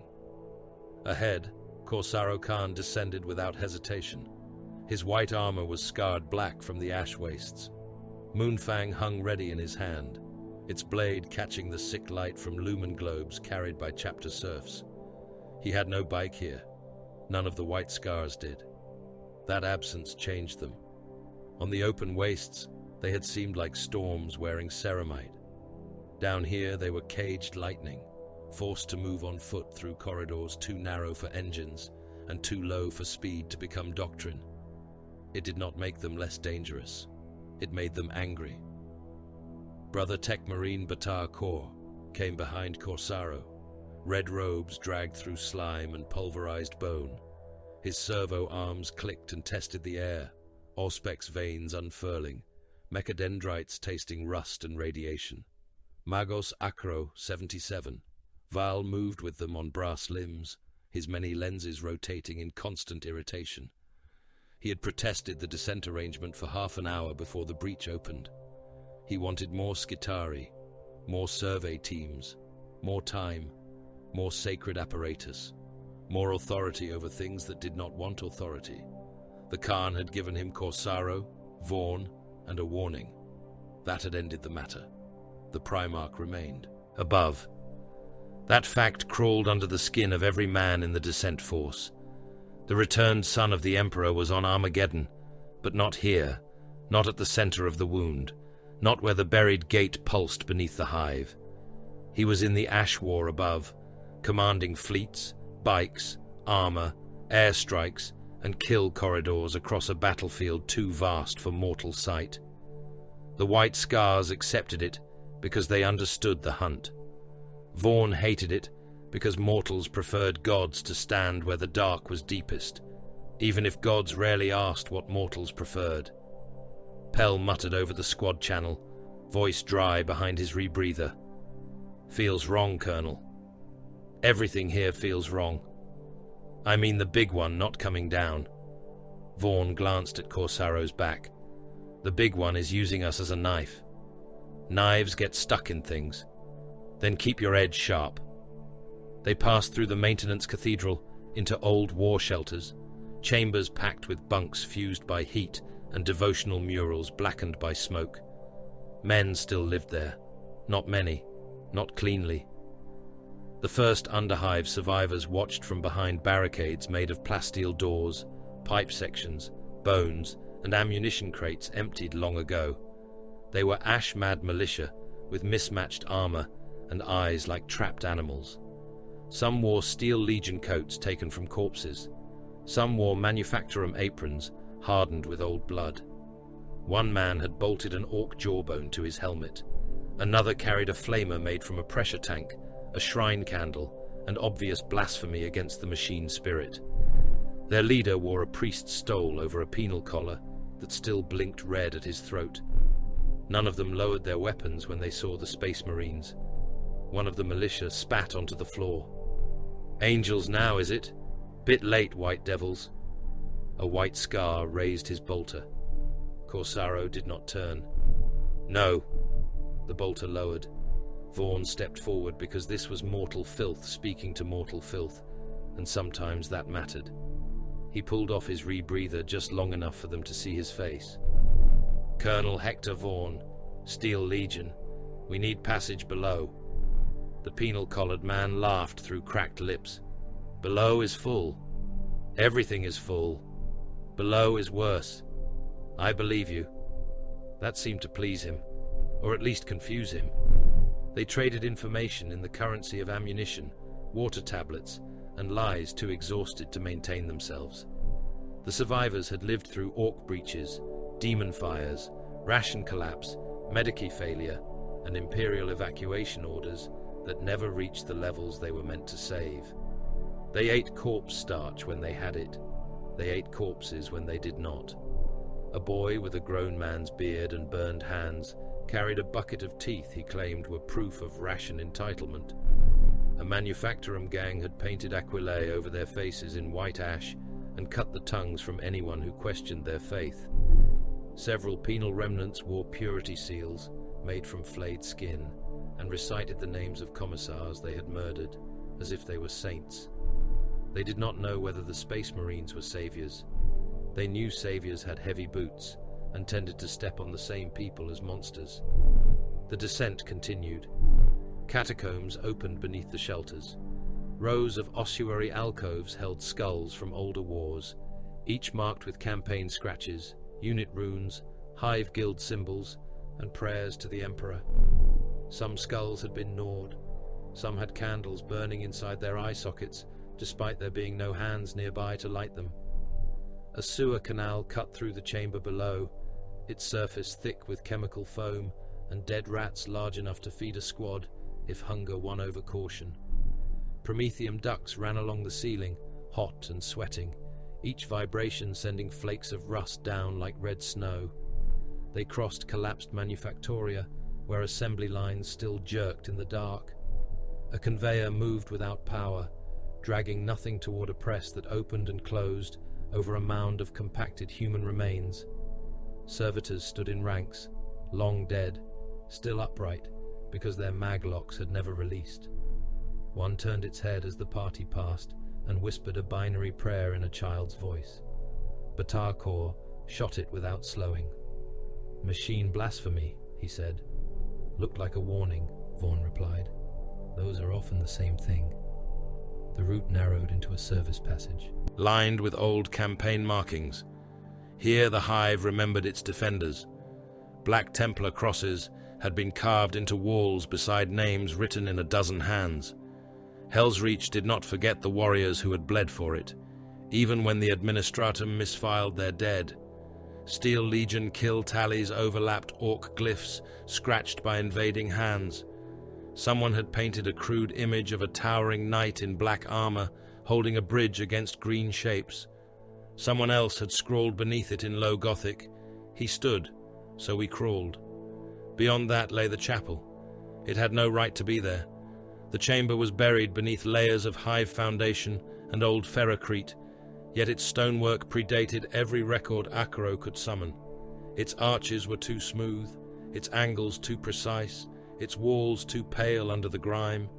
Imperial hands had claimed it over the millennia. A shattered altar to the Emperor stood in its center. Black Templar relic graffiti covered one wall. Steel Legion badges had been nailed into another. Candles burned before names scratched in armor plate. But beneath the prayers, beneath the layers of human desperation, stranger marks twisted through the stone. Xenos symbols, not painted, grown into the foundations. No priest had blessed them, no archivist had recorded them, no sane man looked at them for long. The air tasted of cold silver. At the far end of the chapel, the floor had split around a root of bone-white material that emerged from beneath the altar stones and vanished into the lower dark. It was not wood. It was not metal. It looked like both and neither, a vein of ancient architecture pulsing faintly with light. It threaded through imperial concrete, shrine marble, old pipes, and buried skeletons, as if the hive had been built over a sleeping artery. Acro 77, Val advanced with something like reverence strangled by hunger. Confirmed, non-imperial transit substrate, Wraithbone-related possibility, webway route, degraded but responsive, data integrity catastrophic, strategic value incalculable, access potential exceeds prior estimates. Corsaro looked at the pulsing route. Can it be sealed? The Magos's lenses flicked in and out. That question is primitive. Vaughn barked a humorless laugh. Answer it primitively. The Magos rotated toward him. This is not merely a path. It is a junction. Dormant branches extend beyond local space. If stabilized and controlled, theoretical transit could bypass warp-reliant routes and connect loyal regions otherwise isolated in the dark beyond the rift. It could permit relief to worlds severed from the Astronomican's reliable guidance. It could alter the strategic decay rate of Imperium Nihilus. And if corrupted? Vaughn asked. Acro's voice lost even its machine arrogance. Then it becomes an invasion artery. No one asked for clarification. The route pulsed again, and in that pulse Vaughn heard screams from places that were not Armageddon. The Drukhari struck without sound. The first man died while still looking at the route. A splinter round entered through the back of his rebreather and exited through his eye lens, dragging black fluid and fragments of brain across the inside of his mask. He fell without a cry. The second did scream, but only because a hook appeared from the darkness above, punched through his collarbone, and tore him upward into a ceiling shadow that had not been there a breath earlier. Mandrakes came from the walls. They unfolded out of darkness like nightmares remembering flesh. Black skin, burning eyes, knives that drank lumen light. A Skitarius fired point blank into one and hit only smoke. The mandrake opened him from groin to throat, and the red-cloaked warrior spilled cables, blood, and polished organs across the chapel stones before his weapon arm kept firing by reflex. "Contact!" Vaughn shouted, though the word was laughable by then. Cabalites appeared through side arches, splinter rifles raised, their movements elegant and hateful. Scourges dropped from broken rafters on ragged wings, firing downward. Incubi advanced through the chapel doors in perfect silence, clives held before them, every step measured, every kill already imagined. The white scars adapted before mortal fear finished forming. Corsaro drove forward rather than back. A tunnel is only a step with a ceiling. Move. His warriors obeyed. They did not form a shield wall. They did not hunker behind the altar. They moved in short, violent bursts, crossing lanes, drawing fire, vanishing behind pillars. then reappearing at angles that turned the cramped chapel into a moving battlefield. One squad feigned a retreat down the ossuary passage, pulling Cabalites after them, then reversed through a side crawl space and hit the pursuers from behind with chainswords and bolt pistols. Another squad bounded from cover to cover, never pausing long enough for scourges to fix firing solutions. Corsaro himself moved like a rider without a mount, each step a charge, each turn a flank, Moonfang drawing white arcs through the dark. Vaughn's men fought as men fought, badly, bravely, and too close to death. Pell emptied his laser gun into a scourge's chest until the creature fell, then beat its skull apart with the weapon stock when it tried to rise. A trooper named Hask took a splinter burst through the abdomen and looked down as his entrails sagged against his belt. He tried to stuff them back in with one hand while firing with the other, then vanished under an incubus blade that cut him from shoulder to hip. Vaughn shot the incubus in the helm until the power pack overheated, then a white scar finished it by driving a chainsword through its spine. Poison filled the chapel. Men coughed blood into masks. Servo skulls dropped from the air, twitching. Acro's brass limbs clicked in frantic calculation as he fired a wrist-mounted rad weapon into a cluster of mandrakes, burning shadows into shrieking tatters. Batar Kor fought beside him with a thunderhammer, each blow cracking stone and alien bone alike. The Drukhari did not stay to be slaughtered. They came for the root, for samples, for captives, for whatever pain could open the ancient junction wider. When resistance hardened, they withdrew through slits in the air and holes in the dark, leaving poisoned blades in bodies and laughter in the vox. Then the living portals were found. They were in a chamber behind the chapel, huddled beneath old devotional tarps. Civilians, or what Armageddon had left of civilians. Men with shaved heads, manufacturer brands, ash saws, and the hollow eyes of those who had survived too many masters. There were 20 or more, chained together by the ankle. Each had a device implanted at the base of the skull, a black insectile mechanism threaded into flesh with silver wires. Their backs twitched, their mouths moved silently. When the webway root pulsed, the devices opened like small metal flowers, and their bodies arched in unison. Vaughn knew before anyone said it. "No," he whispered. Akaro's mechadendrites hovered over the nearest man. Drukhari pain architecture, portal sympathetic, biological anchor nodes. Each subject can become a temporary aperture if sufficient agony or signal activation is applied. The chained men began to beg, not loudly. They had no strength for that. One reached toward Vaughn with fingers missing nails. Another sobbed through a mouth sewn at the corners. A third whispered, "Colonel," though Vaughn had never seen him before. Corsaro raised his bolt pistol. Vaughn stepped between them. "No!" Corsaro's helm turned toward him. "Move! They are Imperial citizens. They are enemy doors. They are victims. Yes." The bolt pistol remained steady. Vaughn's hand went to his last pistol. Every white scar in the chamber seemed to notice at once. Pell made a strangled sound behind him. Batar Kor's servo arms paused mid-motion. Akro's lenses dilated as if delighted by the possibility of sudden data. Vaughn drew halfway. Corsaro allowed it. That was worse than if he had struck him down. The Space Marine let the mortal colonel feel the full size of his rage, let him measure it against ceramite, gene-wrought reflex, and a bolter muzzle that could turn him into red vapor. "Do it," Corsaro said quietly, "or stand aside." Vaughn's arm shook. He saw District Malleus burning again. He saw men trapped under orders too large for them. He saw the Khan's eyes and heard time being purchased with deaths. These men did nothing. Then be faster than the enemy next time. The words hit harder than a blow because they were not cruel for pleasure. They were cruel because they were true in the way wars made truth from horror. Vaughn lowered his pistol. He hated himself more than Corsaro in that moment. The white scars fired once each. The chamber filled with bolt thunder. The chained men came apart under mass reactive shells, bodies bursting against the wall, pain devices cracking, silver wires snapping, blood and bones spraying across old tarps and devotional candles. One device activated as its host died, opening a thumb-sized wound in the air that showed a glimpse of black towers and a laughing face before Batar smashed it with his hammer. The silence after was not clean. It dripped.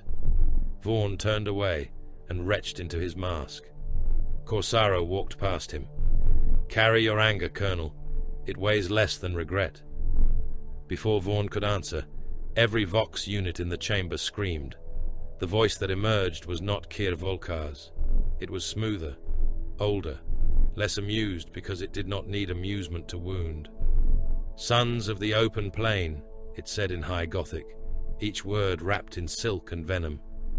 "You have killed one of my lesser blades and frightened children with engines. Do not mistake this for war." Corsaro looked toward the pulsing root. The voice continued. "Kir Volkar was sent to knock upon the door. I am Archon Sithrak Vane, Lord of the Cabal of the Splintered Comet, Keeper of the Severed Roads, Patron of the arenas beneath the Black Suns. Tell the White Hunter that I remember him." Remember, don't forget to like, comment, and subscribe. Support helps. "Tell him I have ridden his shadow for centuries. Tell him the Dark City still laughs when his name is spoken, though not as loudly as it once did." The transmission filled with distant screams, then sharpened again. "The gate opens, little hunters. Come through if your father has taught you courage. Run if he has taught you wisdom." The webway route ignited, not with flame, with direction. The chapel floor split down its center. The altar rose, broke, and unfolded into geometry that made Vaughn's eyes water. White light poured upward. Silver dust spiraled through the air. The Xenos symbols beneath the imperial prayers woke one by one, shining through layers of soot and blood. The dead in the ossuary alcoves began to whisper. The sewer canal reversed its flow. Promethium ducts burst and sprayed burning fuel that froze before it touched the ground. Acro 77. Val shrieked in Binharic ecstasy and terror. Junction activation, uncontained aperture, spatial shear, impossible stability, impossible instability, data sanctification required, retreat recommended, advance required, contradiction accepted. Corsaro seized Vaughn by the back of his coat and hurled him toward the forming gate as the chapel collapsed around them. Vaughn hit the ground hard, rolled through blood and shattered stone, and looked up in time to see the air become a mouth. The entire strike force slid toward it, not from suction, from command, from the sudden, absolute certainty that every path in the chamber now led only one way. White scars dug armored fingers into stone. Skitari anchored their legs and were torn free. Guardsmen screamed as they were lifted from the floor. Batar Kor drove his thunderhammer into the ground and held for 3 heartbeats before the stone around it tore loose. Akaro's brass limbs clawed through sparks, recording, praying, cursing. Corsaro stood at the lip of the gate, moonfang raised, cloak snapping toward the impossible light. "Forward!" he voxed. The prey opened the door. The gate swallowed them. Vaughn saw Hell's Reach vanish behind a curtain of white fire. He saw Pell reaching for him. He saw Akaro's lenses reflecting a road that should not exist. He saw Corsaro laughing behind his helm. Then the world became speed without ground. Far above, under the poisoned sky of Armageddon, Jaghatai Khan felt the breach open beneath the hive. Around him, the ash war raged. Orcs roared across burning flats. Demons clawed at kill zones. Drukhari portals flickered and died under White Scar's fire. Guilliman's liaison forces shouted for clarification. Navy captains demanded targets. Mechanicus adepts wailed over lost telemetry. The Khan listened to none of them for a moment. He looked toward Hell's Reach. For the first time since his return, he smiled. Now they run. Hector Vaughn fell through white fire and landed on a road that had no right to exist. His shoulder struck bone-pale stone hard enough to drive the breath from him. His last pistol spun from his hand and skittered toward an edge that was not an edge until his lamp beam found it. Beyond the road, there was no floor, no hive, no sewer dark, no manufactorum gut full of rust and steam, only an abyss without stars, without bottom, without mercy. Pale bridges arced through it in impossible sweeps, some upright, some inverted, some twisting into themselves like the ribs of dead gods. Far below, or far above, towers hung point downward over the black, their spires trailing banners of frozen mist. They were beautiful in the way a blade was beautiful before it entered a man's throat. The air was cold enough to burn. Vaughn tried to rise and vomited into his rebreather. His stomach gave up bile, ash, and terror. He coughed until black spots crawled across his vision. Around him, men shouted in fragments, vox links crackling and dying, boots scraping against the pale surface as bodies tried to understand which direction belonged to the living. Somewhere nearby, a Skitarius was reciting emergency coordinates in Binharic that degraded into static every few words. Somewhere farther away, a man screamed for his mother until the scream cut off in a wet snap. Vaughn rolled onto his back and saw the sky. There was no sky. There were roads overhead, white paths curving through darkness, archways leading into corridors filled with blue light, towers floating upside down, ruins larger than hives, broken and drifting, their windows glowing with trapped voices. Shapes moved behind those windows, or perhaps the windows remembered movement. The distinction felt unsafe. Sergeant Pell dragged him upright by the harness. "Colonel, alive?" Vaughn swallowed blood. Regrettably. "Good. Saves me promotion." Pell's left cheek had been sliced open from ear to jaw. His rebreather hung crooked, one strap snapped, and his eyes were too wide. He held his lasgun in one hand and a bayonet in the other, as if undecided which century of warfare might be more useful in a place that hated both. "How many?" Vaughn asked. Pell looked over the scattered survivors. "Here? 9 of ours. Maybe. I saw Harl fall upward. Not sure if that counts as dead." "It counts." A white scar came out of the mist at a run, bolter raised. His armor was gouged and dusted with silver frost. He was not Corsaro. Vaughn recognized him only as one of the Vanguard veterans from the descent force. "Sound off!" the Space Marine voxed. The answer was chaos. Fragments returned from dead channels, Steel Legion voices, Skitari cants, white scars kill signs, a serf sobbing that he could not feel his hands, Batar Kor's voice, distorted and distant, demanding that no one touch the walls, because the walls were listening. Acro 77. Val shrieked a burst of machine prayer, then vanished under interference that sounded like laughter. Corsaro's voice cut through once. "Move, do not hold still, the road hates stillness." Then the vox died. The white scar looked down at Vaughn. "You heard him." Vaughn found his last pistol and checked the charge. Half spent, his chainsword still hung at his belt, teeth clogged with dried meat from Hell's Reach below. He drew it anyway. "Which way?" The Space Marine pointed with his bolter toward a bridge that curved into a tunnel lined with statues whose faces had been scratched away. Vaughn stared. "Why that way?" "Because the dark behind us is getting closer." Vaughn looked back. The road they had landed on was narrowing, not collapsing, not breaking, simply deciding to be less than it had been. The edge crept inward with silent patience, shaving away pale stone and leaving only blackness. A wounded guardsman lay too near it, dragging himself with one arm, a length of bone jutting from his thigh. Pell lunged for him, but a white scar got there first, seized the man by his webbing, and hurled him bodily toward the group. The soldier hit the ground screaming. The place where he had been vanished into nothing. "Move," Vaughn said. They moved. The black road did not allow marching. It allowed pursuit, panic, and the arrogance of those who believed they knew where their feet had been a heartbeat ago. The passage narrowed and widened without warning. Sometimes the road became a bridge no wider than a tank tread, with abyss on both sides. Sometimes it became a hall large enough for titans, its ceiling lost in frost and murmuring dark. Sometimes it passed through ruins, whose stones bore symbols that hurt to remember.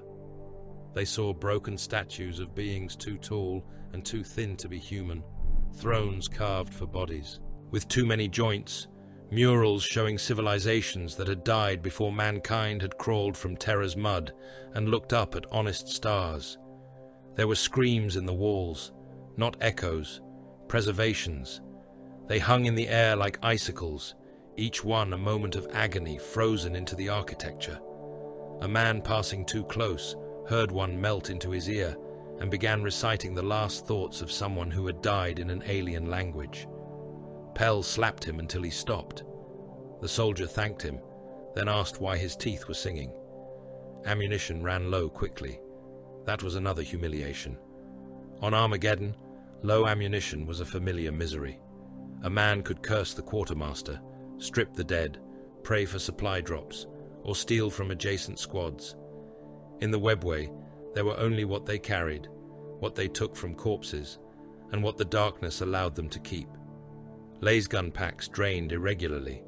One full pack fired twice and died. Another glowed hot enough to sear through a trooper's glove, but gave him a dozen clean shots before cracking open and spilling acid bright light across the road. Bolt shells were counted by the Space Marines with silent care. Grenades became precious as water. Time failed.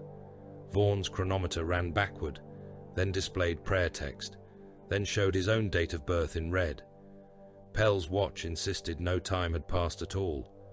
One Skitarius declared that 9 hours had elapsed, then corrected himself and said the concept had suffered local mutilation. No one asked him to explain. The Drukhari understood the place as men understood alleys in their birth hives. The first attack came from a door that had not existed when Vaughan looked at it. A black slit opened in the left wall, and splinter fire hissed out at knee height. A guardsman named Learn took 3 needles through the thigh and dropped, muscles locking so hard his bones snapped beneath the skin. A Kabbalite stepped through after the shots, blade raised, only for the white scar to hammer a bolt round into his chest and paint the wall with black blood.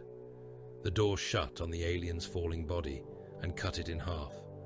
Another portal opened behind them, then above, then beneath a Skitarius, who vanished from the waist down and kept firing as his upper body struck the floor.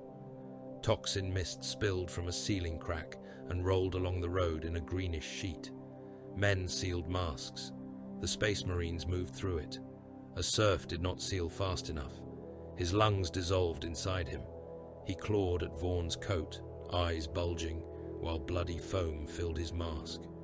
Vaughan put a lasbolt through his head before the screaming could draw more predators. He did not think about it. He could think later, if later still existed. The dying began speaking over the vox, not with their mouths, with their last thoughts. A voice that had belonged to Trooper Hask, dead under Hell's Reach, whispered that the dark was full of hooks. Another voice, maybe one of the medici taken from the field hospital above, begged someone to remove the needles from his spine. A Steel Legion corporal who had died in District Malleus accused Vaughan of leaving him in the fire. Then the voice became laughter, elegant and cruel, and a Drukhari noble recited the names of Vaughan's surviving men in perfect order. Pell tore his vox bead out and threw it into the abyss. "Orders, Colonel? Keep moving." "Toward what?" "Something I can shoot." That kept them alive longer than wisdom would have done. They found Corsaro at the entrance to a bone-white arcade, fighting alone against incubi. 3 already lay dead around him. One had been split from helm to groin. Another crawled in 2 pieces, hands still trying to reach his clave. The third hung from a wall spike with moonfangs cut across his throat, black blood running down pale stone. More advanced in silence, their armor swallowing light, claves moving with ritual precision. Corsaro bled from a dozen wounds. One shoulder plate was cracked. His left thigh seal leaked red. His helm had been scored across one eye lens. He fought like a man trying to remember a horse beneath him. Every step a feint, every turn a charge. "Fire!" Vaughn ordered. Lay's guns cracked. The beams splashed across Incubi armor with little effect, but one shot found a joint. A Xenos knee buckled. Pell hurled a frag grenade. The blast drove smoke and shrapnel across the arcade, and Corsaro used the disruption to kill another. Incubus with a downward stroke that broke helm, skull, and spine. Then the floor opened beneath him. Not a trapdoor, a mouth of shadow. Hooked chains launched upward, wrapping his arms, legs, and throat. He cut two before they tightened. A shard net descended from above and punched barbs into his armor, locking around his torso. Incubi surged from the side arches, not to kill, but to weigh him down with bodies and blades. Corsaro broke one neck with a headbutt and drove his combat knife through another's eye slit. It was not enough. The portal took him. Vaughn lunged forward and caught only air. The last thing he saw before the shadow sealed was Corsaro being dragged upright before something bright and cruel beyond the dark. The surviving White Scar roared and charged the sealed wall, striking it with his chainsword until the teeth shattered. Vaughn grabbed his arm. The Space Marine looked down at him with a fury that should have killed mortals by proximity alone. "He is taken," Vaughn said. "He is my Khan." And he told us to move. For a moment, Vaughn thought the warrior would strike him. Instead, the White Scar tore his ruined chainsword from the wall and turned away. Then we moved toward his captors. Corsaro woke on his knees. That angered him more than the pain. He was in a court built upon a bridge of black glass over a starless abyss. Around him rose slender towers, suspended chains, hanging cages, banners made from skin, and balconies crowded with Drukhari nobles in masks of silver, bone, and mirrored crystal. Their laughter was soft, practiced, and eager. Pain engines hovered at the edges of the court, their hooked limbs flexing. Beastmasters held leashes attached to things that had once been human enough for shame. Incubi stood behind him, claves ready, though they kept more distance than pride would prefer. Archon Sithrak Vane reclined on a throne that floated above the glass without support. He was beautiful in the way poison was beautiful in a cut crystal cup. His armor was pale violet edged in black, his cloak woven from translucent strips that moved like trapped ghosts. His helm was open, revealing a narrow face, eyes like polished obsidian, and a smile so controlled it felt surgical. "Corsaro Khan," he said, "Huntmaster, named Blade, son of sons, barbarian of the open steppe, trapped at last in a civilized room." Corsaro tested the chains holding him. They tightened in answer, driving hooks through damaged armor and into flesh. "You talk too much," he said. The court laughed. Sithrak tilted his head. "Yes, your kind often say that before losing arguments and limbs. You brought me here to boast. I brought you here because your father is listening." Corsaro went still. The Archon noticed, and his smile deepened by a wound's width. "Ah, there. Loyalty. The easiest leash to pull. Tell me, White Warrior, did he explain where he had been all this time? Did he say he was lost, trapped, hunting nobly in the dark while his sons sang at empty horizons?" Corsaro said nothing. Sithrak descended from his throne, each step taken on nothing. He was never simply lost. That is the nursery lie your chapter tells itself, because grief requires simple shapes. For millennia, we pursued him, avoided him, tempted him, studied him, and bled for the privilege of underestimating him. Cabals made wagers on who would take the White Hunter. Witch cults built festivals around the rumor of his passing.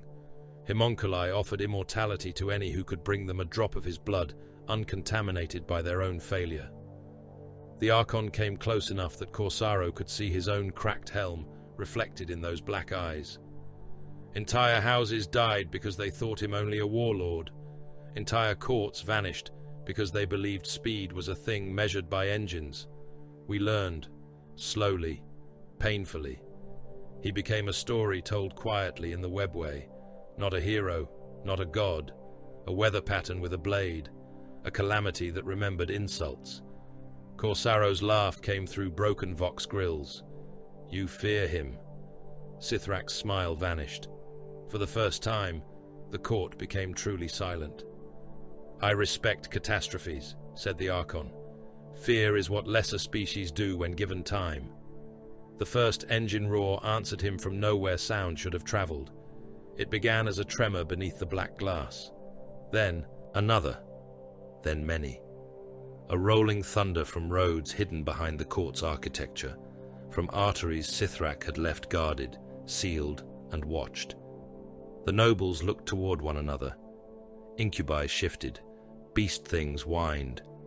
Corsaro lowered his head and smiled inside his helm. The wall behind the throne exploded in white fire. Jaghatai Khan entered the court at the head of his keshig. They were not many. That made it worse. A small formation of elite riders on bikes that should not have found purchase on a bridge of glass above nothing. Their engines roared where sound had no right to live. Their headlights cut through shadow in spears of hard white glare. Bolters fired in strobing bursts, each muzzle flash turning the court into a sequence of slaughtered paintings. The Khan rode first. He did not look at Corsaro. That too was a lesson. He had known where his son was. He had allowed the court to gather. He had waited until pride brought the nobles close, until Sithrak stood before witnesses, until the trap became fat with throats worth cutting. Then he struck. White Scar's fire swept the balconies. Nobles burst under bolt shells, their elegant bodies coming apart in sprays of black blood, jewelry, and broken masks. A beastmaster raised a shock goad and lost both arms to a passing blade. His former beasts turned on him before a bike crushed them all beneath burning wheels. Pain engines drifted forward, limbs unfolding, only for melter blasts to punch through their cores and spill screaming organs across the glass. Incubi moved to meet the charge. The Khan went through them like winter through old men. He did not waste power on broad swings when small cuts killed faster. One clave missed his head by a finger. His return stroke opened the wielder's throat. Another incubus tried to leap onto the bike.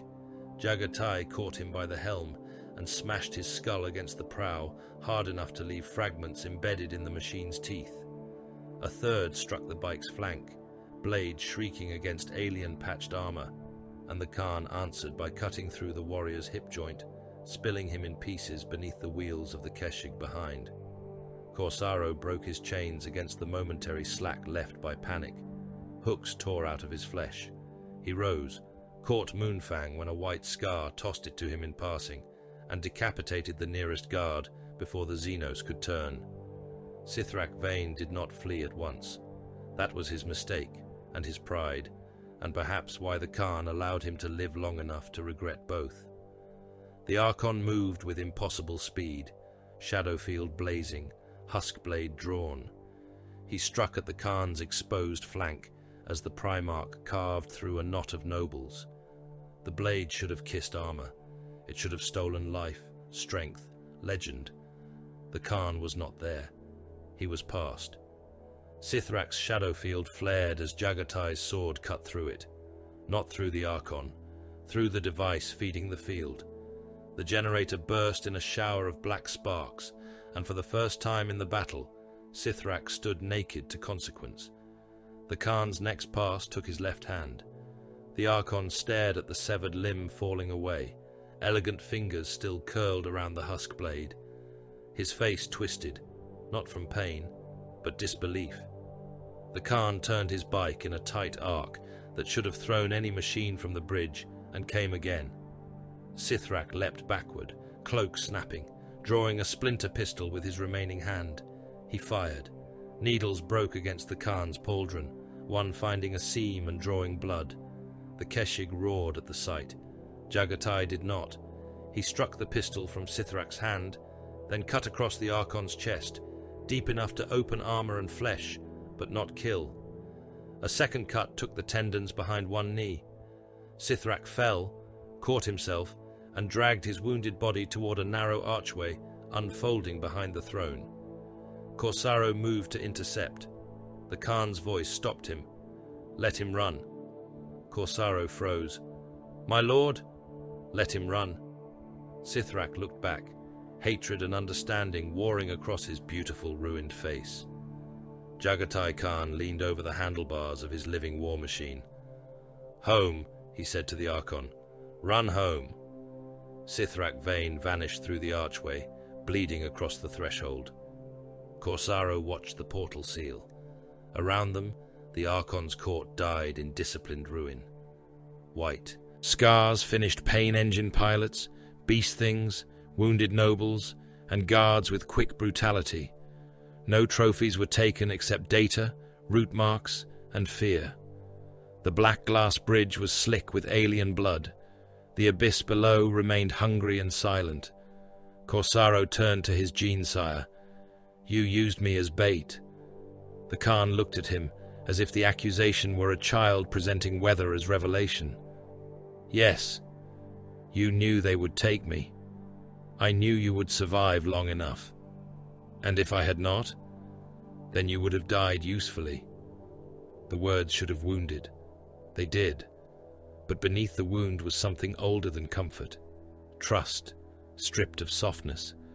The Khan had not spared him the trap because he believed him too weak for it. He had spent him as he spent all things in war, with cruel precision and absolute expectation. Corsaro looked toward the sealed arch where Sithrak had fled. Only then did he understand. Armageddon was not the prize. Hell's Reach was not the final battlefield. The webway route was not merely a wound to be defended, nor even a road to be seized. It was a leash. Sithrak Vane would run through hidden roads, back to staging realms, slave markets, pain shrines, hidden fleets, and the raiding empire that had fed on mankind from behind the skin of reality. He would run because pride demanded revenge and survival demanded distance.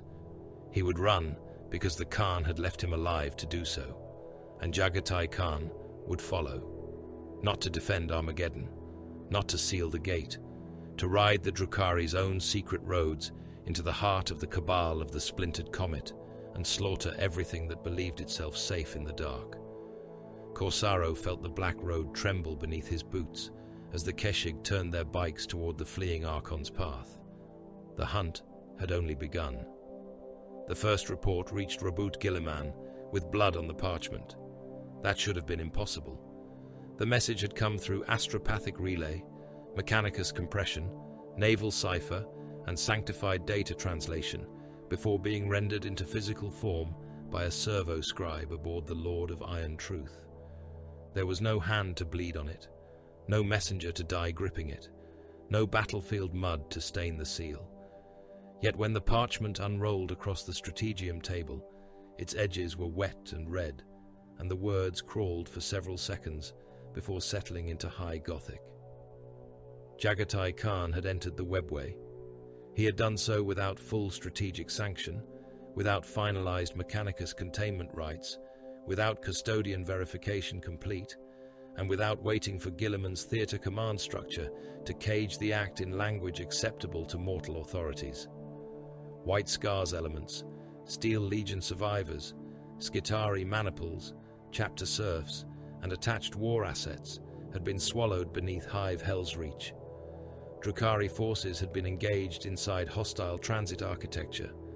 Enemy portals had been weaponized. Captured Xenos had been used to spread terror among their own formations. Multiple Imperial formations had been sacrificed in denial bombardments or mobile trap actions to draw hostile concentrations away from the rupture. Armageddon still burned. The Black Road had opened. The Primarch of the White Scars had gone hunting. Gilliman read the report once, then again, not because he failed to understand it, because understanding too quickly had become one of his private punishments.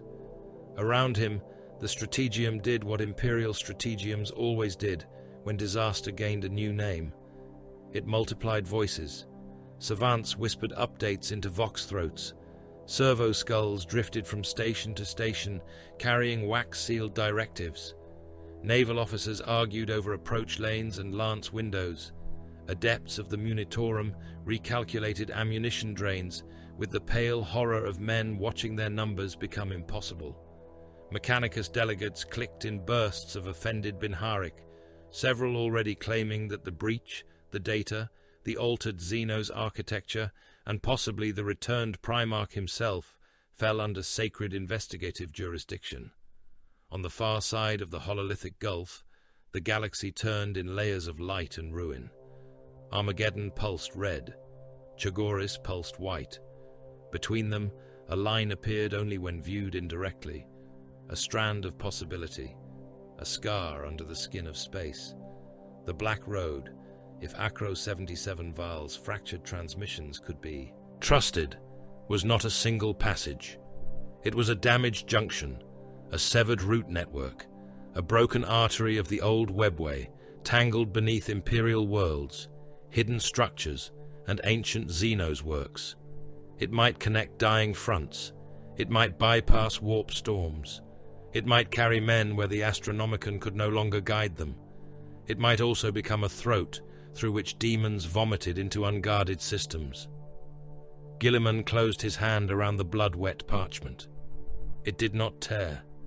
The parchment had been reinforced. Of course it had. A human aide approached, face pale beneath the tattoos of office. "My lord, additional communiques from Terra, high senatorial priority, inquisitorial seal clusters, ecclesiarchal protest, Mechanicus petition, several requests for immediate clarification of the Khan's status, authority, purity, and operational mandate." "Several," Gilliman said. The aide swallowed. "Several hundred, my lord." Gilliman looked at him. The aide corrected himself. "Several thousand, my lord. Counting repeats." "Do not, my lord. Do not count the repeats. That is how madness learns to wear a crown." The aide bowed and retreated with the gratitude of a man spared execution by boredom. The High Lords were panicking. Gilliman could feel it through the shape of the messages before reading them. Men who had spent their lives mastering the mechanisms of power had discovered again that power was a fragile thing when a demigod ignored the correct doors. Some wished the Khan restrained, though none used so honest a word. They suggested containment, spiritual review, symbolic reception on Terra, a formal oath renewal before the Senatorum Imperialis, medical examination by gene rights, Mechanicus assessment, custodian escort, inquisitorial observation, doctrinal reaffirmation, and other phrases men invented when too afraid to say prison. The Inquisition was worse because it was braver in its paranoia. One conclave demanded immediate investigation into potential Xenos compromise. Another argued that webway exposure over unknown duration represented unacceptable strategic contamination. A third suggested the possibility of warp mimicry using primarchal symbolism to destabilize Imperial command. Someone, somewhere, had written that Jaghatai Khan should be quietly redirected to a fortified sanctum until the matter could be resolved. Gilliman almost laughed, not because it was amusing, because the alternative was ordering an execution through the astropathic relay. A Primarch was not an asset one simply arrested, not a fleet admiral caught embezzling Promethium, not a planetary governor with heretical books hidden beneath his shrine floor, not a colonel who could be relieved, not a chapter master who could be censured, not an inquisitor who could vanish in the dark beneath competing seals. Jaghatai Khan was a storm with a name, and storms did not care who had signed the weather report. "Your expression suggests Terra has rediscovered fear," said the Lion. Gilliman did not turn. Terra never lost it. It only forgot fear could move faster than bureaucracy. Lion L. Johnson stood where the strategium light failed to fully reach. He had come and gone from the Lord of Iron Truth, without announcement twice already, appearing in councils like a blade under a cloak. His dark angels moved with him in fragments, never numerous, always positioned where exits, shadows, and secrets met. Guilliman had ceased asking how they bypassed certain security layers. The answers would either be irritating or classified by a brother who did not care for classification unless it served him. "The Khan has forced our hand," Guilliman said. "No," the Lion replied. "He has shown that our hand was already too slow." Guilliman turned then. "You approve?" "I understand. That is not the same thing." "No." The Lion stepped closer to the hololithic projection of Armageddon. Firelight from the display moved across his hood and armor, turning green into black. "I have walked through forests where the trees wanted blood. I have followed monsters into places where command maps became lies. When a beast knows hidden paths, waiting at the threshold gives it time to feed. Jaghatai has entered unknown Xenos territory with Imperial forces attached to him. Known to him. We have only his word for that." The Lion's gaze lifted. "Brothers returning from darkness do not come back clean." Guilliman said nothing. The words settled between them with unpleasant weight. The Lion knew that truth intimately. Guilliman knew it from looking at both of them. Neither of his returned brothers stood as they had in the ages of empire building and betrayal. The Lion had returned shadowed, older in the soul, if not by mortal measure, wrapped in secrets and strange mercy. Jaghatai had returned sharpened past comfort, his cruelty stripped of ornament, his speed turned from joy into predation. Guilliman wondered what they saw when they looked at him. A statesman with a sword, a warlord chained to ledgers, the last sane administrator of an insane species. Perhaps all of these things, perhaps none. The Lion continued. "Cleanliness is no longer a luxury the Imperium possesses. That is a dangerous doctrine. So is survival." A chime rang through the chamber, not the shrill alarm of attack, but the heavy tone of a secure communion request. A figure of light began to form above the central dais, flickering, fragmenting, rebuilding itself through interference and static.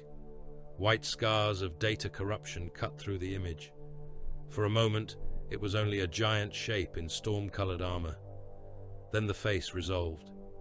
Jaghatai Khan stood somewhere that was not Armageddon, and not any place Guilliman's instruments understood. Behind him stretched a road of bone-white material over an abyss without stars. White Scars riders moved in and out of focus, their engines visible as smears of flame. The image bent at the edges, as if reality itself disliked transmitting from that place. Corsaro Khan was visible for half a breath behind him, armor broken and blood dark, then vanished into static. The sound carried engine thunder, where no air should have existed. "Brother," Guilliman said, "Robute, you have exceeded the agreed operational boundary. I crossed a road. You entered the webway without full sanction. Yes. You took Imperial forces with you. They followed orders. Whose?" Jaghatai's expression did not change. "Mine." Guilliman felt the strategium listening.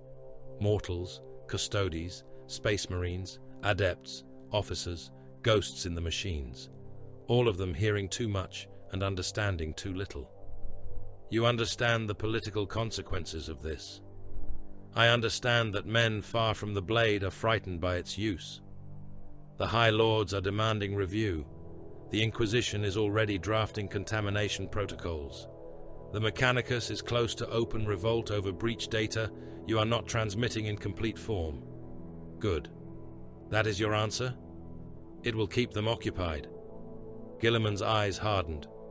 "This is not a horse raid on Chogoris. No, it is larger. That is why I did not wait for stablemen." A low murmur passed through the mortal officers. Guilliman let it die by not acknowledging it. "I am attempting," Guilliman said, each word controlled, "to preserve continuity of Imperial command across shattered fronts while maintaining cohesion between factions that would rather devour one another than cooperate. You have detonated that balance at the moment of maximum strategic fragility." The Khan leaned closer to whatever projection source carried him. Balance, continuity, cohesion.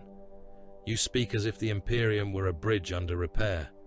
It is a dying beast in a cage, and you are forging stronger bars, because the bars are the part you understand. The lion watched without speaking.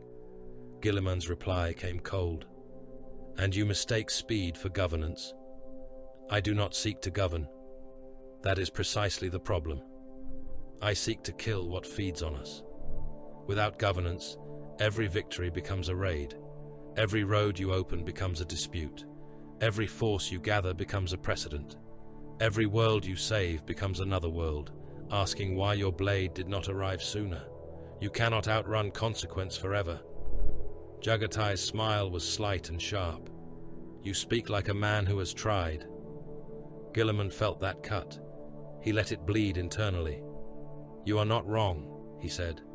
The Imperium is slow. It is diseased with procedure, fear, superstition, and institutional cowardice. I know this better than any living being save perhaps the Emperor himself. But it is also the only structure holding humanity from extinction. No, Jaghatai said.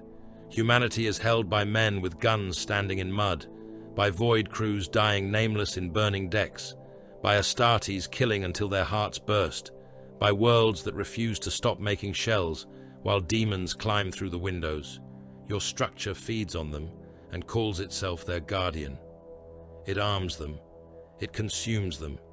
It coordinates them. It delays them. It gives them meaning. It gives them paperwork and tells them it is destiny. Guilliman's hand closed slowly at his side. Careful. The Khan's eyes narrowed, not in anger, but in recognition of the warning. I am careful. That is why I am cruel. For a time, neither spoke. The unstable hollow image flickered. Behind Jaghatai, something screamed in the dark, then was cut off by bolter fire. White Scar's engines revved. A Chogorian voice laughed once, savage and brief. Guilliman said, "The Black Road. Tell me what it is." A wound that remembers being a path. That is poetry, not data. Ask your priest of gears. As if summoned by insult, Acro 77 Val's fragmented transmission burst into the strategium feed beside the Khan, forming as a partial ghost of red robes, brass limbs, and rotating optic lenses. His image was broken, sometimes showing 3 angles of him at once. Sparks danced across his Vox grill. Behind him, Skitarii forms moved through pale ruins, firing into darkness. Data packet transmission partial, the Magos blurted. Integrity compromised by hostile architecture, psychic interference, and inadequate reverence from all present organic command bodies. Assessment follows. Black Road Junction represents degraded webway root structure with multiple dormant and active branches. Potential connections extend toward Armageddon, Chogoris, peripheral nihilist transit shadows, and unverified regions behind warp occlusion. Strategic significance, extreme. Heresy risk, extreme. Mechanicus ownership claim, absolute. Guilliman ignored the last phrase. Can it bypass the rift? Incorrect query. No bypass of macro-empiric phenomenon confirmed. However, localized non-warp transit windows could permit movement between otherwise isolated coordinates, dependent on stability, route clearance, contamination control, and survival of exploratory forces. Probability of catastrophic misuse exceeds acceptable thresholds. Recommendation: immediate Mechanicus containment under Martian authority. Jaghatai looked at the Magos' flickering image. Your authority ends where your courage does. Acro's lenses snapped toward him. Objection. Courage is a non-quantifiable meat superstition. It is why you are still following me. Incorrect. I am following the data. The data is running. Acro paused. Statement has offensive merit. A new projection appeared beside the Magos. This one smoother, marked by the sigils of Archmagos Dominus Belisarius Cowl's far-reaching network. Guilliman recognized the cipher priest as one of Cowl's lesser agents, though lesser was a word that meant little when applied to a mind partially distributed through cloned savants, machine shrines, and hidden data repositories. The agent bowed through the hololith. Lord Commander, collated fragments from Acro, 77 Val's feed, White Scar's route telemetry, and prior xenotechnological conjecture indicate the Black Road could become a strategic miracle if stabilized.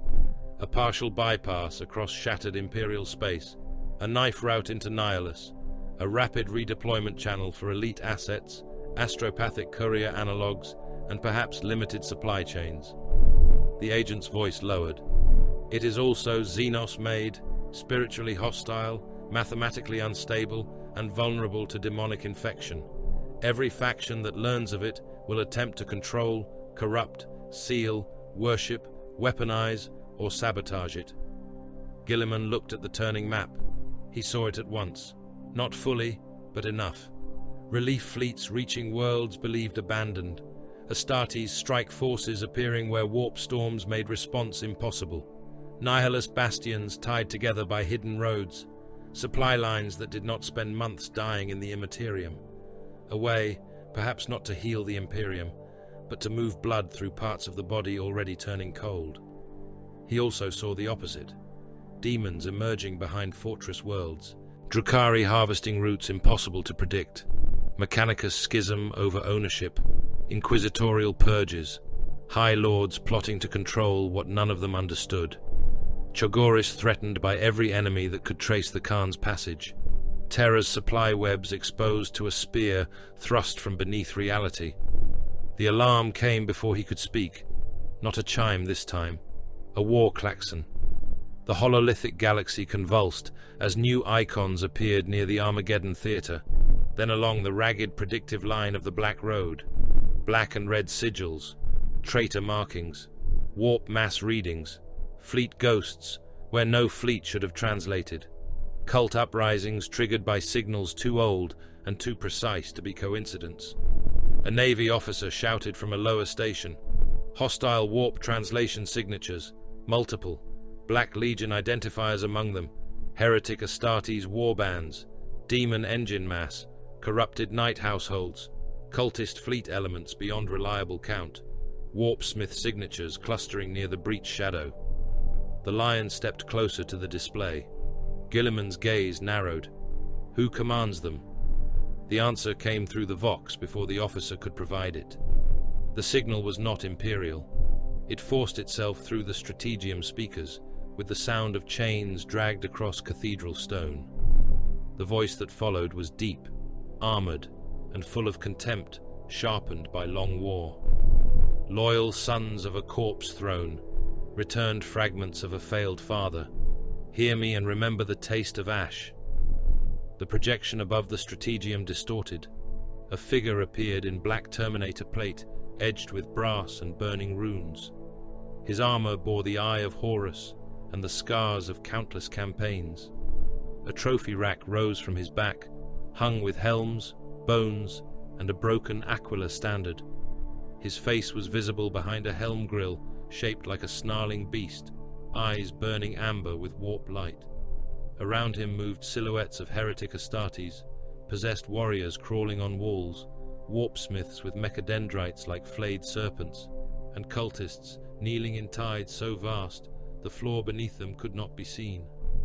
I am Karzul Ver, he said, oath-bound to the War Master's long war, breaker of the Chalcid Gate, scourge of Saint Rathamon's bones, and executioner of empires too weak to admit they are already dead. Jaghatai's image flickered, but his eyes fixed on the traitor. Karzul laughed. Ah, the Horse Lord lives. The lost blade returns, rusted by Xenos dark. How the dead father's kennel fills with old dogs. The lion's hand moved to his sword. Gilliman raised one hand slightly. Not yet. Karzul continued. The Drukhari opened doors because hunger made them arrogant. You followed because pride made you predictable. Now the Black Road stirs, and every god with teeth hears it. I do not need alliance with the knife-eared vermin. Let them flee. Let them bleed. I need only the wound they revealed. Behind him, The projection shifted to show a fleet of damned industry and war. Cruisers with prows shaped like skulls and cathedrals.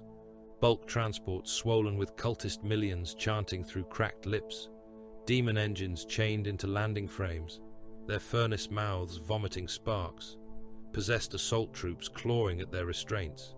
War dogs and corrupted knights striding through hangar bays painted with blood glyphs. A warpsmith conclave gathered around a black engine core that pulsed in time with the black road's distant light. "I will chain your hidden path," Karzul said. "I will flood it with the Neverborn. I will turn your miracle into a spear. Chogoris will burn first, so the Horse Lord can smell his failure. Then the supply veins behind Terra will learn what it means for roads to have teeth."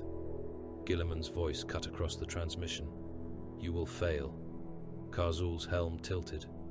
"The Avenging Sun, administrator of graves, I have burned worlds that died with your name on their walls. And still you kneel to a master who kneels to gods that eat their servants."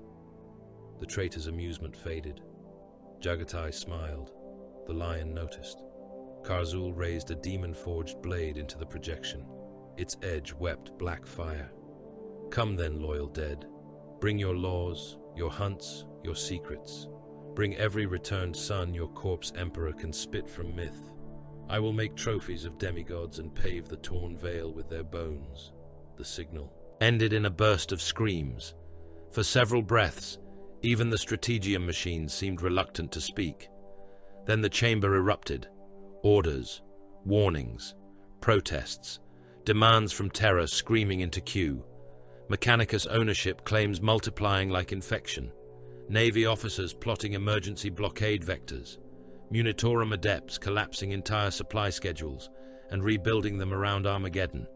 Inquisitorial seals demanding priority access.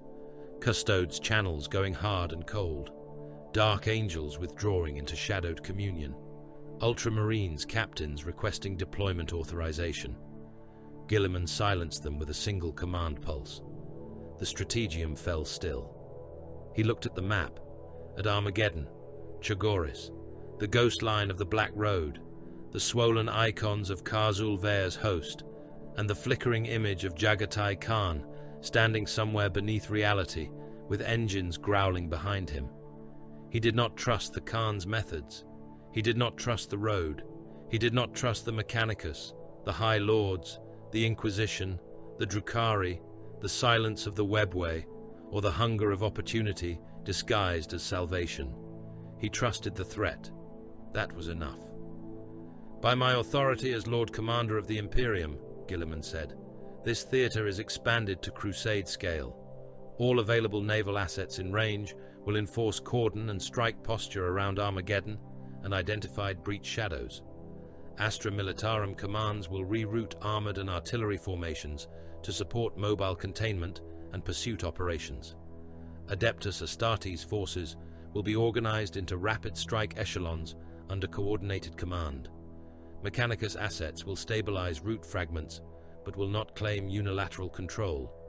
Custodes' observation remains in force. Dark Angel's elements will prosecute corruption interdiction as agreed." He looked toward the lion. The lion inclined his head once. Gilliman continued. "Operational designation, the Hunt of the Torn Veil." The words entered the record and became war. Jaghatai's image flickered. "A pretty name for a knife fight." "It will serve," Gilliman said. "It will have to. You will coordinate route data, when useful." Jaghatai. The Khan's expression shifted, almost imperceptibly. Not softer, never that. But something like recognition moved through the old storm of his face. "I know what is at stake." "Do you?" "I know what waits if we fail. I have seen men become livestock for immortals, and prayer become seasoning for pain. I have seen roads lined with those who waited for rescue from empires that called delay prudence." Gilliman held his gaze through the collapsing hololith. "And I have seen what happens when brothers decide their own will is enough to save mankind." For a moment, the heresy stood between them. Not named, not needed. The Khan did not flinch from it. "Then hold me to the prey," he said, "not to the cage." The projection began to fail. Static ate the edges of his armor. The road behind him stretched into dark. White Scar's riders turned their bikes toward a narrowing archway where Sithrak Vane's blood shone like black stars on pale stone. Gilliman stepped closer to the dais. "Where are you going?" "To follow the thing that ran." "Karzul is moving to corrupt the junction." "Yes." "The Drukhari staging realms may ignite before we can support you." "Yes." "You may be cut off." Jaghatai smiled then, not with warmth, not with madness, but with the cold joy of a hunter hearing hooves on open ground. "Brother," he said, "hold your empire. I will kill what circles it." The communion collapsed. The black road vanished from the strategium, leaving only Armageddon burning in the map light and the first movements of a larger war spreading outward like blood in water. The first sons of Chogoris came in white. They came out of the warp in lean strike cruisers and scarred battle barges, in hunter frigates with engines tuned for pursuit, in escorts whose prows were painted with storm glyphs and kill marks from wars fought across 10,000 years of imperial decline. Their ships did not assemble like a parade. They circled like raptors. They entered the Armageddon war zone in staggered translations, fast and sharp, each arrival burning through the Empyrean under the watch of navy guns and astropathic choirs already half dead from overuse. The Stormlords came with hulls painted in lightning and ritual blue, their captains voxing formal oath pledges to the Great Khan, while their assault companies prepared for atmospheric strikes. The Marauders came with old scars on their armor and older grudges in their hearts, their veterans whispering the names of brothers lost in distant crusades. The Destroyers came silent, severe, their livery stark beneath ash and void frost, deploying boarding forces before their arrival had fully registered on Imperial command slates. The Rampagers came with engines screaming as if insulted by distance itself, their bike companies already armed, their pilots reciting Chogorian kill songs through helm vox. Others came under harder colors and heavier burdens. A Mantis warrior's strike element translated at the edge of the cordon beneath penitent writ and layers of suspicion. Their captain offered no speech of brotherhood. He transmitted authorization codes, service markers, and a single oath to bleed where pointed. Gilliman's staff debated their deployment for almost an hour until the Khan cut across the argument with 3 words. "They ride well." That ended it. Primaris reinforcements arrived in disciplined waves under Gilliman's seal, intercessors and hellblasters, inceptors and blade guard, outriders with machines fresh from forge blessing, and warriors who looked at the veteran firstborn riders with the solemn hunger of sons seeing ancestors made flesh. The old White Scars did not welcome them with speeches. They inspected their engines, their grip, their eyes. One ancient sergeant with a face like split leather struck a Primaris outrider in the chest hard enough to dent ceramite and asked him what he would do if the road vanished beneath him. "Ride the fall," the younger warrior answered. The veteran nodded. "Perhaps you are not useless." No one called it a legion. No official order used the word. No scribe stamped it into record. No astropath sang it through the warp. Gilliman's decrees spoke of rapid strike echelons, temporary crusade associations, hunt formations, theater-attached successor assets, and emergency operational fusion under primarchal oversight. Every warrior who saw the gathering knew the truth. The Legion's shadow had returned before its name. Jaghatai Khan stood beneath the broken sky of Armageddon, while the forces assembled around him. He did not sit a throne. He did not receive banners one by one. He did not bless every blade or speak to every captain, as if ceremony could sharpen steel. He stood beside his machine of white flame on a plateau of black glass that had once been District Malleus, surrounded by ash, wreckage, and the ghosts of men he had spent without apology. His sons came to him. Some knelt, some bowed, some only struck fist to chest, and waited to be judged. He judged them by questions. How fast can your fleet change vector under fire? How many days of ammunition if your supply line dies? How long before your warriors stop singing when the dark begins singing back? What do your men do when ordered to abandon a victory? What do you kill first when the enemy wants you to admire its strength? Those who answered with honor received silence. Those who answered with doctrine received contempt. Those who answered with prey, root, fuel, fear, and momentum received orders. Above him, Gilliman's contribution entered the war like a second imperium layered over the first. Imperial Navy task groups formed cordon rings beyond Armageddon's gravity well, battleships and cruisers locking down approach corridors, while escorts harried anything that broke from the warp without the correct codes. Fuel haulers came under heavy guard. Munitorum mass conveyors vomited shells, tank parts, promethium bladders, ration bricks, coffin sacks, and men by the millions into the theater.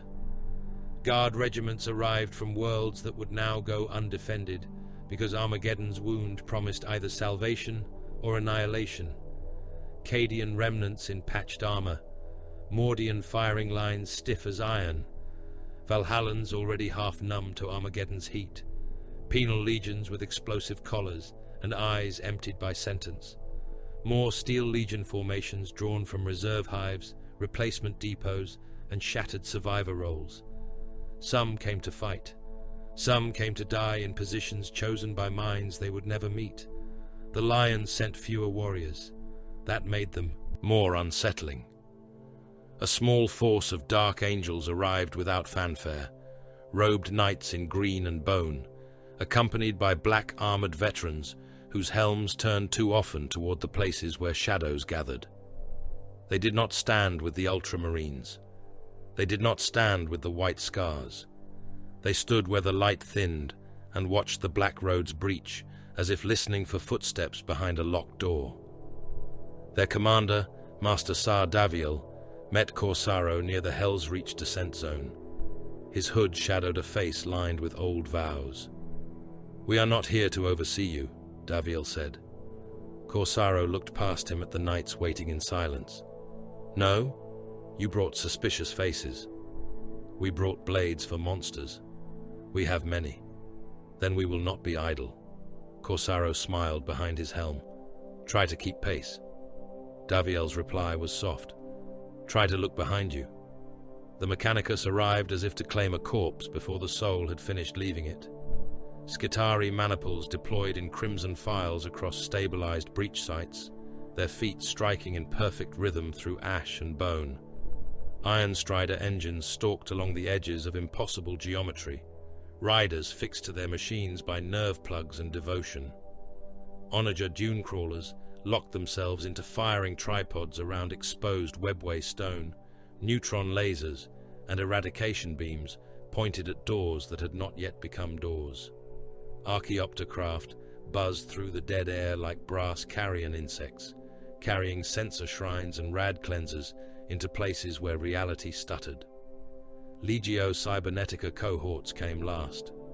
Battle automata marched from landers under the gaze of robed datasmiths, their fists large enough to pulp orcs, their guns inscribed with prayers against corruption. They did not understand fear, which made them useful near the Black Road and dangerous everywhere else. Beyond Hell's Reach, a Titan maniple stood waiting outside the real space gates. They could not enter the webway. No sane princeps believed such god engines could walk those hidden arteries without shattering the road or being swallowed by it. So they waited in the ash, towering over the battlefield like judgment given metal and plasma. Warhounds prowled around the flanks, restless and predatory. A reaver stood with its carapace weapons elevated toward the sky, devotional banners snapping from its weapon arms.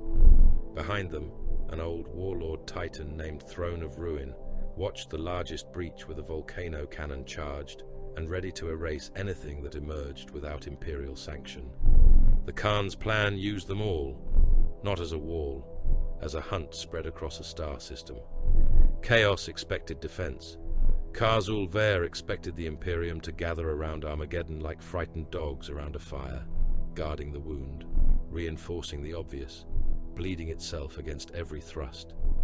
He expected Gilliman's chains of supply and command to drag responses into predictable shapes. He expected the Khan's pride to charge at the largest enemy vessel, the greatest demon engine, the most insulting champion. The Khan gave him false scent. White Scar's voidcraft made themselves visible near weak points in the cordon, then fled before contact.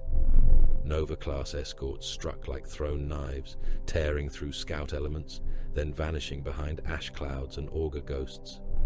Chaos cruisers gave chase, eager for glory, and found themselves pulled away from fuel ships, ammunition hulks, slave holds, and warpsmith vessels. The Khan did not waste fire on every capital ship. He killed what let them move. Fuel tenders burst in the void, spraying burning promethium that froze and glittered around dying escorts. Ammunition hulks detonated in silent suns, their shockwaves ripping open smaller vessels nearby. Slave holds cracked under precision boarding actions, not to rescue all within, because there was no time for that mercy, but to deny Khazul the blood labor feeding his engines and rituals. Warpsmith vessels were marked by storm seers and targeted by lance strikes until their machine curses became expanding debris fields. The traitor fleets began to turn badly. That was all the Khan needed. Billions felt the shift without knowing his name. On agri-worlds far from Armageddon, tithe schedules were rewritten in red, and entire harvests redirected to feed troops who would never see the soil that saved them from starvation. Hive populations were evacuated by district or abandoned by necessity, men packed into transports until suffocation killed the weak before the enemy could. Penal legions were thrown into diversionary assaults on dead moons and rusted orbital stations, their collars detonating in waves when they broke too early. Navy crews died by the tens of thousands in void actions never shown on a pick screen in any trench. A plasma conduit ruptured aboard the cruiser St. Gerstal and cooked 7 gun decks alive, yet the vessel maintained fire long enough to destroy a Chaos ammunition barge. No ground soldier cheered them. No priest recorded every name. Their deaths moved the hunt forward by minutes. Minutes were precious. Hector Vaughan hated every one of them. The Black Road had spat him back into Armageddon through a wound beneath a collapsed shrine with fewer men than he had taken in. Pell had survived. 14 Steel Legion troopers had not. Acro had emerged elsewhere, shrieking data into every Mechanicus channel until 2 adepts shot themselves to escape the feed. Corsaro had come back with Zeno's blood on his blade, and a silence that told Vaughan the hunt had widened. Now the 73rd Hell's Reach Armored Infantry was bait again. No one softened the word. Their chimeras had been fitted with false command emitters by White Scar's tech marines and Mechanicus adepts who disagreed over theology while turning Vaughan's regiment into a decoy.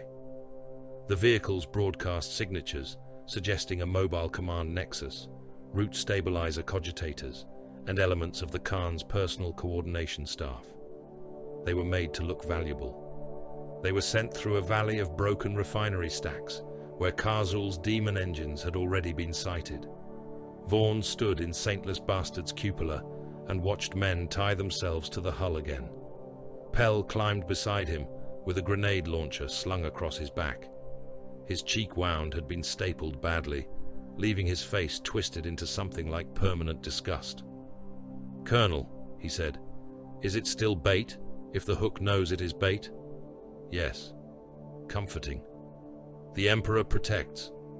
Pell looked at the false transmitters bolted to their hull, then at the ash storm ahead. "I hope he brought anti-armor." They rolled out. The trap closed with agony. Khazul's demon engines came like nightmares built by spiteful gods. Mauler fiends bounded through smoke on piston limbs, lasher tendrils whipping. Forge fiends lumbered behind them, cannons glowing with warp fire.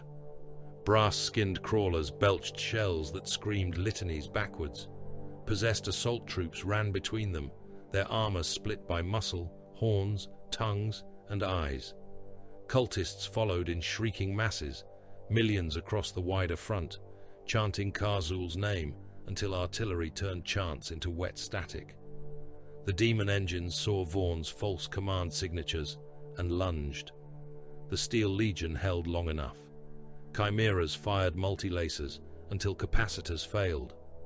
Lehman Russ tanks backed through ash with battle cannons booming, some shells punching into demon flesh, some vanishing into warp wounds and returning as flocks of teeth.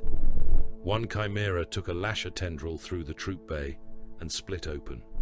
Men inside burned and screamed as the engine dragged them across the ground, the vehicle vomiting bodies through its torn side. Another transport rammed a Mauler fiend as its driver died, pinning the creature in place long enough for a hidden shadow sword to put a volcano cannon shot through its core. When Vaughn gave the withdrawal order, half his forward vehicles were already burning. Then, the prepared kill field awoke. White Scar's attack craft struck from both ridges. Guard artillery opened from masked batteries.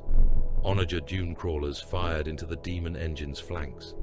The Titan maniple spoke from beyond the valley mouth, and the world became white. A warhound's plasma blast consumed a forge fiend and 200 cultists in a single sun-bright burst. The Reaver's laser blasters cut through corrupted armor and made a demon engine fall apart in screaming sections.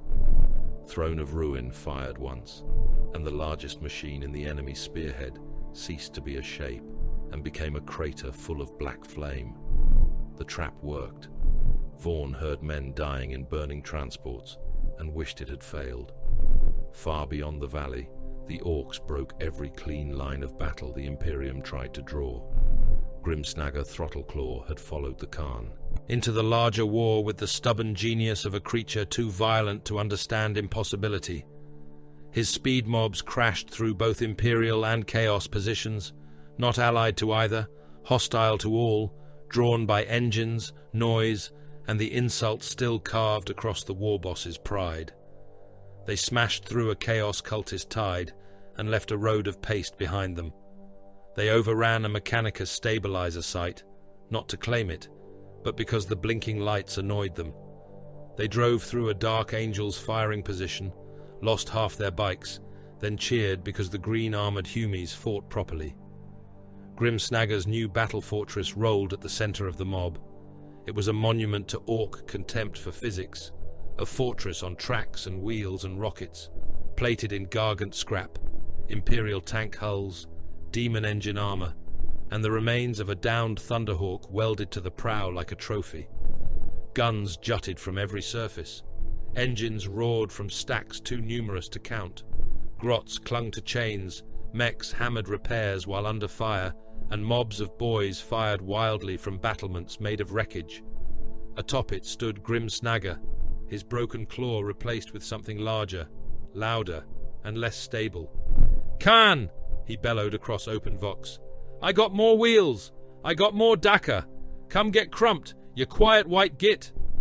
This time, Jaghatai answered. The Khan rode out of a curtain of ash, with no escort close enough to share his death. The battle fortress swerved toward him, crushing a line of cultist trenches and ploughing through a pack of bloodletters, who climbed its sides only to be beaten back by laughing Orcs. The Khan's bike accelerated across the killing ground, white flame streaming behind it. The fortress fired everything: rockets, shells, bullets, scrap, a grot in a welded launch tube, all of it tearing through the air around the Primarch.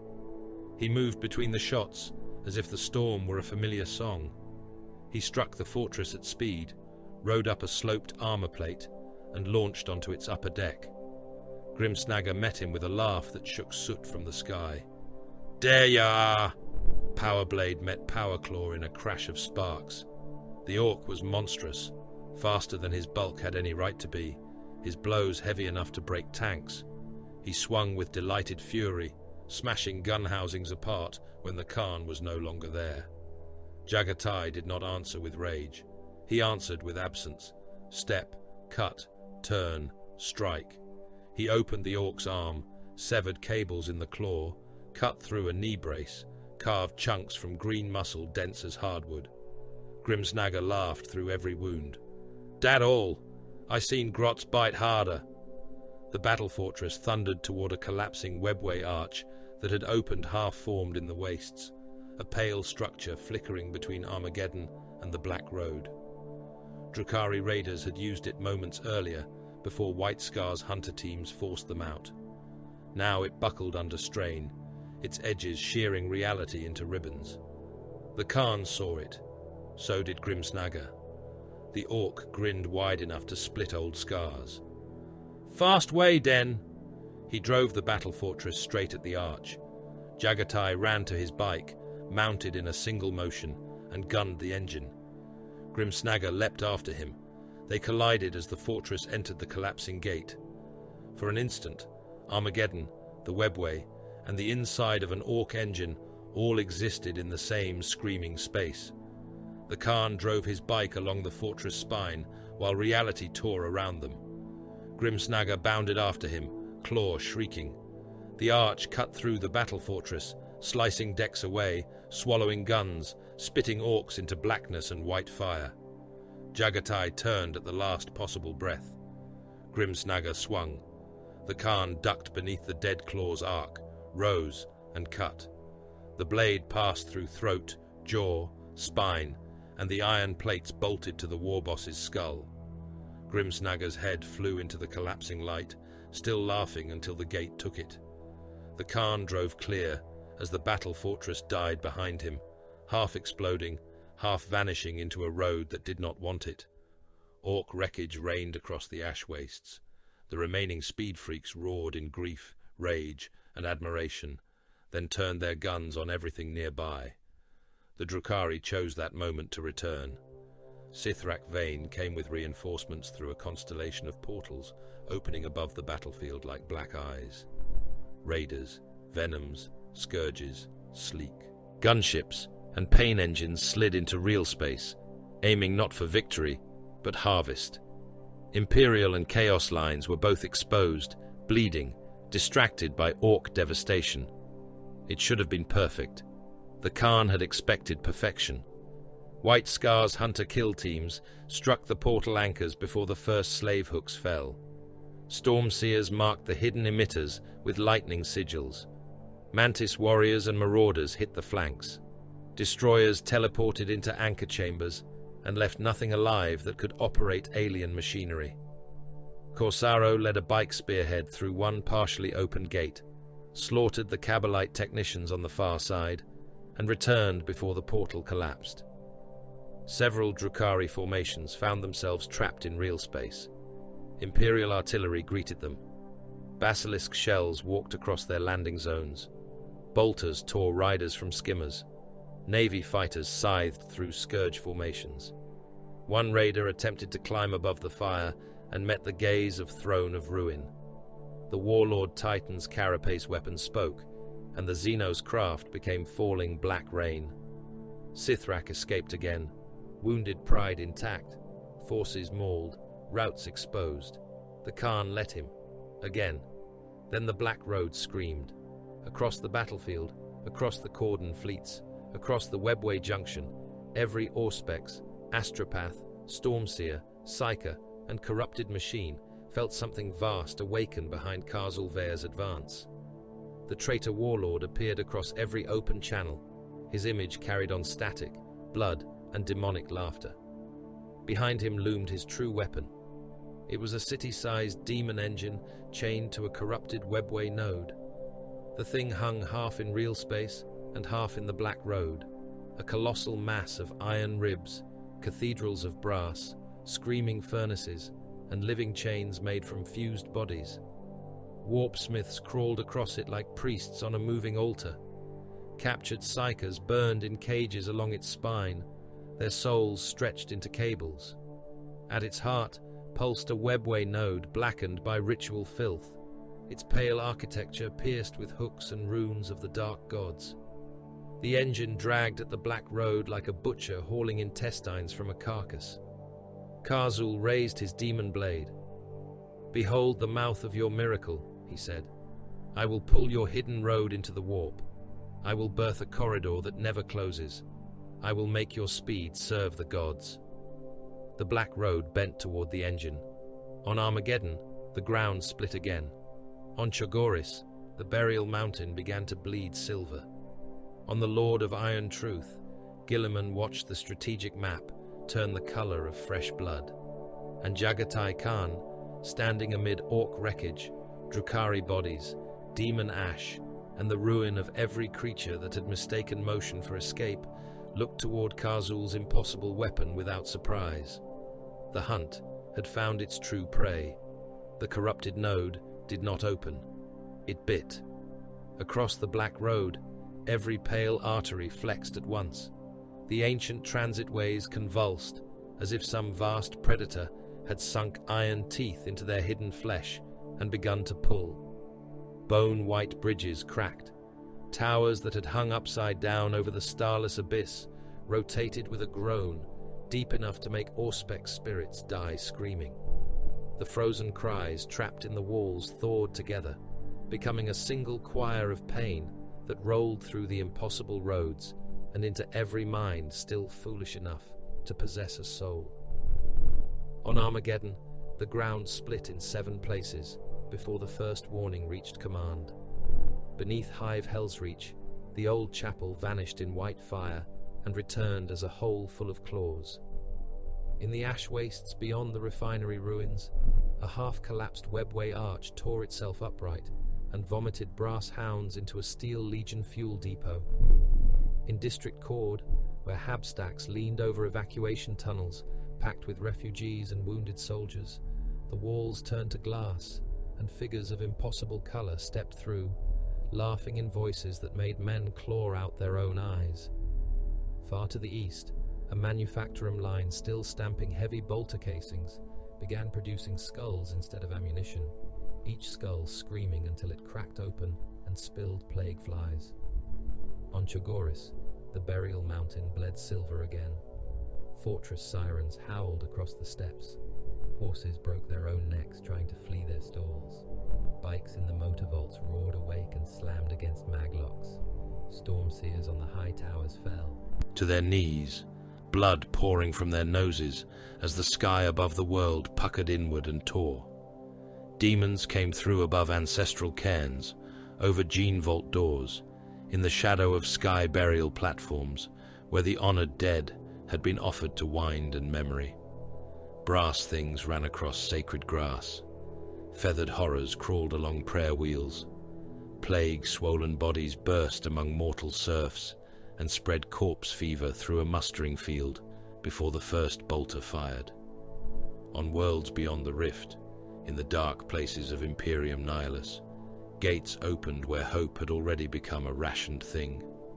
A shrine world that had not seen Imperial reinforcement in 9 years watched its Saint Crypt split and disgorge horned killers into a congregation of starving militia. A mining moon beneath a red dwarf lost its central lift shaft when reality became a spiral and demons climbed up through the ore cages, wearing the faces of men who had died in collapses decades before. A fortress monastery of a minor successor. Chapter sent one message before its astropathic choir burned to ash. The road is a mouth. Then the message ended in wet laughter. Aboard the Lord of Iron Truth, Robout Gilliman watched the strategic map become a galaxy of wounds. Each new breach appeared first as a white mark, then red, then black, as demonic saturation followed. Casualty projections surged beyond useful mathematics. Supply routes collapsed on the display. Distress calls overlapped until the Vox servitors began choking on them. Munitorum adepts wept over slates because numbers had become a language too honest for sanity. Navy officers demanded fire authorization against coordinates still crowded with Imperial defenders. Mechanicus representatives screamed in Binharic that the node must be preserved, studied, isolated, claimed, sanctified, sealed, and opened all at once. The Lion stood beside Gilliman and said nothing. That silence was not comfort, it was recognition. The corrupted node had activated fully. Kazul Vea's city-sized engine dragged the black road toward the warp, with chains made of living bodies, brass scripture, and screaming psychic flame. The hidden road was no longer merely a way between places. It was becoming appetite. Every branch it touched risked turning into a demonic highway. Every gate, once opened, learned to open wider. Every hesitation fed the thing pulling from the other side. Jaghatai Khan understood first, because he did not ask the road what it wanted. He watched what it ate. On Armageddon, he stood upon a ridge of blackened slag while the world tore open beneath him. White flame burned in the engine of his scarred machine. Around him, White Scar's outriders formed and reformed in restless packs, waiting for orders that would kill many of them and save no one cleanly. Far below, Hive Hellsreach shook under impacts, rebellions, demonic incursion, and the weight of its own dead. Reports came to him in a flood. Gate breach beneath cord refugee stacks, demonic mass in eastern Prometheum canals, warp aperture in Manufacturum district still containing loyal labor battalions, Chagoris under assault, Nihilus breaches unconfirmed but multiplying, Steel Legion defensive groups trapped between demon packs and orc remnants, Dark Angels requesting clearance for deep strike into corrupted node shadow, Gilliman demanding delay for civilian extraction windows, Acro 77 Val screaming that the node structure remained theoretically salvageable if no one committed idiocy with excessive explosives. The Khan listened. Then he began killing possibilities. District Cord is compromised, he said. A mortal officer on the channel stammered. My lord, evacuation tunnels still show life signs. Thousands, perhaps tens of thousands. The gate is using them. Lord, they are civilians. They are anchors. A pause. Static. Prayers spoken by men who hoped someone else would answer. Jaghatai gave the order. Orbital denial. Burn it to foundation depth. Above Armageddon, a Navy cruiser adjusted position. Its lance batteries fired through the ash clouds so close to loyal lines that the discharge turned the horizon white.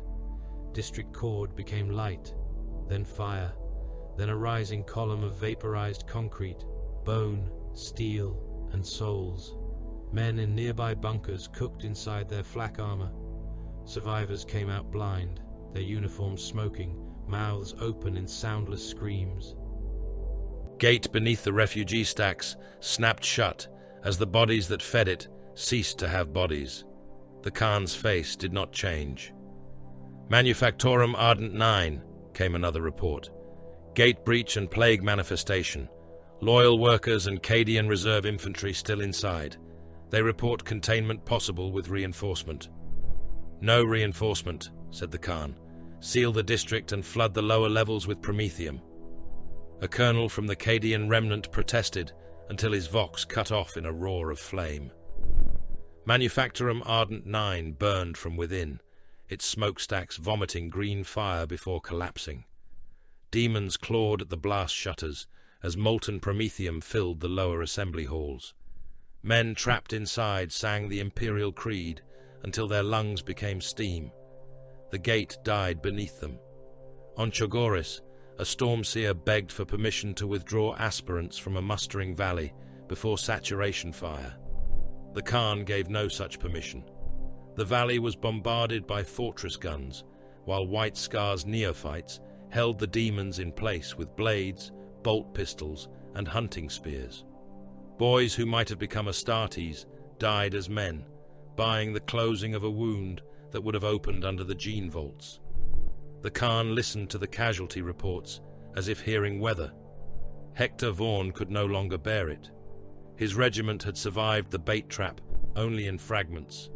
Saintless Bastard still moved, though its right track screamed with every turn, and the troop bay was black from smoke. Pell lay half-conscious inside, one hand burned to the bone from dragging a driver out of a wreck that exploded anyway. Vaughan stood in the cupola, watching the eastern horizon vanish under Imperial fire, meant to save the world by murdering pieces of it. The command channel carried the Khan's next order. Gate site Eben Causeway. Denial strike. All defensive forces within radius are already lost. Vaughn knew the site. He had men there. Not many. Enough. He keyed the Vox before caution could climb up his throat and strangle him. You butcher. The command net went silent. Not quieter. Silent.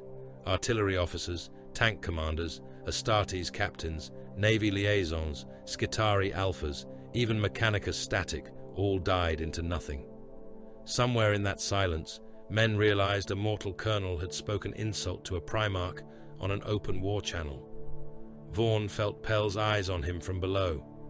No one moved. Then Jaghatai Khan answered. Yes. The word carried no anger. That made it worse. Remember that when you live. The channel remained silent for a heartbeat more. Then war returned all at once. Orders, fire missions, screams, coordinates. The vast grinding machinery of survival resumed, as if a god had not just admitted to the shape of his own mercy. Vaughn sank down into the cupola until his forehead touched cold metal. He wanted to hate the Khan with the clean simplicity of a soldier hating the officer who spent him. But the gates kept closing. Every district burned by Imperial hands was one less throat through which the warp could vomit endless death. That was the cruelty. It worked. Guilliman almost countermanded him at Cord Secundus. The reports from that breach were worse than the others. A hab region of enormous density, shelters full of displaced hive citizens, 3 guard regiments still engaged, Mechanicus power relays beneath it, and a gate forming around a chapel dedicated to the Emperor Ascendant. The civilian loss projections were politically catastrophic, morally obscene, and spiritually poisonous. The ecclesiarchy representatives aboard the Lord of Iron Truth demanded defense, evacuation, relic preservation, anything but bombardment. The Inquisition demanded purity assessment. The Mechanicus demanded the power relays intact. The Guard begged for time. Jaghatai ordered annihilation. Guilliman's hand moved over the countermand rune. The lion caught his wrist. Not violently, not gently. Guilliman looked at him, and for a moment the strategium ceased to exist between them. There was only one brother preventing another from choosing mercy that might become extinction. They are still alive, Guilliman said. For the moment, said the lion. You do not approve of this. No. Then release me. No. Guilliman's eyes flashed. You would let him murder them. The lion's voice lowered. I would stop the slaughter from becoming infinite. Below them, the countermand window dwindled. The lion did not look away. The trap is hesitation. Karzul needs the gates fed while we argue which lives are still ours to save. If the road becomes his, every world beyond it becomes Cord Secundus forever. Guilliman's hand trembled once, then stilled. He withdrew it. The order went through. Cord Secundus vanished beneath orbital fire and Titan plasma. The gate died screaming. On the Black Road, Karzul Ver laughed as if each lost district were a hymn. His spearhead advanced into the heart of the hidden way beneath banners of flayed skin and the Eye of Horus. Black Legion Terminators marched at the center, huge in corrupted plate, combi bolters spitting, chain fists snarling, trophy racks clattering with Imperial bones. Possessed ran along the walls and ceilings, their armor split by claws, eyes, horns, and wet inner mouths chanting praises to gods that had never created anything they did not intend to devour. Obliterators lumbered behind them, their bodies swollen with weapon growths, flesh and metal breeding barrels, blades, and plasma mouths that fired with hateful hunger. Demon engines battered the road's architecture. Mauler fiends clawed at pale bridges, dragging chunks of webway stone into the abyss. Forge fiends spat warp fire into archways until the ancient material blackened and screamed. Corrupted knights strode where the passages widened, their banners made from stitched uniforms of slain loyalists, their pilots howling through vox grills fused to their faces. War dogs bounded ahead, chain blades chewing through Skitari ranks and White Scars serfs. Cultist masses went before them as living mine clearers, millions in the wider advance, thousands at each contact point, shoved through unstable corridors to trigger traps, poison fields, and collapsing sections of road. They died in sheets. Karzul did not slow. "Forward," he voxed to his host. "Let the corpse sons spend worlds. Let them prove the Emperor's love by burning his servants. We will make a greater road from their ashes." The white scars did not meet them with a wall. The Khan forbade it. "No last stands unless I name them," he said. "No monuments. No noble dying in place because pride grows roots. Cut, move, cut again." So they did. White scars and successors struck the chaos advance as hawks strike migrating herds. Bike packs roared alongside arteries and burst from arches the traitors thought sealed. Stormseers called lightning through passages that had never known weather. Vanguard veterans dropped from impossible vertical roads, killed champions, and withdrew before Terminator fists could close. Mantis warriors and destroyers collapsed bridges behind demon engines, isolating them for Mechanicus kill teams. Marauders struck ammunition bearers and dark priests. Stormlords ran down fleeing cultist officers and left their bodies nailed to route markers as warnings to slower men. The traitors overextended because hatred made them heavy. Karzul drove deeper because he believed depth was victory. The Khan let him. Corsaro held Gate Ashkel longer than anyone had right to ask. The gate was not important by itself. It became important because 200 mortal survivors had reached it from a collapsing route. Steel Legion, serfs, Skitari without legs dragging themselves by their arms, Navy ratings who had no memory of how they entered the webway, an underhive militia still clutching knives made from pipe metal. Behind them came Possessed, scrambling over the walls with tongues lashing and claws sparking against pale stone. Corsaro and a handful of white scars held the threshold. Moonfang rose and fell. Bolt pistols barked dry and were thrown aside. Chainswords stalled on Demon Bone and were wrenched free tooth by tooth. A Possessed drove a talon through Corsaro's side and out his back. He head-butted it, cracked its helm, and stabbed a combat blade through the thing's inner mouth. Another took his left knee out from under him. He fought from one knee until a brother dragged him upright. Blood ran down his armor in sheets. "Move!" he snarled at the mortals. "Run or die insulting me." They ran. Vaughn was among them, limping, carrying Pell over one shoulder while firing his last pistol with his free hand. He saw Corsaro take a chain axe to the pauldron and answer by tearing the wielder's throat out with his gauntlet. He saw a white scar fall beneath 3 Possessed and detonate his own grenades rather than be taken. He saw mortal fear become something harder as men ran not because they were cowards, but because someone greater than them had chosen to become the door. The Khan passed within sight of Gate Ashkel.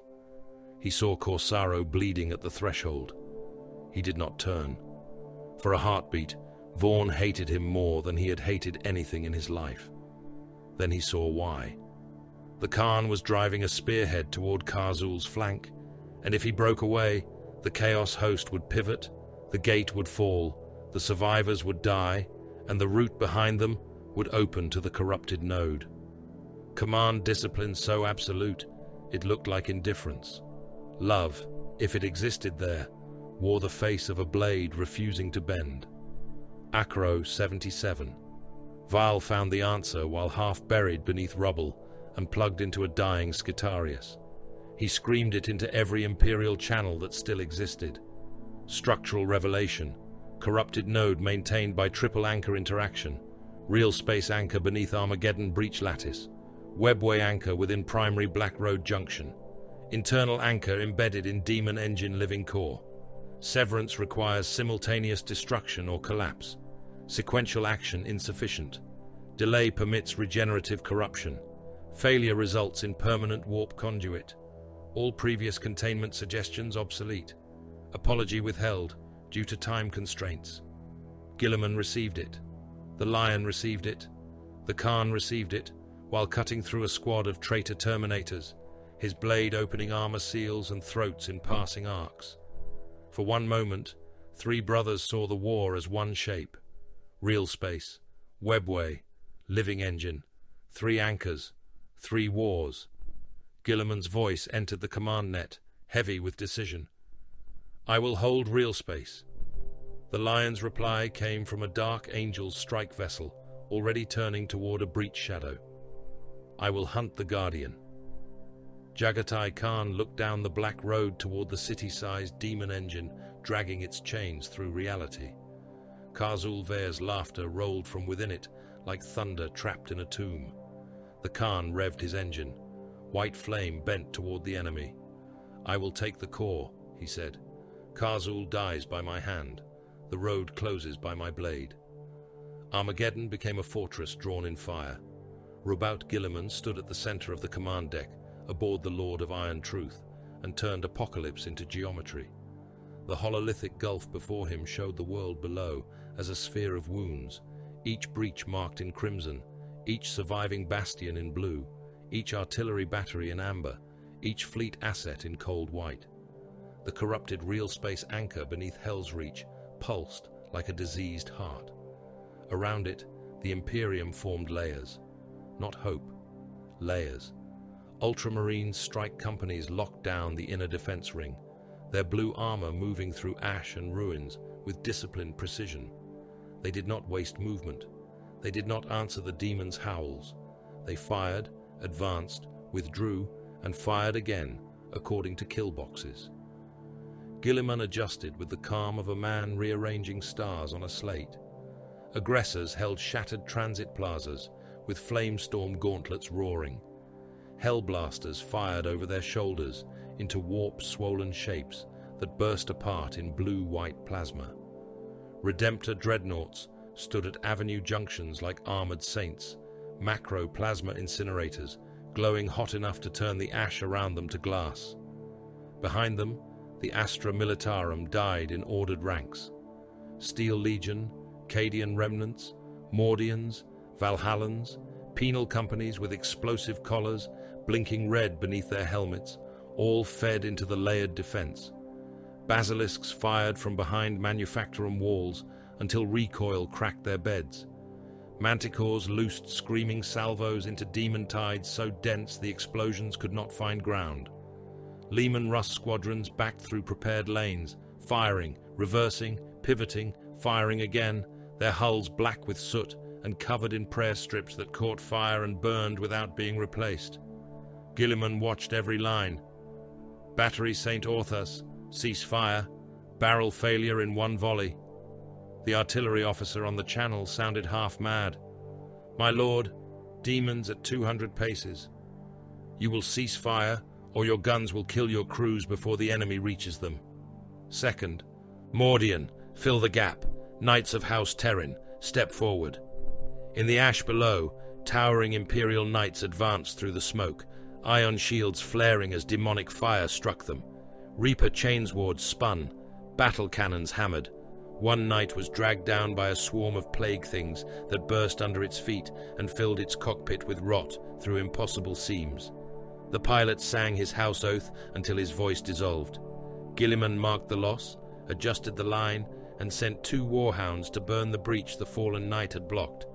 The Navy fired from orbit so close to Imperial positions that men died without being touched by the enemy. Lance strikes punched down through Armageddon's poisoned clouds and carved white columns across the battlefield. Bunkers shook apart. Guardsmen boiled inside their armor. Vox channels filled with reports of friendly heat casualties, friendly blast casualties, friendly blindness, friendly death. Gilliman accepted every report and ordered the next strike when required.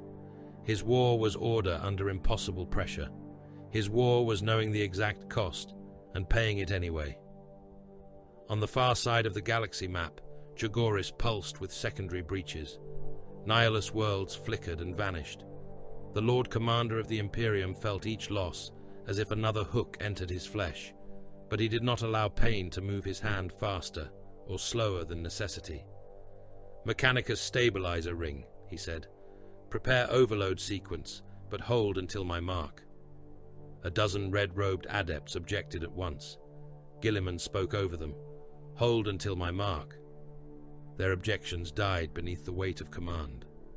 Far from Gilliman's clean geometry, Lionel Johnson entered the demon engine through a wound in its side.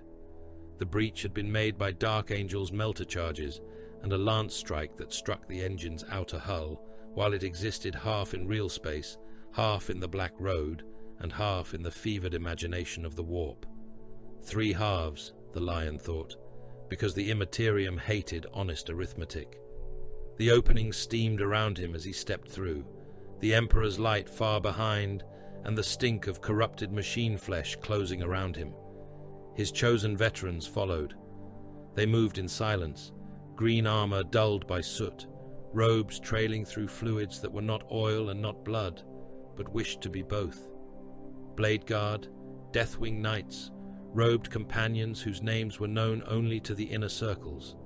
They bore storm shields, maces of absolution, power swords, plasma weapons, and the old shame of Caliban hidden beneath oaths none of the other legions fully understood. The demon engine's interior was a cathedral built inside a butchered animal. Corridors pulsed around them, iron ribs sheathed in meat, cables braided with tendon, pistons thrusting through cartilage slick with black oil. Chained souls hung from the walls in cages of wire and bone, each one stretched thin into a light source. Their faces turned toward the Dark Angels as the warriors passed, mouths opening in silent pleas. Some wore imperial uniforms, some wore Mechanicus robes, some wore armor that had once been black, once been green, once been something the Lion refused to name. A broken sword lay embedded in one wall, calibanite in shape, rusted and weeping. One of the veterans looked toward it for too long. The Lion's voice stopped him. Not now. The warrior lowered his gaze. My lord. The engine whispered as they advanced. It spoke in voices of old brothers, dead enemies, lost sons. It promised names. It promised absolution. It promised that every secret hidden long enough became a god. In one chamber, they found helms suspended from chains, each bearing a winged sword scratched through by black claws. In another, a machine spirit had been nailed to a brass altar and forced to sing the litany of activation backward while demons fed from its agony. The Lion killed everything that spoke too persuasively. Not quickly, not always. A possessed tech marine, twisted into a priest of Karzul's warpsmith conclave, came at him on 6 mechadendrites tipped with saws and syringes. The Lion let it strike his shield once, learned its rhythm, then severed each limb in turn. When the traitor tried to beg in Binharik, the Lion drove his blade through its throat and pinned it to the altar until the corrupted machine spirit behind it stopped screaming. Forward, he said. Guardian waited in the engine's central nave. It was a demon wearing the shape of a knight and the ruin of a machine, tall enough to scrape the vaulted ceiling, plated in black iron, its antlers made from spears, its wings formed from flayed banners and fractured void shields. In its chest burned a furnace full of faces. At its feet knelt corrupted pilots, wired into dead thrones mechanicum, their eyes burning green as they chanted Karzul's name. The Guardian looked upon the Lion and bowed with exquisite mockery. Son of the forest, keeper of locked doors, shall I show you what hides behind this one? The Lion raised his sword. No, he charged. Within the Black Road, the Khan rode through a storm made from broken paths.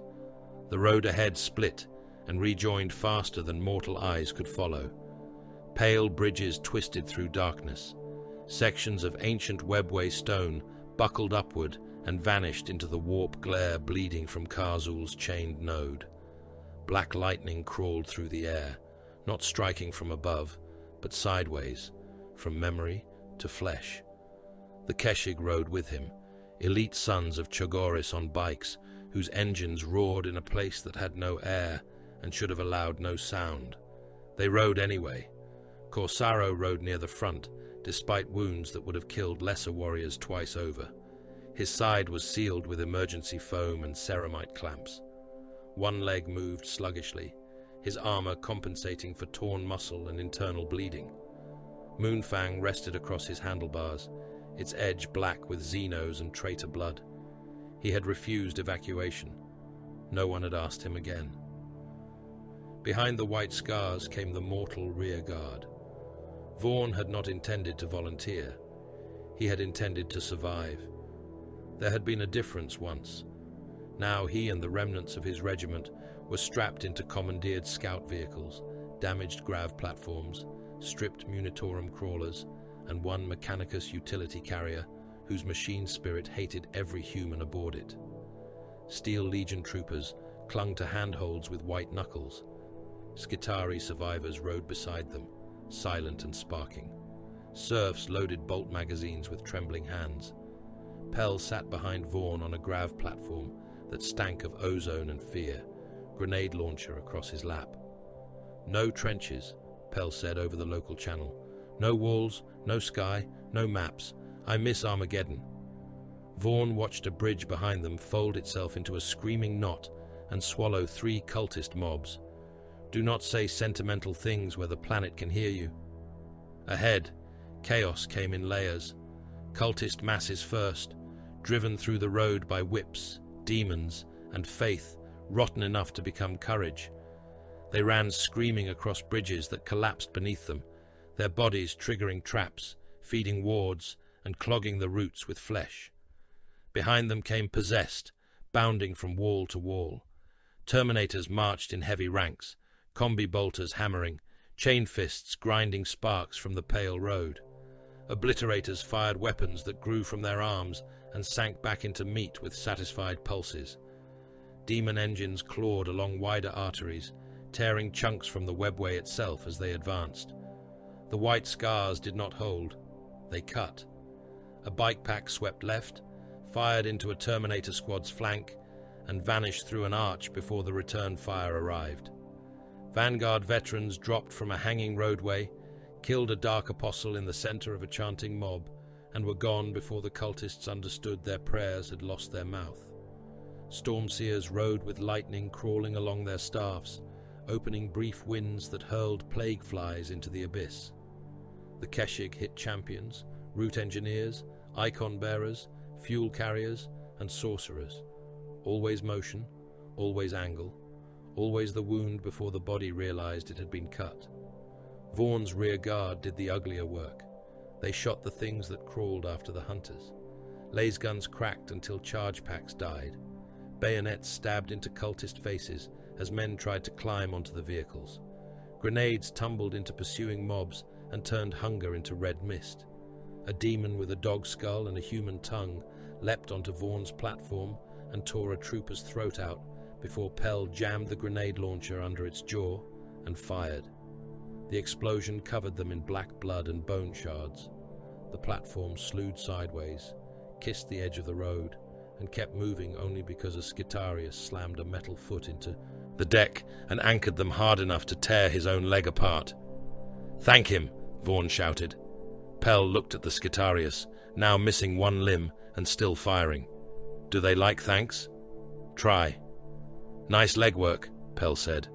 The Skitarius turned one red optic toward him. Statement inefficient. Accepted. The retreat route began to fail behind them. Not naturally. By order. The Khan's voice came through the command channel. "Collapse the rear artery." Vaughn looked back. Dozens were still crossing. Steel Legion survivors, Astartes serfs, Skitarii, 2 wounded white scars dragging a third between them, a grav sled overloaded with ammunition and bleeding men. Behind them came a tide of possessed and cultists, close enough that the last defenders were firing point blank. Vaughn keyed the Vox. "They are not through." "I know." The White Scar's tech marine at the rear activated the charges. Webway stone began to burn white from within. Vaughn's throat closed. "Wait, damn you, wait!" The Khan did not. The artery collapsed in a wall of white fire. Men Vaughn knew vanished behind it. Trooper Sen, who who had stolen holy oil to keep saintless bastards Hatch from sticking, old Marek with the broken nose, a serf who had given Pell water without asking rank. The wounded White Scars disappeared with them, dragging their brother until the light took all three. Their last vox bursts were not words, just breath, pain, static, and then nothing. Vaughn turned on the Khan's distant white flame ahead. "You left them." The Khan did not slow. "A road that cannot close is not a road," Jaghatai said. "It is an invitation." Vaughn had no answer that would bring the dead back, so he kept shooting. Karzul Ver waited where the black road bent around the demon engine's core, a vast chamber of pale architecture dragged into corruption. Chains as thick as Hab corridors pierced the webway stone and ran into the living engine beyond. Warp fire poured through the cracks. The floor pulsed under layers of flesh, iron, and old Xeno's bone. At the center stood the warlord in corrupted Terminator plate, demon blade in hand, trophy racks burning, the eye of Horus glaring from his chest like an accusation. Around him lay the bodies of White Scars, who had reached him first. He had arranged them kneeling. Jaghatai rode into the chamber and stopped only long enough for the Keshig to spread behind him. Karzul laughed.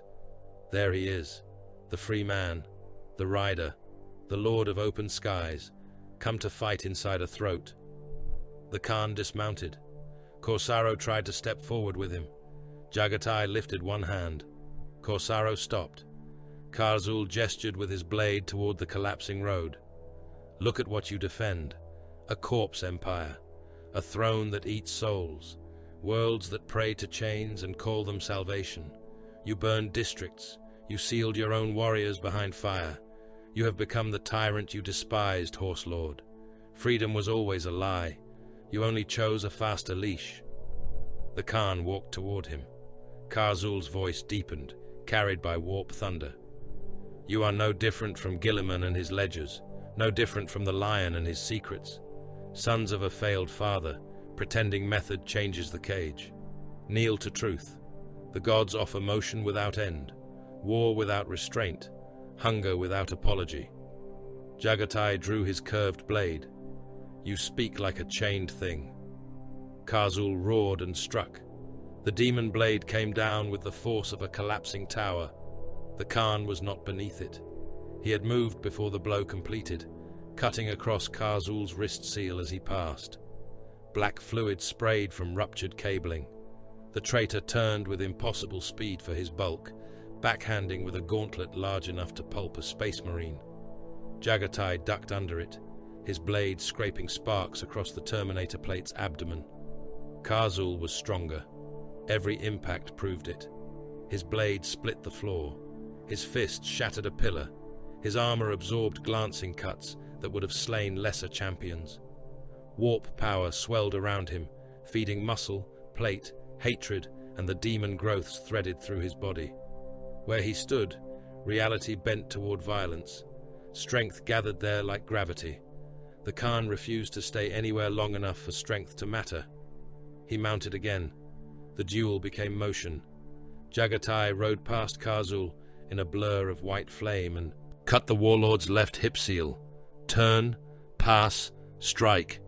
A slash opened the cabling behind one knee. Turn, pass, strike. The demon growth along Karzul's shoulder fell away, screaming like a newborn thing before shriveling on the floor. Karzul fired his combi bolter, shells chasing the bike through the chamber, detonating against pillars, bodies, chains. The Khan rode the curve of the wall itself for 3 heartbeats, came down behind him, and took the trophy rack from his back in one clean sweep. Karzul staggered, more enraged by the insult than the wound. "Stand and fight!" The Khan passed again and cut through the tendons of the other knee. "I am." Karzul hurled warp fire from his blade. It struck a Keshig rider and turned him into a burning skeleton inside his armor. The bike kept going for 6 more meters before vanishing into the abyss beyond a broken rail. Corsaro shouted and charged, but a pack of possessed intercepted him. Wounded or not, He killed them with a fury that made even Vaughn stare. Vaughn's rear guard reached the chamber edge and opened fire into the chaos. Las beams stitched across cultists. Grenades burst among crawling things. Pell fired his last grenade into an obliterator's mouth as it formed a plasma cannon from its chest. The creature detonated, showering them in boiling meat and weapon fragments. Vaughn's pistol clicked empty. He drew his chainsword and kept moving because stopping had become another word for death. The Khan continued cutting. Armor seals, tendons, cables, demon flesh, joint locks, warp vents. He reduced Karzul by degrees, each pass taking something that made the warlord less myth and more meat. The corrupted Terminator plate began to fail. Its left leg dragged, its right arm hung in spasms. The demon blade dimmed as the growths feeding it were severed one by one. Karzul's breath became a wet snarl inside his helm. At last, the warlord fell to one knee. The Khan stopped before him. Karzul looked up, blood and black oil pouring from his armor.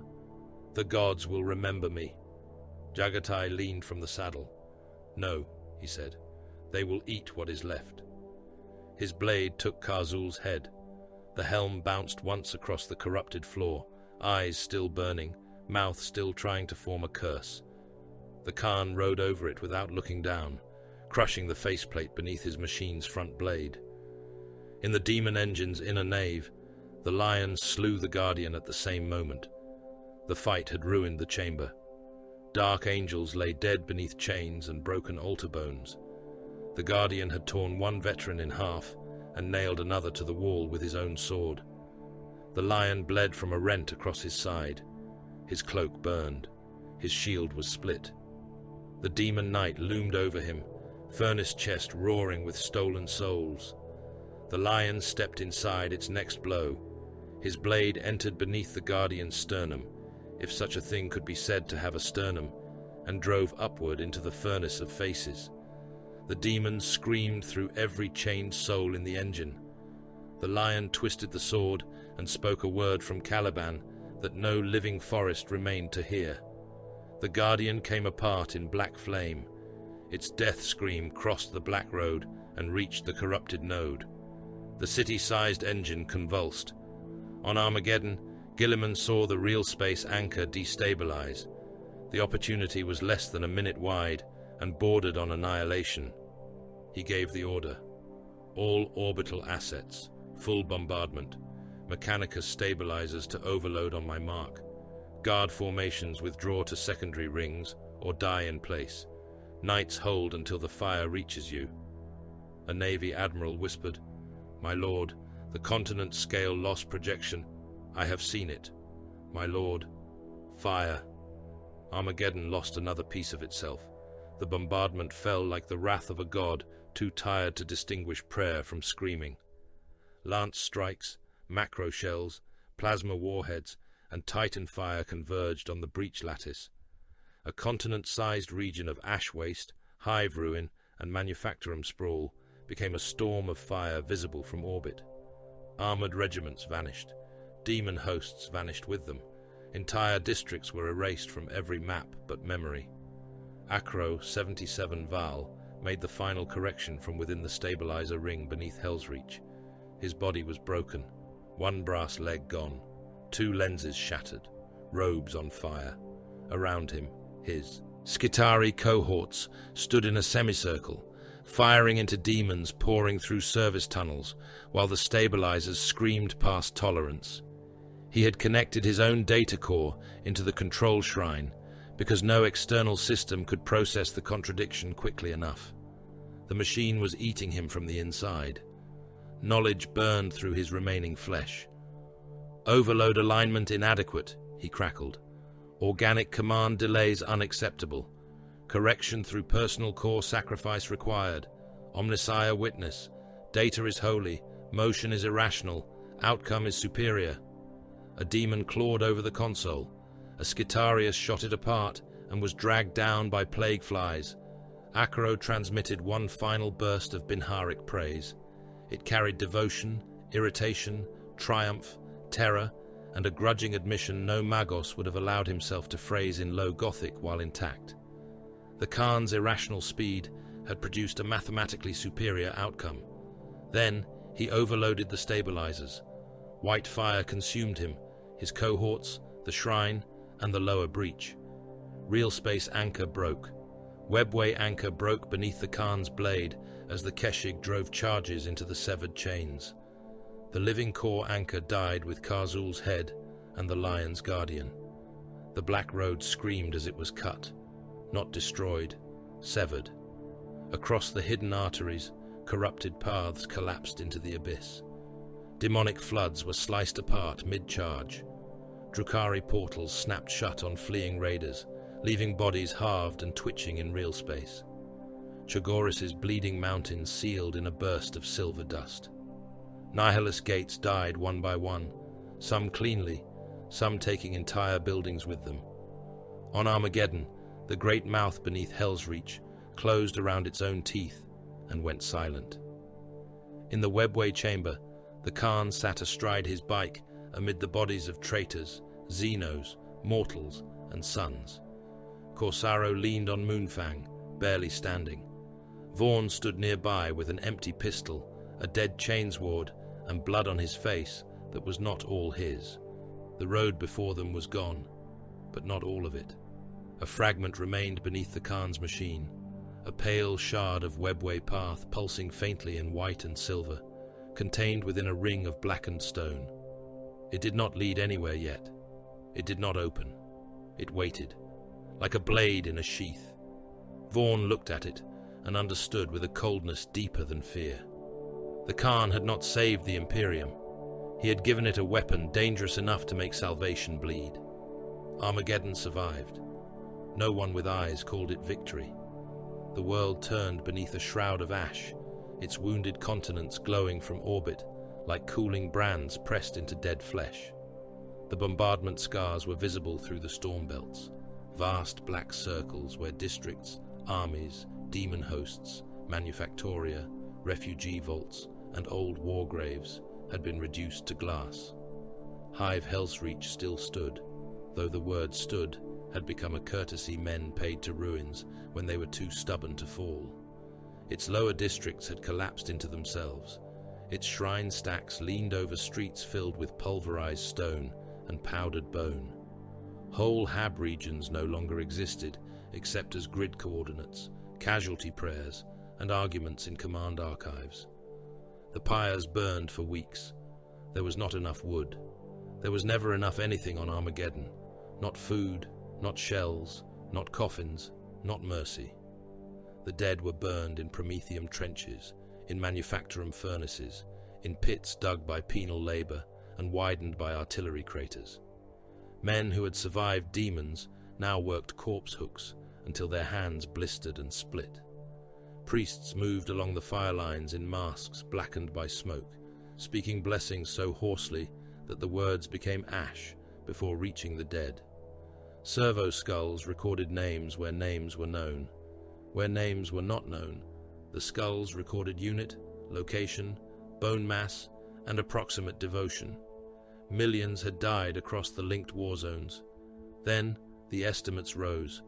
Billions when Chogoris, Armageddon, the Void Actions, the Nihilus breaches, the plague fires, the refugee burnings, the districts erased by denial strikes, and the world saved too late were counted together by men with access to the worst data and no remaining innocence.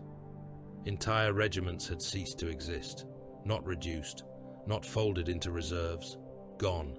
Their banners were found scorched, buried, carried by survivors who were no longer sane, or not found at all. Mechanicus archives beneath Hell's Reach had burned in the overload, taking with them centuries of war production records, xenotech observations, machine lineages, and sacred formulae that adepts mourned more cleanly than they mourned dead men. The Drukhari slave networks surrounding the Black Road were shattered, not destroyed, never destroyed. The cabal of the splintered comet had lost portals, raiding courts, pain engines, flesh vaults, noble bloodlines, and hidden staging routes that had fed on imperial worlds for centuries. Archon Sithrak Vane had escaped into the deeper dark with one hand, one ruined leg, and a wound across his pride that would outlive the wound across his chest. He carried with him a worse injury than pain. He carried certainty. The White Hunter remembered the roads. The White Hunter could follow. Chaos had lost the corrupted node, but Chaos had learned the road existed. That knowledge was its own infection. Every traitor astropath that survived Karzul's fall screamed fragments into the warp before loyal blades found them. Every demon torn back into the immaterium carried the taste of pale stone and hidden roots. Every warpsmith who had glimpsed the Black Road before dying had encrypted enough blasphemy into enough corrupted engines that the Dark Mechanicum would dream of it for centuries. The node was severed. The mouth had been smashed. The hunger remained. Colonel Hector Vaughan received his medals in a hangar bay that still smelled of burned men.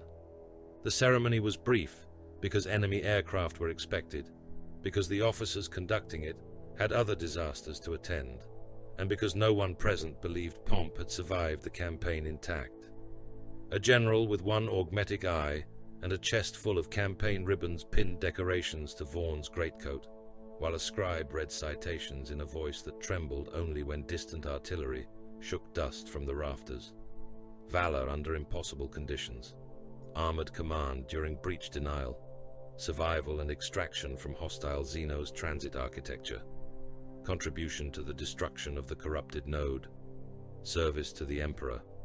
Honor to the Steel Legion. Vaughan stood still and accepted each piece of metal as if it were another accusation. Pell stood behind him on a crutch, his face stapled wrong, one arm in a sling, his expression sour enough to curdle corpse starch.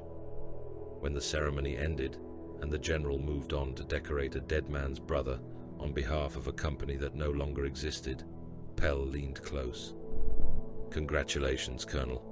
You are officially brave enough to be sent somewhere worse." Vaughan looked at the medals. They were clean. That offended him. This was mass murder with artillery support. Pell glanced toward the pyres outside the hangar doors. "That is most wars, sir. This one had better witnesses." Beyond the hangar, white scars rode past the funeral fires without slowing. At first, Vaughan hated them for it. Their bikes moved along the ash road in disciplined packs, engines growling, armor streaked with soot and old blood. They passed the trenches, where Steel Legion dead burned in stacked rows. They passed priests, raising Aquila icons above pits of flame. They passed wounded guardsmen watching from stretchers, past serfs carrying ammo crates, past Mechanicus recovery teams collecting pieces of machines and men with the same cold devotion. The white scars did not salute the pyres. They did not stop to mourn with the survivors. They rode on, white armor vanishing and reappearing behind veils of smoke. Then Vaughan saw one rider turn his helm toward the fires, only for a heartbeat. Another touched 2 fingers to a strip of bone tied to his handlebar. A third spoke a name over private vox, too quiet for the world to hear. They did not ignore the dead. They refused to let death become an anchor. The realization settled in Vaughan's gut, like a stone too heavy to vomit up.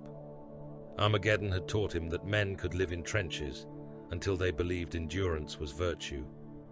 The white scars honored the dead by not joining them before necessity demanded it.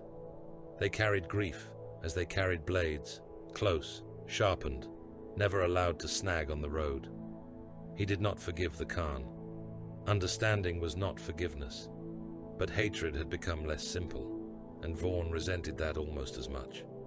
Corsaro Khan survived because his body was too stubborn to obey its wounds, and because the apothecaries of the White Scars treated death as an enemy that could be insulted into retreat. He lay in a Medici vault aboard the strike cruiser Storm of the Empty Steppe, armor removed in pieces, flesh sealed with staples, synth skin, and sacred oils. One lung had collapsed and been forced open again. His thigh had been rebuilt around adamantium pins. 3 ribs were new-grown scaffolds beneath the skin. His side remained a blackened map of emergency surgery. He had awakened twice during the procedures and tried to rise both times, breaking restraints on the second attempt before an apothecary struck him unconscious with the hilt of a reductor.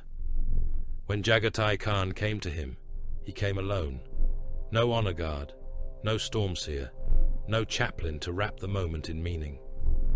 The Primarch entered the vault while the lumen strips flickered and the ship's engines muttered through the walls.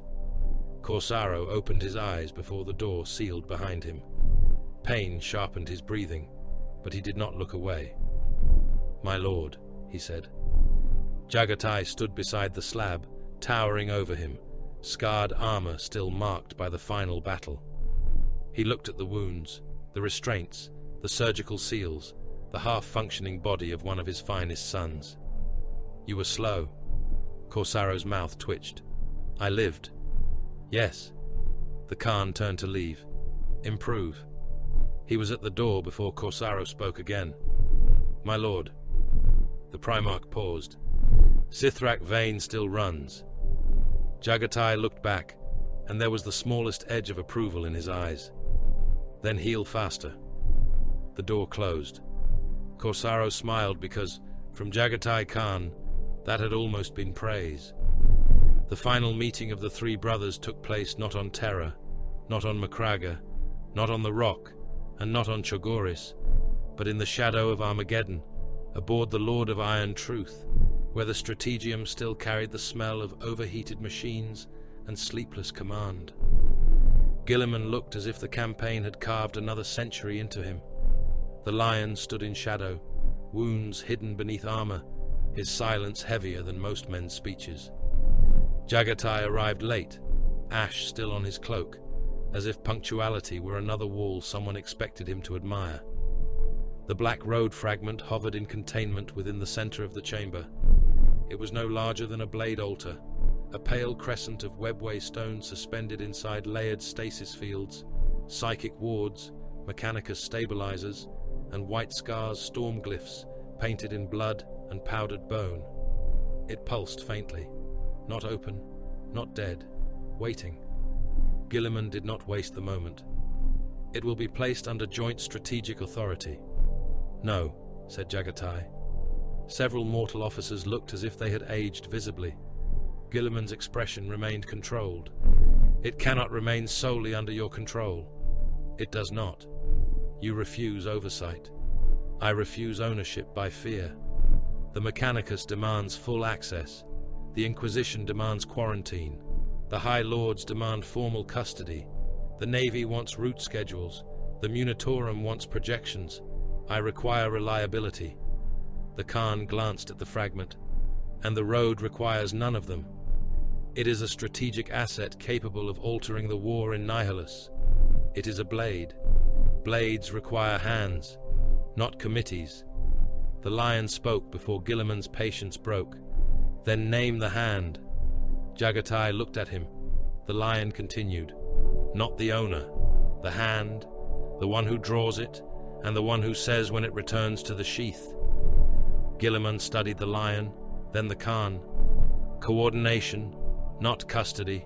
Route use authorized by emergency doctrine, with White Scar's Pathfinder command leading active traversal.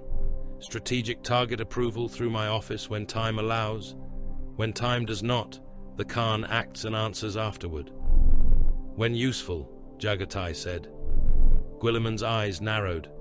The Khan smiled slightly. "When possible, then." It was not surrender. It was not trust.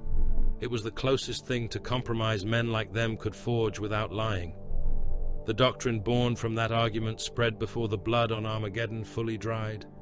Rapid crusade corridors, hunter fleets, mobile relief strikes into Imperium Nihilus, White Scar's Pathfinder cadres riding alongside Navy Outrider squadrons, selected guard armored regiments, Mechanicus route stabilizers, stormseers, scouts, and kill teams trained to cross roads that could turn hostile between one breath and the next. The Indomitus Crusade had been a hammer of restoration and reinforcement. This would be a knife in motion. Guilliman's empire gained speed. The lion watched the fragment as if it might whisper secrets he already half knew. "Some monsters must be chased into the dark," he said. Jaghatai's gaze remained on the pale stone. "Some monsters only exist because men built walls and waited for them." The lion inclined his head, neither agreement nor denial. "Do not become one of them." The Khan looked at him then. Too late for all of us, perhaps. No brother answered that. The ecclesiarchy arrived 3 days later with banners, censers, choir servitors, relic caskets, and a procession of male cardinals so richly robed that their garments could have fed a trench regiment for a month if cloth could become protein. They came to the Armageddon mustering fields where the White Scars and their successors prepared to depart. Their servo skulls projected golden halos around images of the Khan. Their preachers had already composed declarations naming his return a sign of the Emperor's divine favor, the storm made flesh, the rider of providence, the holy blade of the throne. Jaghatai allowed them to set up the first shrine banner. Then he cut the pole in half. The banner fell into the mud. The cardinal leading the procession froze with his mouth open, incense smoke curling around his jeweled rebreather. The Khan's voice carried across the field. "I am not your sermon." The cardinal stammered. "Great Lord, we seek only to honor the Emperor's design made manifest through your miraculous return. You seek to put a saddle on thunder and sell tickets to the frightened." The White Scars watched in silence. Guard troopers nearby pretended not to look. Mechanicus adepts recorded everything with the intense discomfort of machines, witnessing politics become physical. The cardinal tried again. "The faithful require symbols. The faithful require ammunition, food, ships, and fewer men telling them to kneel while death climbs over the walls."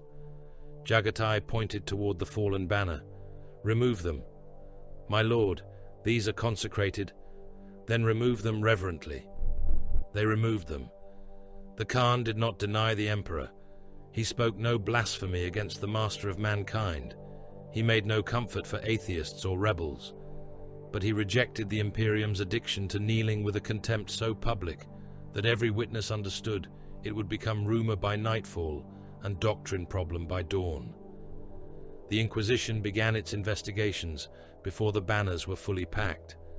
They hid them poorly, not because they lacked skill, but because they assumed everyone feared their secrecy more than the Khan respected it. Rosette-sealed inquiries moved through fleet manifests. Gene purity requests passed under false Mechanicus tags.